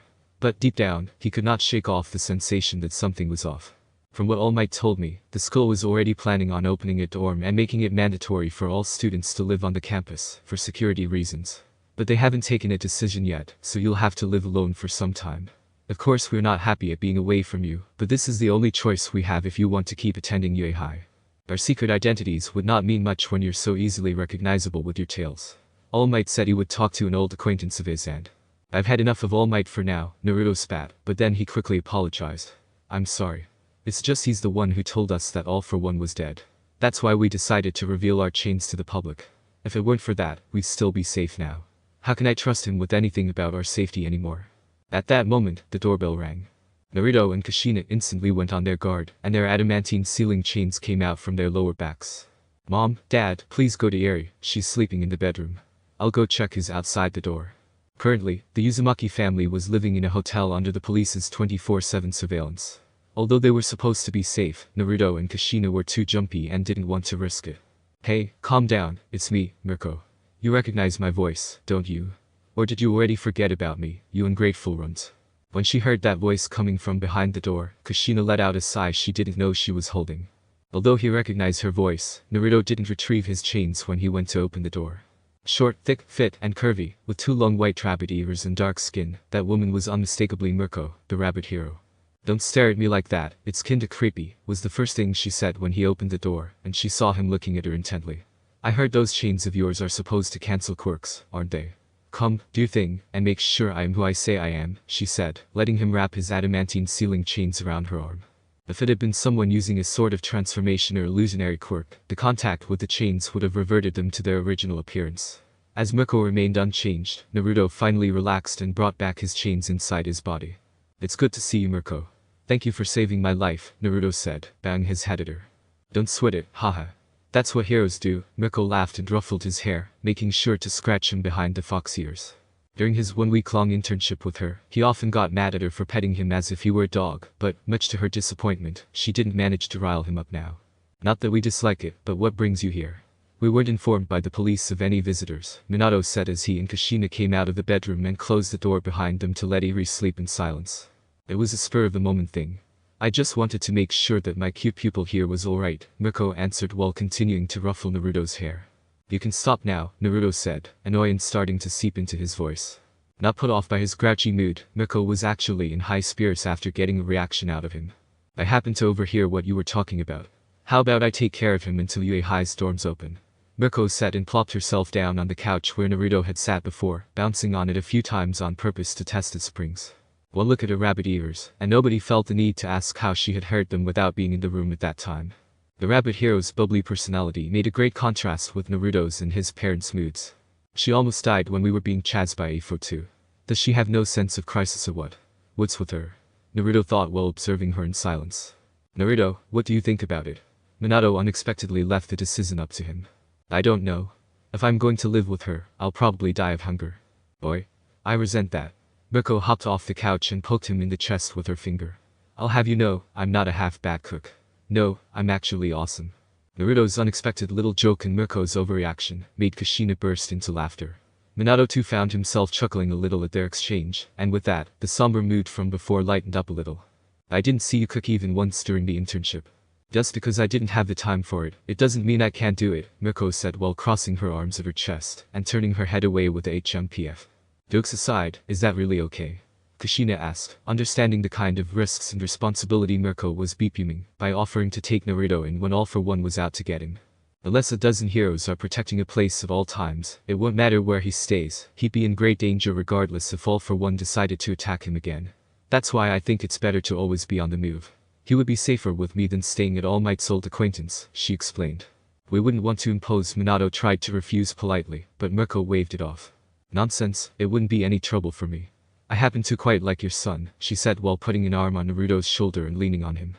I've never had a sidekick before, but I'm looking forward to working together with him. Minato and Kushina weren't exactly clueless in regard to the rabbit hero's fondness for their son.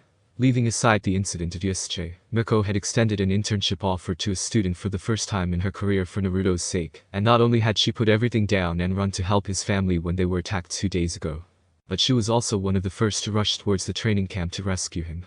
And now that she was offering to take care of his necessities and protect him for an indefinite period of time, they would need to be blind not to realize that the rabbit hero had become quite attached to their son. Frankly, I'm a little worried about him, Miko said, dropping her smile and adopting a serious look.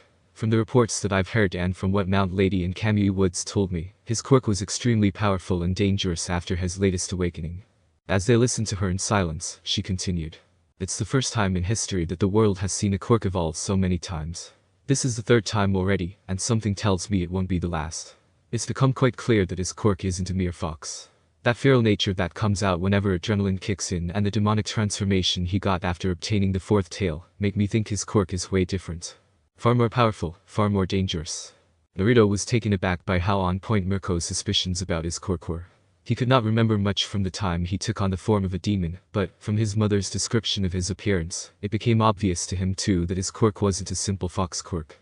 It looked almost identical to the Jinchuriki transformation from his past life, the claws and the slit eyes up until the 3rd tail, and the demon-like appearance of the Jinchuriki cloak, starting with the 4th tail. That couldn't be coincidence. So I want to help him get full control of his new powers before the start of the new school term. The quirk is volatile and powerful as it could pose a grave danger to the people around him, so he needs to have a firm grasp on it. Besides, I told you, didn't I? I like your son quite a lot, Mirko added at the end, grinning when Naruto looked to the side in slight embarrassment. Oh, look at him getting shy, isn't he cute? Mirko cooed, and, at that very moment, the sound of a phone snapping a photo was heard. Mom, are you serious right now? Naruto said in exasperation. Oh, lighten up, you, she said and giggled as she looked at the photo she had just taken. Let me see it too. Mirko said and quickly went to Kushina's side and looked over her shoulder. Whoa, okay, this is cute, Minato admitted too when he saw the photo. You'll have to send this to me too. I'll set it as my wallpaper right away. Dad, not you too. Their ruckus alarmed the sleeping girl next door, and she opened the door of her bedroom to see what was going on. My god, she's so adorable. Mirko said breathlessly and swept the still not fully awake little girl in her arms, smothering her into her large chest. Naruto Nai-san, help. The girl cried out, her voice muffled by her bosom. Half an hour later, having left the hotel suite behind, Naruto and Mirko were walking down one of Nusatafu City's boulevards and chatting. Seriously, what's with your family? You're all so ridiculously handsome and pretty.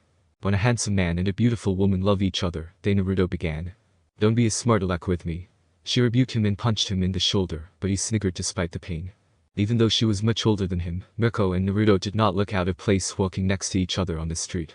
If one did not know their identity, the two of them could even be mistaken as close friends or even a couple. That is to say, her behavior and especially her attire did not reflect her real age. Wearing white superstar sneakers on her feet, a pair of denim shorts with fishnet stockings underneath, and a white sleeveless crop top showing off her toned midriff, Usagi Amurumi was dressed up just like a teen. Her long white hair was styled into a messy bun, and the large yellow sunbeams on top of her head only served to complete the image of youth. It was her well-endowed chest, and her thick eyes, however, that betrayed the fact that it was unlikely for her to be as young as she appeared to be. You've been sneaking glances at me for a while, Rumi said, her red eyes looking at him with amusement from under her long eyelashes. Shall I take it that you like my outfit? Do you have eyes in the back of your head or what? He shot back. As a matter of fact, I do.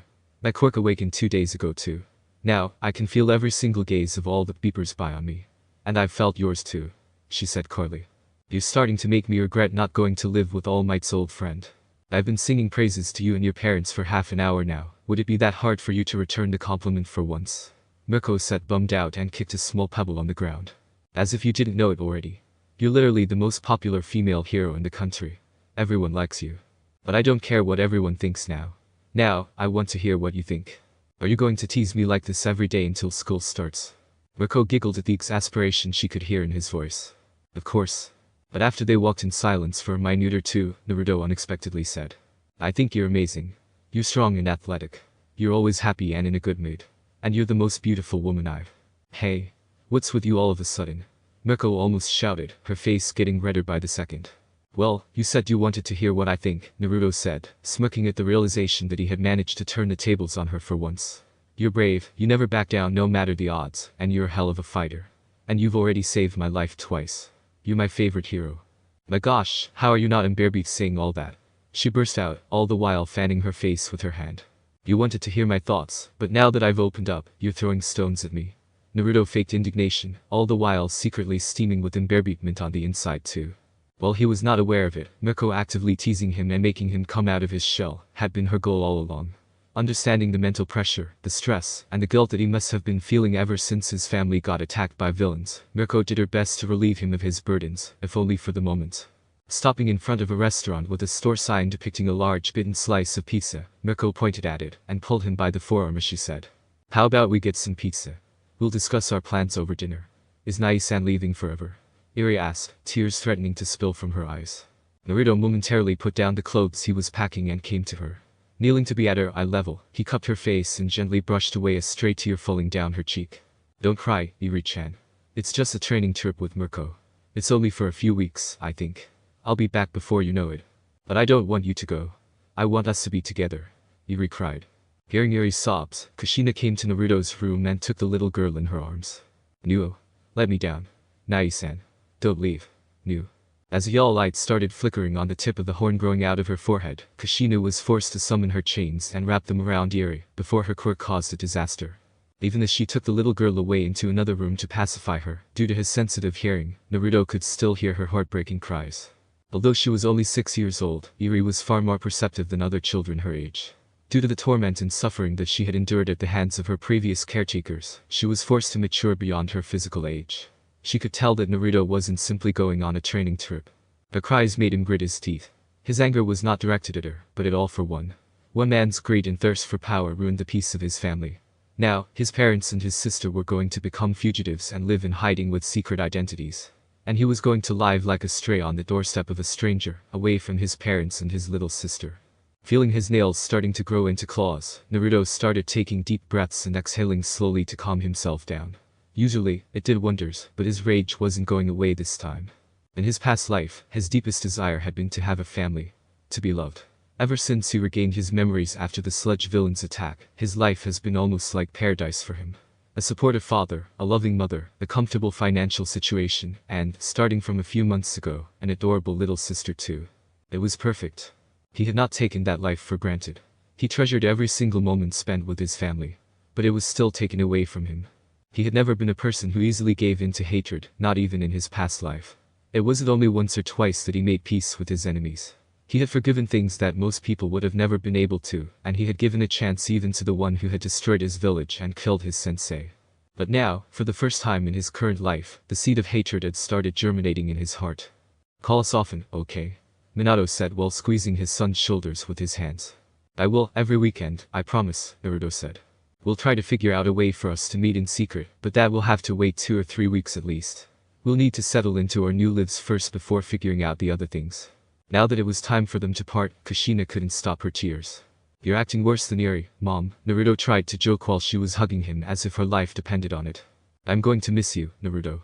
Call us often," she said the same words as her husband. "Anytime you want to chat or you need our advice, call us." "I will, Mom, I promised, didn't I? Stay safe out there, okay?" Kushina continued. "Make sure you eat at least 4 meals a day. You're a growing boy, and your quirk has just awakened again. You also still need to recover from the blood loss a few days ago. You will need plenty of food." "No worries," Naruto tried to complain, but when his father shook his head at him, he stopped speaking and listened to her words. "You should practice your martial arts too, never slack off. Your quirk keeps evolving and getting stronger, but don't forget what brought you to the dance in the first place, what made you become as strong as you are now." "Okay," he said, and he nodded obediently. "And if you find a girl you like." Although he wanted to let her get everything off her chest at first, Naruto couldn't remain silent anymore. "It's not like I'm going to be away for years. I'm not going to marry anyone while I'm still in school, if that's what you're worried about. I'll be fine," he said exasperated. "I'm your mother. It's my job to worry about you," she shot back in reproach. "As I was saying," she began now that he had become silent again, "if you find a girl that you like, don't let your emotions and feelings get the better of you. You're a celebrity now and a top 10 pro hero in the making. With how handsome and popular you are, girls will be throwing themselves at you if given the chance. And it will only become worse after you get your pro hero license and start making good money." When Naruto looked like he was about to protest again at her nagging, Minato also said, "Listen to your mother, she isn't wrong.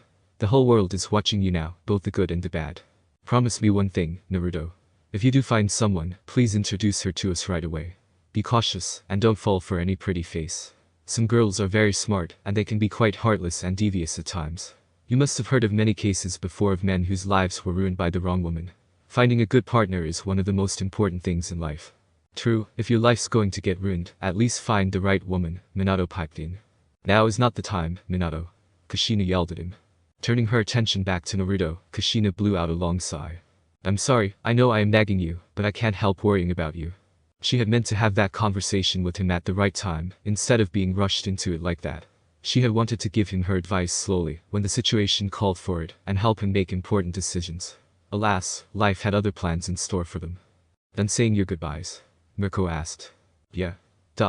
His downcast face and sagging fox ears made her sigh in sympathy for him. Let me help you, she said, taking one of the 2 suitcases he was carrying. Thanks, he muttered. Coming out of the reception area of the hotel, a black Toyota sedan was waiting for them outside. Are we taking a taxi all the way to Hiroshima? He asked in surprise. In general, Japanese people rarely traveled by taxi unless it was during the night when public transportation stopped operating because taxis were very expensive. It was cheaper and also faster to take the bullet train, especially for long trips, such as the one they were about to make. There were almost 500 kilometers between Yusutafu City and Hiroshima. We're not going directly to Hiroshima. I'd like to take you somewhere else first. Our first stop is Aichi Prefecture. Mikitane Town, located on the mountainside of Aichi Prefecture, a small town with not even 15,000 inhabitants. What are we doing here? He wondered. He had never even heard of that place until then. A few minutes later, the taxi stopped in front of a traditional Japanese gate, on which hung a sculpted sign that said, St. Eugene de Mazenot Orphanage. Can you wait 2 or 3 hours for us? Money is not a problem, I'll pay you as if you were driving, Mirko asked the taxi driver. As long as I'm paid for it, I don't mind, the driver said. Once Naruto and Mirko got out of the car and took some grocery bags with them, the driver pulled into a shady area under a tree, reclined his seat, and, after pulling down his hat to cover his eyes, promptly fell asleep. As was the case for most of the overworked middle-class workers in Japan, the taxi driver had developed the ability to nap anytime, anywhere. This is the place where I grew up, Mirko said, momentarily stopping in front of the gate and putting down the bags in her hands to ring the doorbell. A few seconds later, the gate opened, revealing a short old woman. She was wearing a dark blue kimono, and her gray hair was tied in a bun at her back. At first glance, she appeared to be strict, but her face softened when she saw who the visitor was. Umi-chan, you're visiting us again. Come here. As the old woman opened her arms, Mirko hugged her frail body dearly. It's good to see you again, Aba-san. Turning towards Naruto, she introduced him to her. This is Uzumaki Naruto. You've probably heard about him. He's my favorite pupil. I'm your only pupil, he deadpanned, and the old woman chuckled at their antics. But then he made a short bow and said, Nice to meet you. Where are my manners? Please come inside. The kids will be so happy to see you, the old woman said. Not even 5 seconds after stepping into the courtyard, the fur on his tail stood on end as a stampede of children charged at them seemingly from all directions. Mirko. Rumi-san. The children yelled as they crowded around the rabbit hero. How are you? Uzusani-san. What did you bring with you today? I heard you're the number 3 hero now. They were talking all at the same time, bombarding her with questions, but she didn't appear to be annoyed by their behavior.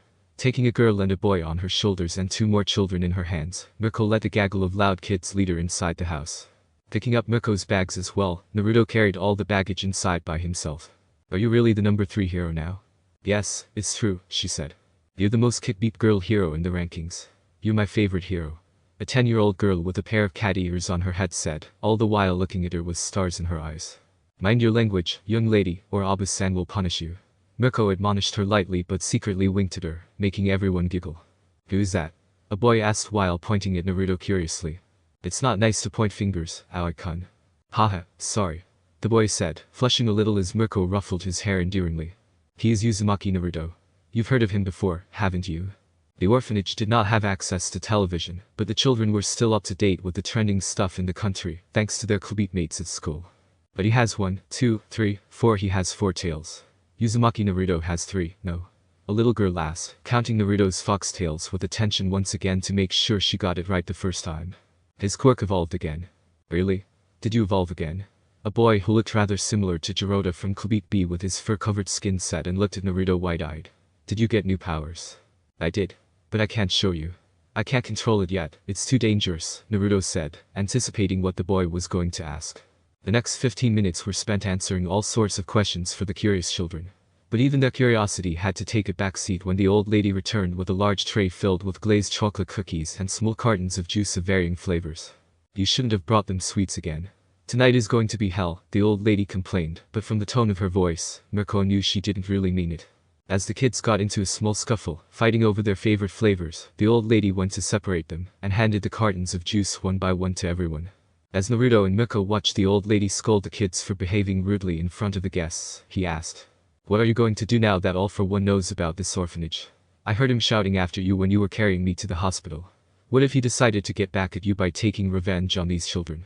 What about the other villains that you have locked behind the bars? These children are getting transferred to other orphanages or put into foster care over the course of the next month. As for Abe-san, she will finally retire. Aside from the pension she'll get from the government, I have also set up a pension fund for her. It's the least I could do for her," Mirko said. "You care about her a lot, don't you? She's the reason I am who I am today. My mother gave birth to me when she was only 15. She was still in school, and her parents, my grandparents, were pushing for her to abort me, to not ruin her future. But she didn't want to do that. She ran away from home and, after giving birth to me, she left me in the care of an orphanage." Mirko's case was not exactly an uncommon reason for children being placed in orphanages in Japan. Many of the children in Japan's orphanages weren't truly orphans, but they were left there by their parents because they were unable to provide for them. When I was 3 years old, I was transferred to another orphanage. At the age of 7, I was transferred to another place. Once again it was here. I lived here until the age of 12. After that, I was sent to an all-girls orphanage for teenagers. But I've never forgotten this place. This is the only place that made me feel like I had a home. Abe-san was strict, but she was fair, and behind that brash attitude of hers, even as a kid, I could tell how much she cared about all of us. He was filled with surprise as he listened to her words. "How did you become a hero?" he asked. From an orphan girl in a nameless town in the boonies to becoming the number 3 hero in Japan, that was quite the story. "It wasn't anything grand or special," Mirko said, laughing softly. "I didn't have a noble purpose or anything like that. I've always been a rowdy kid. I've always loved fighting. Ever since I was a young kid, up until I was your age, I would get into fights with others almost daily. I told you how I got my nickname, didn't I?" "Oh, yeah, Tiger Bunny," Naruto said with a chuckle. "It was Abe-san who first suggested to me that I use my strength for the sake of others. Frankly, I didn't care about doing good deeds and all that stuff when I was a teenager. But her suggestion gave me an idea. Becoming a pro hero would let me beat up people without getting in trouble with the law, and even getting paid for it. For me at that time, it was an absolute win," she said, spreading her arms. Both of them started snickering. "But, as I became more mature mentally, I started taking my job more seriously. Now, more than 10 years after I got my pro hero license, while I still love fighting and beating up villains just as much, people's safety always comes first for me. A pro hero's #1 purpose is to rescue the people in need. Hey, Ani-san, do you want to play with us?" A boy came over to them while they were talking, bouncing a soccer ball. "Yeah. Come play with us. Let's play soccer." Another boy said and grabbed Naruto by the hand. "Mirko-san, you come with us too. Please. Let's make 2 teams, girls versus boys," the cat-eared girl said. Although she told the taxi driver she would get back in 3 hours, it was already evening by the time they returned. To their surprise, the taxi driver was still asleep even after all that time. Being such a small town, it was quiet, and there was hardly any traffic on that particular street. "I'm sorry. We're way later than anticipated," Mirko apologized. "No worries, no worries," the driver said as he got out of the car and stretched his body. "I got paid for sleeping. I haven't had such good sleep in months. I'll also be able to pull an all-nighter thanks to the rest I got today. If only all days were like this, haha." Once the taxi driver turned on the engine, Mirko got in the back seat next to Naruto, and they went on their way. "How was it? Did you like the orphanage?" she asked. "It was something different. And the children were also so well behaved, they reminded me of my little sister. I liked it, but why did you bring me here today? You seem down." "I wanted to take your mind off your problems, if only for a little while," Mirko said. For a few moments, he was silent. "Thank you, Mirko," he said eventually. "You've been a great help to us. Not only have you saved my life 2 times already, you've even offered to take care of me in this tough situation. What can I say? You've grown on me. How could I let a kid as honest and good as you stay on the streets?" She smirked and ruffled his hair. "There was never talk about me being left on the streets. And stop that," he said, swatting her hand away. But she sneaked her arm around his neck and caught him in a headlock, mashing his face into the side of her beeps. "What are you doing? The driver is watching us," Naruto said in a harsh whisper. The driver chuckled as he watched in the rearview mirror how the rabbit hero gave the fox boy a noogie, while he was struggling to get out of her grasp. So the rumors that the two of you were close weren't just tabloid talk, the driver said meaningfully, still chuckling. We're not close that way. Naruto refuted his words as she finally let go of his neck. Not yet, Mirko added right after. What? He asked wide-eyed. What? She said back, a shit-eating grin on her face when she saw him flushing a deep red color. Eventually, she couldn't hold back her laughter anymore, and she started giggling uncontrollably. Don't you dare. Give him that. Or put it away. Now. He shouted when he saw her taking out her phone and trying to snap a photo of him. Unfortunately, he couldn't do much against her while they were in a car. 5 minutes later, all he could do was watch how she sent that photo to his mother on cross-chat, and how she started texting with her. While Mirko was busy chatting with Kushina through text messages, he fell into thoughts as he looked at the beeping scenery outside. Yet another thing destroyed because of All for One. Now that Afo knew about the orphanage that Mirko was sponsoring, in fear of his retaliation, it had to be shut down. There were only around 20 children between the ages of 6 and 12, but even so, he could tell that the old lady was taking good care of them. Other orphanages are much worse. Caretakers in other orphanages didn't pay much attention to the kids, and it wasn't a rare occurrence for the older kids to viciously bully the younger ones. Many orphans committed suicide even before reaching the age of maturity, while others lost hope after facing the difficulties of Japanese society as grown-ups. Being an orphan in Japan was not easy even as an adult. As he had been an orphan in his past life, Naruto was particularly sensitive to such matters. If they also happened to have a troublesome quirk or an appearance that's not conventionally attractive. He sighed. Deep down, he wished he could help those children, but he was only a child himself. He didn't have that kind of money or influence. At least not yet. Furthermore, a powerful enemy was out to hunt him down. While he was not particularly worried for himself, even if he had the money to support others, he wouldn't be able to do it out of fear that the villains would harm them. Mirko's current situation was the perfect example. But what about your mother? Naruto suddenly asked. That guy threatened to go after her too. Mirko put her phone down for a moment to answer him. My mother, I don't think she'll be in any trouble. She was living in the United States with her boyfriends the last time I checked up on her. Boyfriends? As in plural? He asked, doubting his ears for a moment. My mother and we are very different from each other. We have very different values and behavior. So we don't talk that often. As long as I know that she is safe, that's all that matters, Mirko said, not wanting to delve too deeply into details. I didn't mean to pry. Don't sweat it. More importantly, how do you feel about getting your provisional hero license next week? I thought only second-year students and above could take that exam. Yes, normally, you need to be older for that exam, and you also have to take it together with many other contestants. The regular exams will be held in September. But, considering how villains have targeted you and your family, I'm sure they can make an exception for you at my request. Besides, is there any question about your strength and your character after how you risked your life at USJ to protect your fellow clubmate mates from Nomu? That would be awesome. That means I can tag along with you whenever you do your hero work, right? Yep. Isn't that exciting? She grinned at him. Once you become my sidekick, I'll even change the name of the agency. The Fox and the Hare, how about it? Doesn't it sound catchy? Isn't it awesome? Her excitement was infectious, and he found himself smiling with her too. Taking me in, offering me to take the provisional hero license exam, and even coming up with a new name for the agency. You've really put a lot of thought into this. It wasn't a spur-of-the-moment thing like you told my parents. Guilty as charged, Mirko said, an unrepentant smile on her face. If I didn't know any better, I'd be afraid you're scheming something against me. He narrowed his eyes at her. You, afraid? You're the fox and I'm the hare. Isn't it supposed to be the other way around? You may be the rabbit, but I can't imagine you being afraid of anything, he said. Haha. You know me so well, she said, raising her hand for a fist bump. Bane. Look at these two. DAICHIBOSS79. I have a confession to make. I think I might be gay. I'm going to sue Uzumaki Naruto for making me gay. Let me. Lol. TOBIRAMA for life. DAICHIBOSS79. Kai's faggot. Moderator message. User TOBIRAMA for life has been muted for 24 hours. Please keep the conversation civil. DAICHIBOSS79. Lol, retard got what he deserved. Moderator message.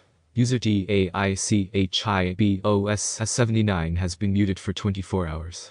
Please keep the conversation civil. Lol Winito. Now, dude fell for the Klbeepik blunder. YVVIE2189. That guy Daichi might have been onto something. I'm a straight dude myself, butte. King Thegit. Bruh, how can a straight dude thirst over another dude when there's a rabbit goddess right next to him? Dealist samurai. They're so cute together, holy hell. The fox and the hare. Make it happen. Prince Aemon.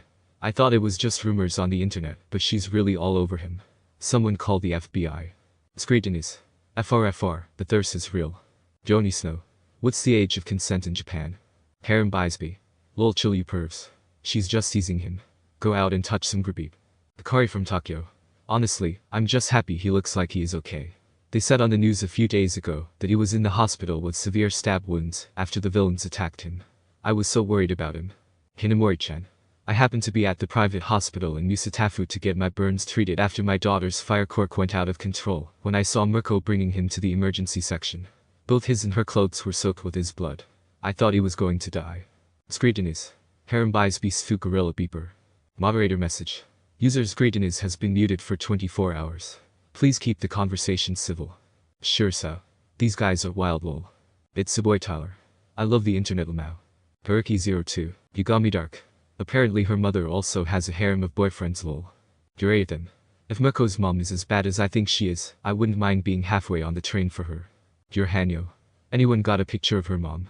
If Mirko is already this hot, imagine her mother. Rabbit MILF. Error. MILF. MILF. MILF. Asasshikshashkas. Sorry. I was wiping something off my keyboard. Butakalsum. Juratham, Jurhanyo, I could be going 35th on her and still kiss her open mouthed. Hanabi Reina. You guys are really gross. Off to horny jail with you lot. Moderator message. User Juratham has been muted for 24 hours. Please keep the conversation civil. Moderator message. User Butakalsum has been muted for 24 hours. Please keep the conversation civil. Moderator message. User Jurhanyo has been muted for 24 hours. Please keep the conversation civil. Moderator message. User Error has been muted for 24 hours. Please keep the conversation civil. Null supremacy. Hanabi Reina, so you're the mod that's banning people left and right, huh? I bet you're a 300 pounds cunt with Cheetos cake fingers and a triple chin. Change your name to Jabba the cunt. Moderator message. User Mill Supremacy has been muted for 7 days.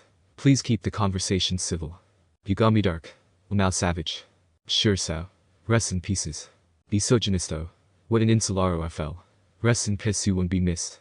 After Mirko and Naruto arrived at her apartment in Hiroshima, she opened her laptop to catch up with the news and her other social and media duties. But when she logged in on CrossChat and saw the top trending post in her feed, she was stupefied. Their taxi driver had recorded their entire drive from Aichi Prefecture to Hiroshima and posted it on CrossChat. I'm going to kill that guy, she shouted. Thinking back, she had noticed the phone mounted on his car dashboard, but she had not given it any importance, because most taxi drivers had phone holders like those, using them for accessing GPS services and the like. The screen of the phone didn't look like it was filming either. If the invasion of her privacy was not bad enough, the comment section was one of the most vulgar and toxic she had seen in years. Mirko wasn't the only one dealing with a beep of headache at that moment. Less than an hour after being posted, that secretly recorded video blew up in popularity, with thousands of people watching and commenting on it. Now, his mates were pestering him with text messages. He even had 2 missed calls from Mina and 1 from his best friend, Izuku. Luckily, there are a few weeks left before the start of school. All this ruckus should die out by then, right? It would be a beep of lie to say that he was not affected by Mirko's teasing and jokes. He did not lie to her when he complimented her beauty. She was also the main reason he didn't have eyes for the girls around his age at school, despite how good looking they were. But I'm still just a kid to her, probably. She's quite a bit older than me. Muting his phone, Naruto decided to stop thinking about it. His small crush on the rabbit hero was hardly a priority in his mind at that moment. With the threat of Afo killing him and his family, he didn't have the leisure to entertain thoughts of romance. Changing into his gym clothes, he left the apartment and went to the rooftop. As he started working out, he slowly familiarized himself with his increased physical abilities after his quirk's awakening. With a population of 1.5 million, Fukuoka was the largest city on Kyushu Island, and one of the top 10 largest in Japan. It was also the main area of operation for Hawk's hero agency, Garuda. 3 weeks after being hospitalized, Kigo Takami, also known as the wing hero Hawks, finally received his doctor's permission to be discharged. I miss this, he said as he glided over the city and took in a deep breath, filling his lungs with the salty air coming from the sea. He missed spreading his wings, he missed flying. 3 weeks of being confined to a hospital bed had almost made him go crazy. Ah! He cried out in pain and winced when his wings flapped a bit harder than normal to keep his balance in the air, after a sudden gust of powerful wind. Landing on the rooftop of a nearby high-rise building, Hawks held onto his belly with his hands. I've overexerted myself. Although he was discharged from the hospital, his wound was not completely healed. Full recovery would take 1 or 2 more months, meaning he actually rested instead of doing hero work. Still holding onto his stomach, Hawks flew slowly towards his office. When he finally arrived, he flew through the open window and let himself fall onto his chair. Thought I was going to die. Reclining his chair, Hawk stretched his arms above his head and sighed in relief as he felt the pain in his gut recede. Luckily, that attack didn't hit any vital organs. Thinking about the villain that attacked Heir's training camp, Hawks frowned in thought. It was unlike him to show such concern on his face, but he couldn't remember ever being as helpless against a villain as he had been in his encounter with All for One. Recalling that fight also made him think of the boy who had held his own against A-foe up until the moment he and the rabbit hero arrived. Going by the devastated appearance of the environment, he could tell that the fox boy must have put up a hell of a fight before he was defeated. He's a good kid, Hawks thought as he remembered how Naruto came to visit him 2 times while he was in the hospital. Hawks, there's trouble. A shout broke him out of his thoughts. It was one of his sidekicks. He had come back to the office through the open window without alerting anyone only a few minutes ago, but it was as if his sidekicks had a sixth sense when it came to finding his location. What happened this time? Give me a break, I'm still a recovering patient. 2 villains got murdered in the middle of Hakata subway station. Hawks raised his eyebrows in surprise. Who did it? We don't know. What do you mean you don't know? Just check the CCTV. Japan was one of the top 5 most heavily monitored countries in the world, with a network of millions of CCTV cameras. Most of the subway and train stations in all large cities were monitored. The CCTV cameras were all turned off. All we know from the witnesses is that a man wearing a hood and a white animal mask dropped a smoke bomb, and that by the time the smoke was cleared away, the 2 villains were found lifeless, with their throats sliced off, the sidekick hero said. Now that got his undivided attention. The CCTV cameras were off. This must have been a premeditated crime. Also, only someone with enough power and authority in the government could have ordered the CCTV to be shut down. Or the killer had a hacker on their side, Hawk said, deep in thought. Any civilian casualties? Some people suffered from mild panic attacks, and an old man was almost trampled by the scared crowd, but nobody else died aside from the villains. Let's go to the crime scene, Hawk said as he folded his wings and stood up from his chair. Whether it was because of Mirko's connections or because the HPSC wanted to do him a favor, the Provisional Hero License exam had been mostly a formality for Naruto. Feels a bit anticlimactic, Naruto said as he looked at his Provisional Hero badge.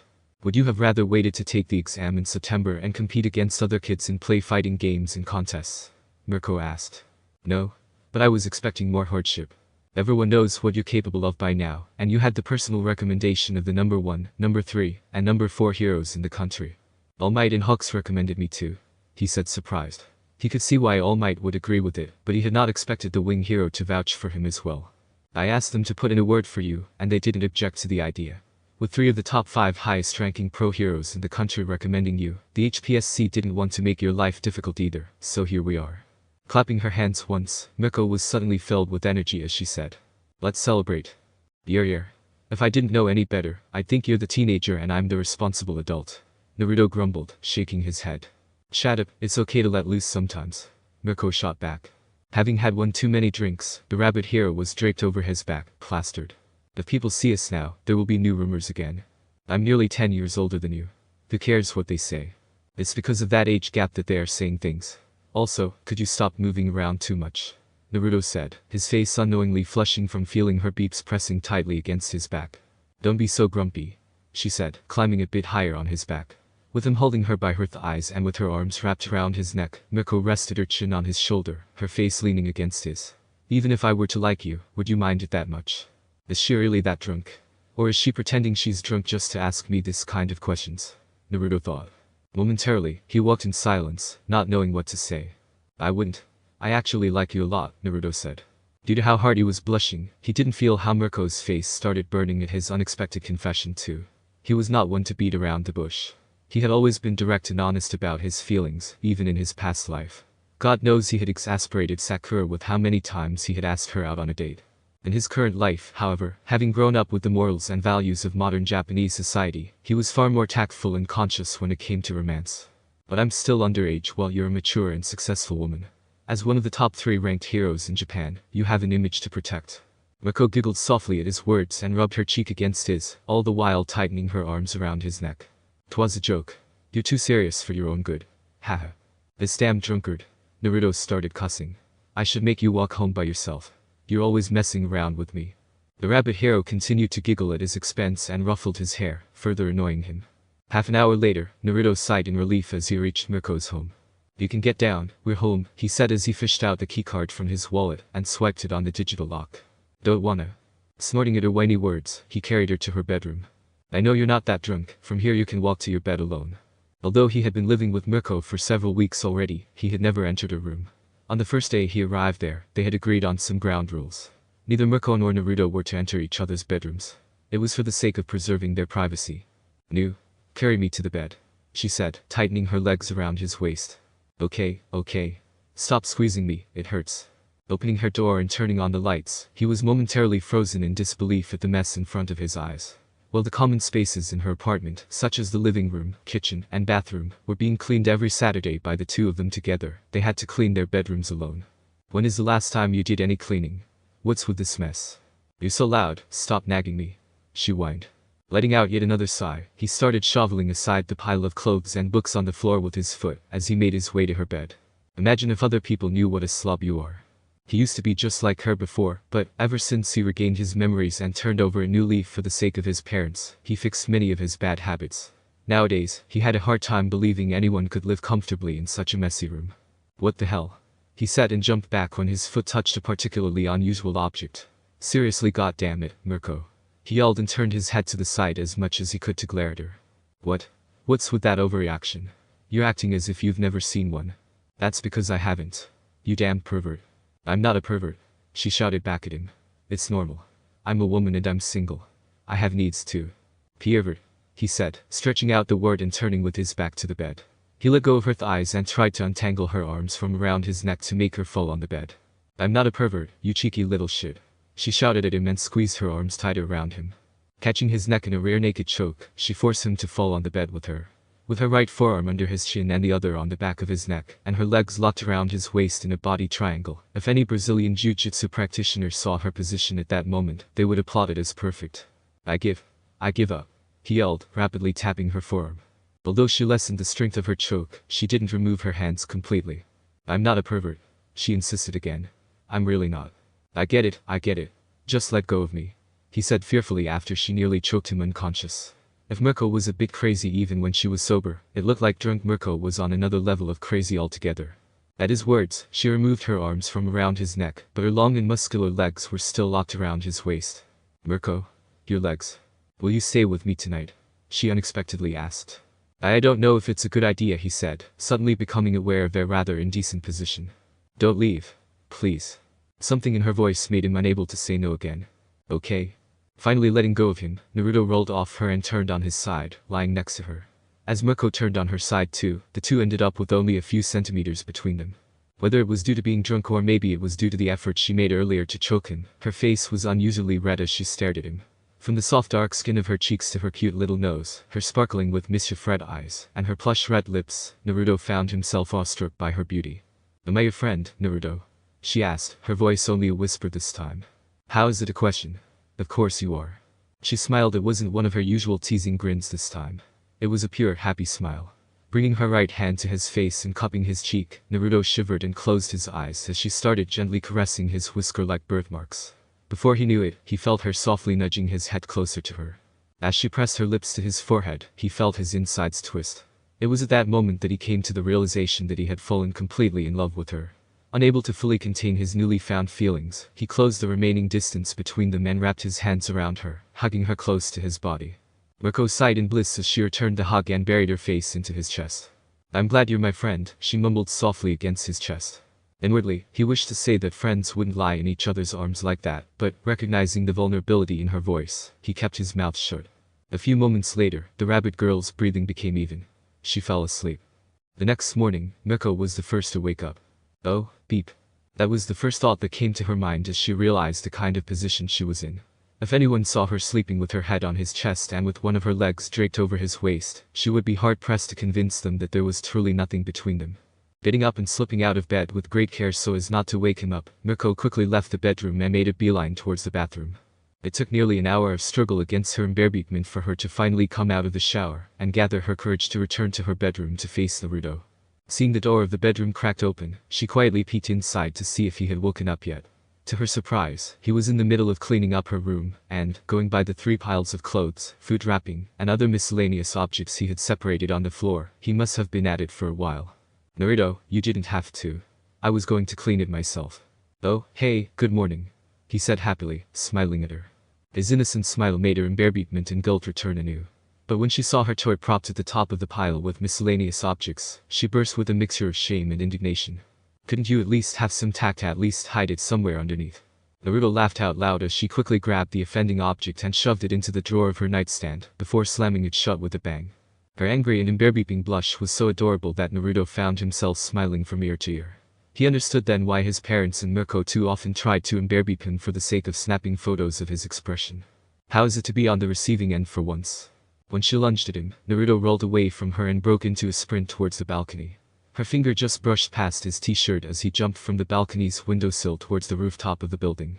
If he thought she was not going to come after him because of her attire, she was wearing only a pair of dolphin shorts and a tight, sleeveless white t-shirt, he was gravely mistaken because she jumped right after him, hot on his heels. Shit. He let out a curse and jumped off towards the rooftop of a nearby building, running away in a panic. Mirko started running after him too, with the two of them engaging in a crazy game of tag as they jumped off from one high-rise building's rooftop to another. Although she was faster than him on the ground, he was far more experienced than her when it came to shinobi jumping like that. For a while, she couldn't close the distance between them. Half an hour later, however, gradually getting used to that type of movement, Mirko managed to catch up to him and back him into a corner. Both of them were panting from the crazy run they had just had. But they were also grinning widely. "It's my loss, you win," he said, raising his hands in surrender. "If you think you're getting scot-free just like that, you're sorely mistaken. If you wanted to give up, you should have done so from the start," she said as she walked toward him while cracking her knuckles. But when she got within 1 meter of him, 4 golden chains suddenly burst from Naruto's back. He was just about to start laughing in triumph when Mirko's body seemed to blur out of his sight.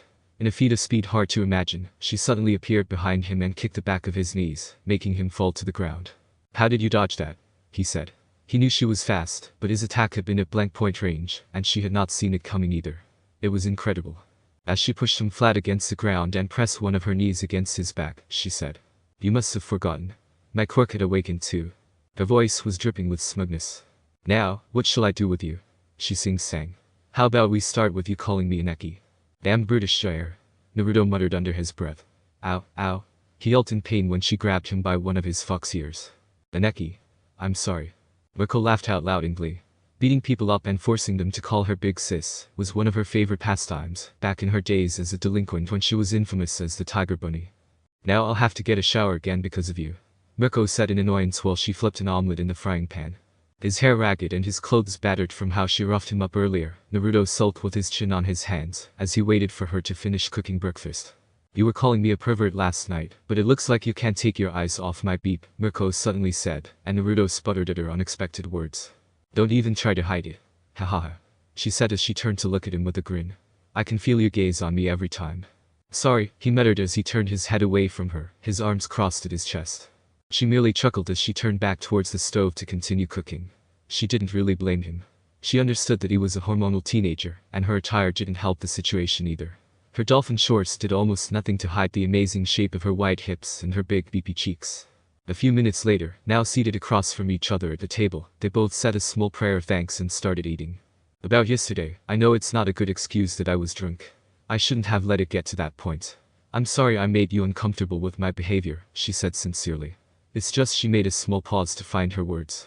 "I rarely get the chance to let loose like that. It's been several years since I could enjoy myself like that in someone's company." Thrown off by the sudden apology, he asked, "Why? I mean, what stops you from going out and drinking once in a while?" "Duh, I'm a hero," she said with a roll of her eyes. "My appearance makes it hard for me to blend with random people in a pub. But, more importantly, I'm not a chill drinker. The last time I got drunk, I sent 4 men and 1 woman to the hospital." Naruto burst into laughter before he could stop himself. "You started a bar fight or what?" Mirko laughed too, but it was hollow. He could tell that his joke hit the nail right on the head. He stopped laughing when he realized what it meant for someone with her power to get into a brawl against regular people. The fact that she had also almost choked him unconscious last night let him know that she was serious about what she said. "I'm glad you didn't start one yesterday." "Maybe it's because I was in a great mood," she said, shrugging her shoulders. Tucking a stray strand of hair behind her ear, she smiled as she looked at him. "Were you serious when you said you see me as your friend?" His chopstick stopped midway as he momentarily forgot about his food while he looked at her. "I wouldn't joke about something like that. And you're not just a friend. You're much more than that." Although there was quite the age difference between them, mentally, due to his past life memories, Naruto felt rather close to her. His behavior wasn't exactly that of a regular teen either. You're also my benefactor, my sensei, and my role model. As he spoke, Mirko's face started reddening at a speed visible to the naked eye. And last night I realized that I fell in love with you. Her face flushing profusely now, the rabbit girl stared at him speechless, her red eyes wide with surprise. I know it's not proper for us to be together now. But I won't give up. Within 2 years, I will make you fall for me too, believe you me. He said with conviction. Are you crazy? She said, breathless from embarrassment. It's your fault. I've liked you for some time, but last night you made me fall in love with you completely. How can you say something like that with a straight face? She half yelled at him. The way she covered her face with her hands and the side of her long rabbit ears falling down made her look so cute that Naruto felt the proverbial butterflies in his stomach. When he saw her peeking at him through her fingers, unable to suppress his thoughts anymore, he burst out. Mon, you're so cute, it hurts. Eventually, Mirko gave up all pretense and turned away from him together with her chair, so he could not see her face anymore. But he didn't want to leave it up in the air. Whether she accepted his feelings or rejected them, he wanted a clear answer from her. Her long rabbit ears flinched when she heard the scratching sound made by his chair against the sandstone floor as he stood up. Coming in front of her, he gently pried her hands away from her face. In spite of her embarrassment, she did not put up too much resistance. Mirko, could you give me an answer, please? Rumi, she said quietly. From now on, call me Rumi. Is it a yes? He said, his voice betraying how hopeful he was. Standing up from her chair, Mirko rose on her tippy toes to press a soft kiss on his cheek. That's all you're going to get for now, she said coyly as she looked up at him. The smile that appeared on his face in the next moment was so happy and pure, and Mirko felt her cheeks flush again. If the foxboy was adorable in general, that expression of pure happiness on his face was simply cheating. She did not even try to break away when he suddenly took her in his arms and embraced her tightly. Instead, she laid her head on his chest and hugged his waist too, melting in his embrace. Mirko was known as the fierce rabbit hero, and many people described her as a violent and battle-crazy maniac. But now, she looked no different from an innocent girl basking in the loving embrace of her boyfriend. Deep down, however, the rabbit girl couldn't completely extinguish the voices that disapproved of her feelings. That he was too young. That she was a Christmas cake. That society frowned upon big age gaps between partners. That's why, despite her feelings, she set a clear boundary between them. 1. Mommy, can we call Naruto Nai-san later today? Eri asked, giving her the best puppy eyes she was capable of. The little girl learned early on what a powerful weapon her cuteness could be when used against adults. It was super effective. You really love your big brother, don't you? Kushina cooed at her and pinched her cheeks. Eri giggled and nodded her head at her. Okay, but what do you say if we waited for Daddy to come home so we can all talk to him together? The little girl pouted at that answer. But Daddy is always late. Sometimes he doesn't even come home at night. Kushina's smile waned at her words. It was true. Ever since they started their new life a few weeks ago, her husband had been busier and more absent from home than ever before. He left early in the morning and came back late at night if he came back at all. It's a difficult period for us, but things will go back to normal soon, Kushina said hopefully as she caressed her hair lovingly. At that moment, her laptop started beeping, indicating an incoming video call. Mirko? She said in surprise when she saw the name of the caller. Isaguni-chan? Eri also asked. As Kushina clicked on the button to receive the call, a new window opened, and Mirko's face appeared on the screen of her laptop. Hello? Are you alright? Kushina asked, realizing something was not completely right about Mirko's facial expression. Did something happen? Is Naruto alright? Hello? No, don't worry, everything is fine. We just came back from a day of hero work. Naruto is on the rooftop now, training. Not that I'm not happy about your call, but Kushina began to say. I think I'm in love with Utherson. The rabbit girl spoke so quickly that Kushina couldn't understand what she said at first. What? For the first time in her life, Kushina saw the rabbit hero actually start fidgeting and biting her lower lip with an anxious look on her face. Taking a deep breath, she exhaled slowly before saying in a clear voice this time. I'm in love with your son. I'm in love with your son. For a moment, there was only silence, with neither Kushina nor Mirko saying anything. One was stunned and speechless, while the other was too nervous to break the silence. As for Eri, she was watching the scene in confusion, not understanding what had brought about that strange mood. Naruto, you're the man. Someone unexpectedly said at that moment, startling Kushina so badly that she let out a small shriek. Minato, how are you home so early? So you don't want me here? I'm hurt. Minato said in a whiny voice, but he couldn't keep up the facade when Eri jumped into his arms. Daddy? Ahoho. You've grown so much bigger since I last saw you. He said while lifting the little girl in the air from her armpits and twirling her around. You're so silly, Dad, it's only been 3 days. I'm still the same. Eri said while laughing. And just like that, the tension from before disappeared into thin air. From the other side of the video call, Mirko found herself smiling too at the beautiful sight of the happy family. Putting Eri down in his lap, he took a seat next to his wife and asked, "So, what's this I hear about you being in love with my son, huh?" he said in a teasing voice. "Ugh, the rabbit girl couldn't find her words momentarily. "It just happened. I didn't mean to. Don't tell me you took advantage of him." Kushina cut her off sharply. "Of course not. He's too young. I wouldn't. This is so damn embarrassing." Minato's giggling made Kushina glare at him. "Be a bit more serious, will you? This is no laughing matter." "How so?" "My son just scored a woman 10 years older than him, and a total beauty at that." "Hell yeah. Minato," Kushina said scandalized and slapped him on the forearm. Mirko too facepalmed at his words, her long rabbit ears sagging down in embarrassment. "In all seriousness, why do you seem to be against the idea of him dating Mirko? Would it be better if it was some girl we knew nothing about, someone who might use him for his fame and break his heart when she's done with him? Mirko is a respectable hero, a beautiful woman, and there haven't been any scandals about her in the media. She is wealthy and famous as well, so she doesn't have anything to gain by being in a relationship with him other than his company and love." "That's not what I meant, and you know it," Kushina said in annoyance.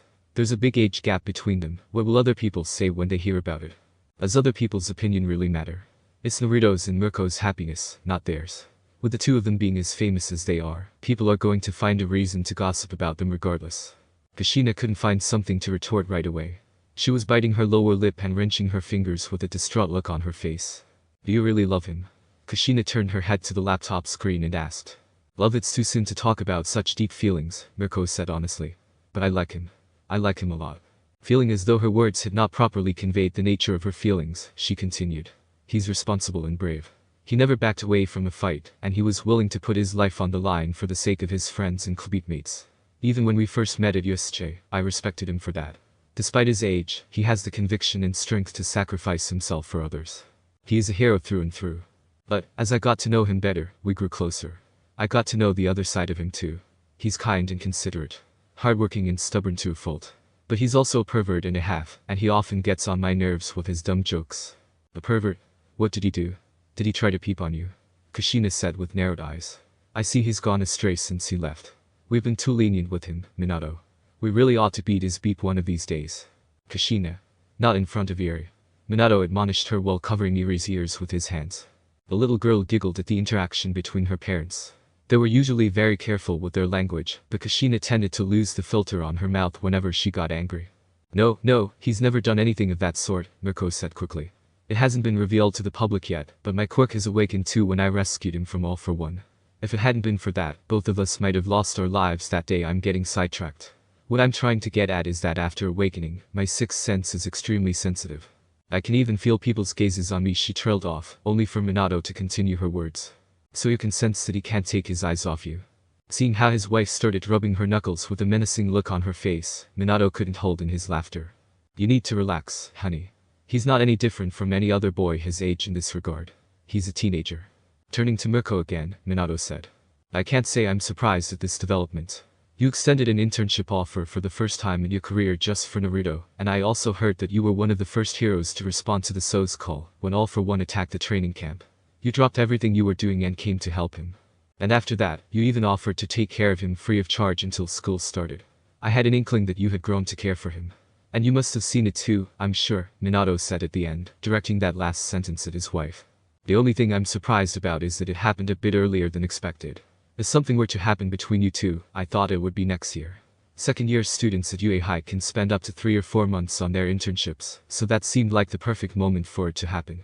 Kushina blew out a long sigh and sagged her shoulders before saying, "I'm sorry, I didn't mean to come off like I did," she apologized. "No, you don't have to apologize. I understand your point of view. It's normal to be worried about your child. But at the same time, please understand my side too. If I wanted to take advantage of your son, I could have done it, and you might never even have found out about it. But I am serious about him, that's why I asked for your approval to date him. I would love to make this work. I have finally found someone who is after my own heart." After taking a big breath, Mirko said one last thing. "But if you tell me now that you don't agree with it, I will cease all contact with him, as per your wishes. He will still stay with me until the start of school, when the new dorms will be opened on the school campus, but I won't have contact with him afterwards. You have said yourself, the fact that you came to us first says plenty about your intentions. But what does Naruto have to say about it?" Minato asked. "He's the one who confessed his feelings to me," the rabbit girl said, her cheeks reddening slightly at the reminder of the embarrassment she had gone through that day. Minato's shit-eating grin and the way he pumped his fist in the air spoke volumes about his feelings on the matter. He couldn't be any prouder of his son. You have my blessing. And Kushina's too. Minato said and nudged Kushina's shoulder to make her talk. But when Kushina didn't say anything, he let out an awkward chuckle. Don't mind her, she's in her mama bear mode now, Minato said, and he burst into giggles at the murderous glare that Kushina threw at him. I reckon it'll be my turn to be the daddy bear when it's time for Iri-chan to find a boyfriend. It's just how it is. Sometimes, parents have a hard time accepting that their children have grown up. I don't want a boyfriend. When I grow up, I'm going to marry Naruto Nai-san. Iri piped in too. The three adults all cooed at how adorable she was. Hear that? In a few years, you'll have some serious competition, Kushina joked. A look of relief appeared on Mirko's face at the change in Kushina's mood. You know, Minato wasn't wrong. In truth, I'm not exactly against you. Scratch that, it's the opposite. If you had told me this 2 years later, I would have been the first to agree. After all, I'm your biggest fan. My son getting into a relationship with my favorite hero, what's there to not like about it? How can you and Naruto both say such embarrassing things with a straight face? I get second-hand embarrassment just from hearing you say those words. Mirko burst from indignation and embarrassment. Kushina laughed softly at the rabbit girl's outburst. I was a little taken aback at first, but now that I've calmed down, I think you'd actually be great for him, regardless of the age gap, but not now. I believe he's still too young. Naruto will be 16 in October. At his age, most people don't know what they want. He might think that he's in love with you, but chances are that he's just attracted to you. You're a very beautiful woman, and he's a teenage boy. It's very easy to mistake love with hormones acting up. I understand, and you are right, Mirko said slowly. Now that Kushina had brought up the real talk, the rabbit hero realized that she had let her heart take the wheel, instead of listening to her sense of reason. Although Mirko expressed her agreement, Kushina could sense from the tone of her voice that she was down. If his feelings for you are genuine and he is not just attracted to your looks, and if you truly like him as well, what you feel for each other will not fade away that easily. Your yearning for each other will only burn brighter, and your feelings will grow stronger. So please wait for 2 years. If you ask me the same question 2 years later, my answer will be a resounding yes. Falling in love with a teenager. What was I thinking? Mirko thought as she terminated the video call and let her head fall on the backrest of the sofa. Running her hands through her long white hair, she flicked it over her shoulders and let out a long sigh. Several minutes beeped with her just staring blankly at the screen of her laptop, thinking back at the conversation she had just had with Naruto's parents. Mirko? Hello? Umi-chan. Earth to Mirko. So distracted was she by her thoughts that it was only after Naruto lightly pinched her rabbit ears that Mirko finally came back to her senses and realized that he was behind the sofa, trying to talk to her. Ah, sorry, I was thinking about something. How did it go? What did Mom and Dad have to say? He asked while leaning on his elbows on the backrest of the sofa, his face quite close to hers. Your mom didn't agree with it. What? Mom didn't. Considering what a rabid fangirl of the rabbit hero his mother was, Naruto had totally not expected her to be the one who would be against his and Mirko's relationship. She said you're too young, and that you might confuse physical attraction with love. And I think she might be right. Oh, come on. Naruto said as he jumped over the sofa's backrest and sat down next to her. I don't care about the age gap. I'm not even interested in other girls my age. It's not about the age gap, but the fact that you're still too young. She said that if I asked their permission to date you after 2 years, she'd be the first to say yes. But not now. It was easy for her to forget that Naruto was so much younger than her when she got along so well with him. Since he started living with her, she had unknowingly started treating him as her friend. She was not treating him like a kid that she had to take care of, but as her peer. They trained together. They cooked together. They cleaned the house together. They went on hero work together. If anything, between the two of them, he was the tidier and more responsible one. Unknowingly, Naruto adopted the same position as her, letting his head fall on the backrest of the sofa and staring at the ceiling of the room. 2 years isn't that much for me, but in 2 years, Rumi will be 28, won't she? In Japan, most women were already married by the age of 25, to say nothing about those that were pushing 30. It wasn't easy to tell someone of her age to wait. As he thought of that, his hand sought hers, and Mirko didn't reject his touch when he intertwined his fingers with hers. You know, one of my classmates confessed to me a few weeks ago, he began, and Mirko's hold on his hand tightened a little. He involuntarily smiled at the little gesture. She's really pretty, but I just can't see myself together with her. Or any other girls my age. They're too immature, they're like kids. Aren't you a kid too? She said, snorting in amusement at his choice of words. Naruto shrugged his shoulders. He couldn't see himself as a kid. Not since he had awakened the memories of his past life. Remembering the moments when his comrades died during the war, and the way that he had lost his life at the hands of the rabbit goddess, Kagaya, had changed his mentality. If that wasn't enough to mature him beyond his years, his deadly encounters with the villains over the past 2 years were certainly enough to destroy whatever childish innocence he still had.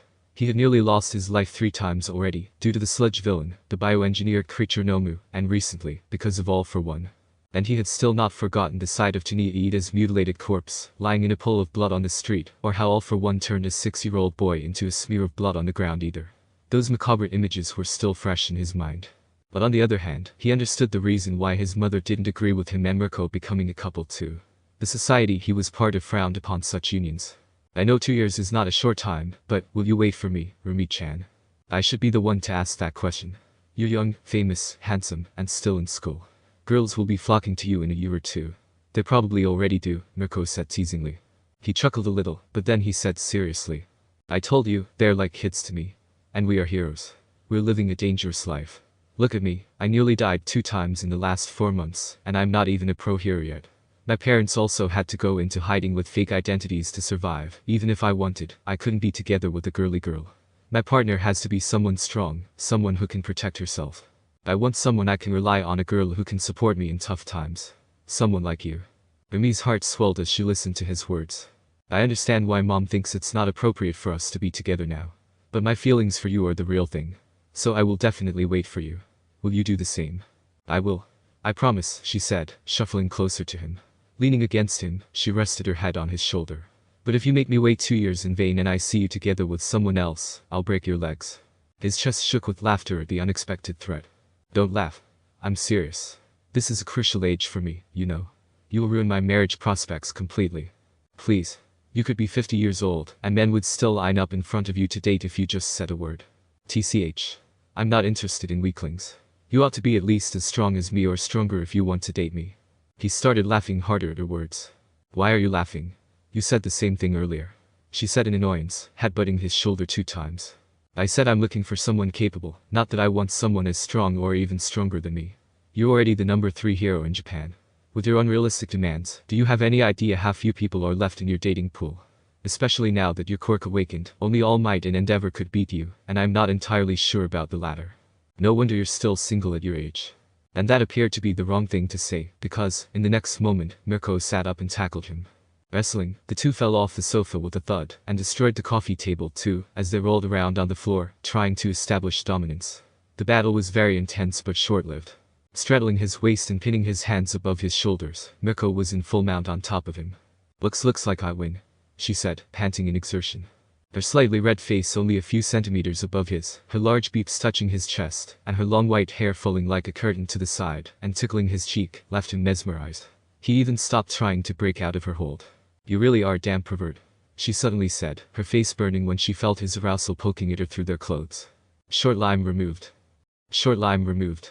You bastard, Mirko said while trying to catch her breath. When I get out of these chains, you're dead. His forehead resting against hers and his eyes closed, he was still in the middle of savoring the euphoria that came from kissing her when he said, I cancelled the chains a while ago, but you didn't notice. You wanted this as much as I did.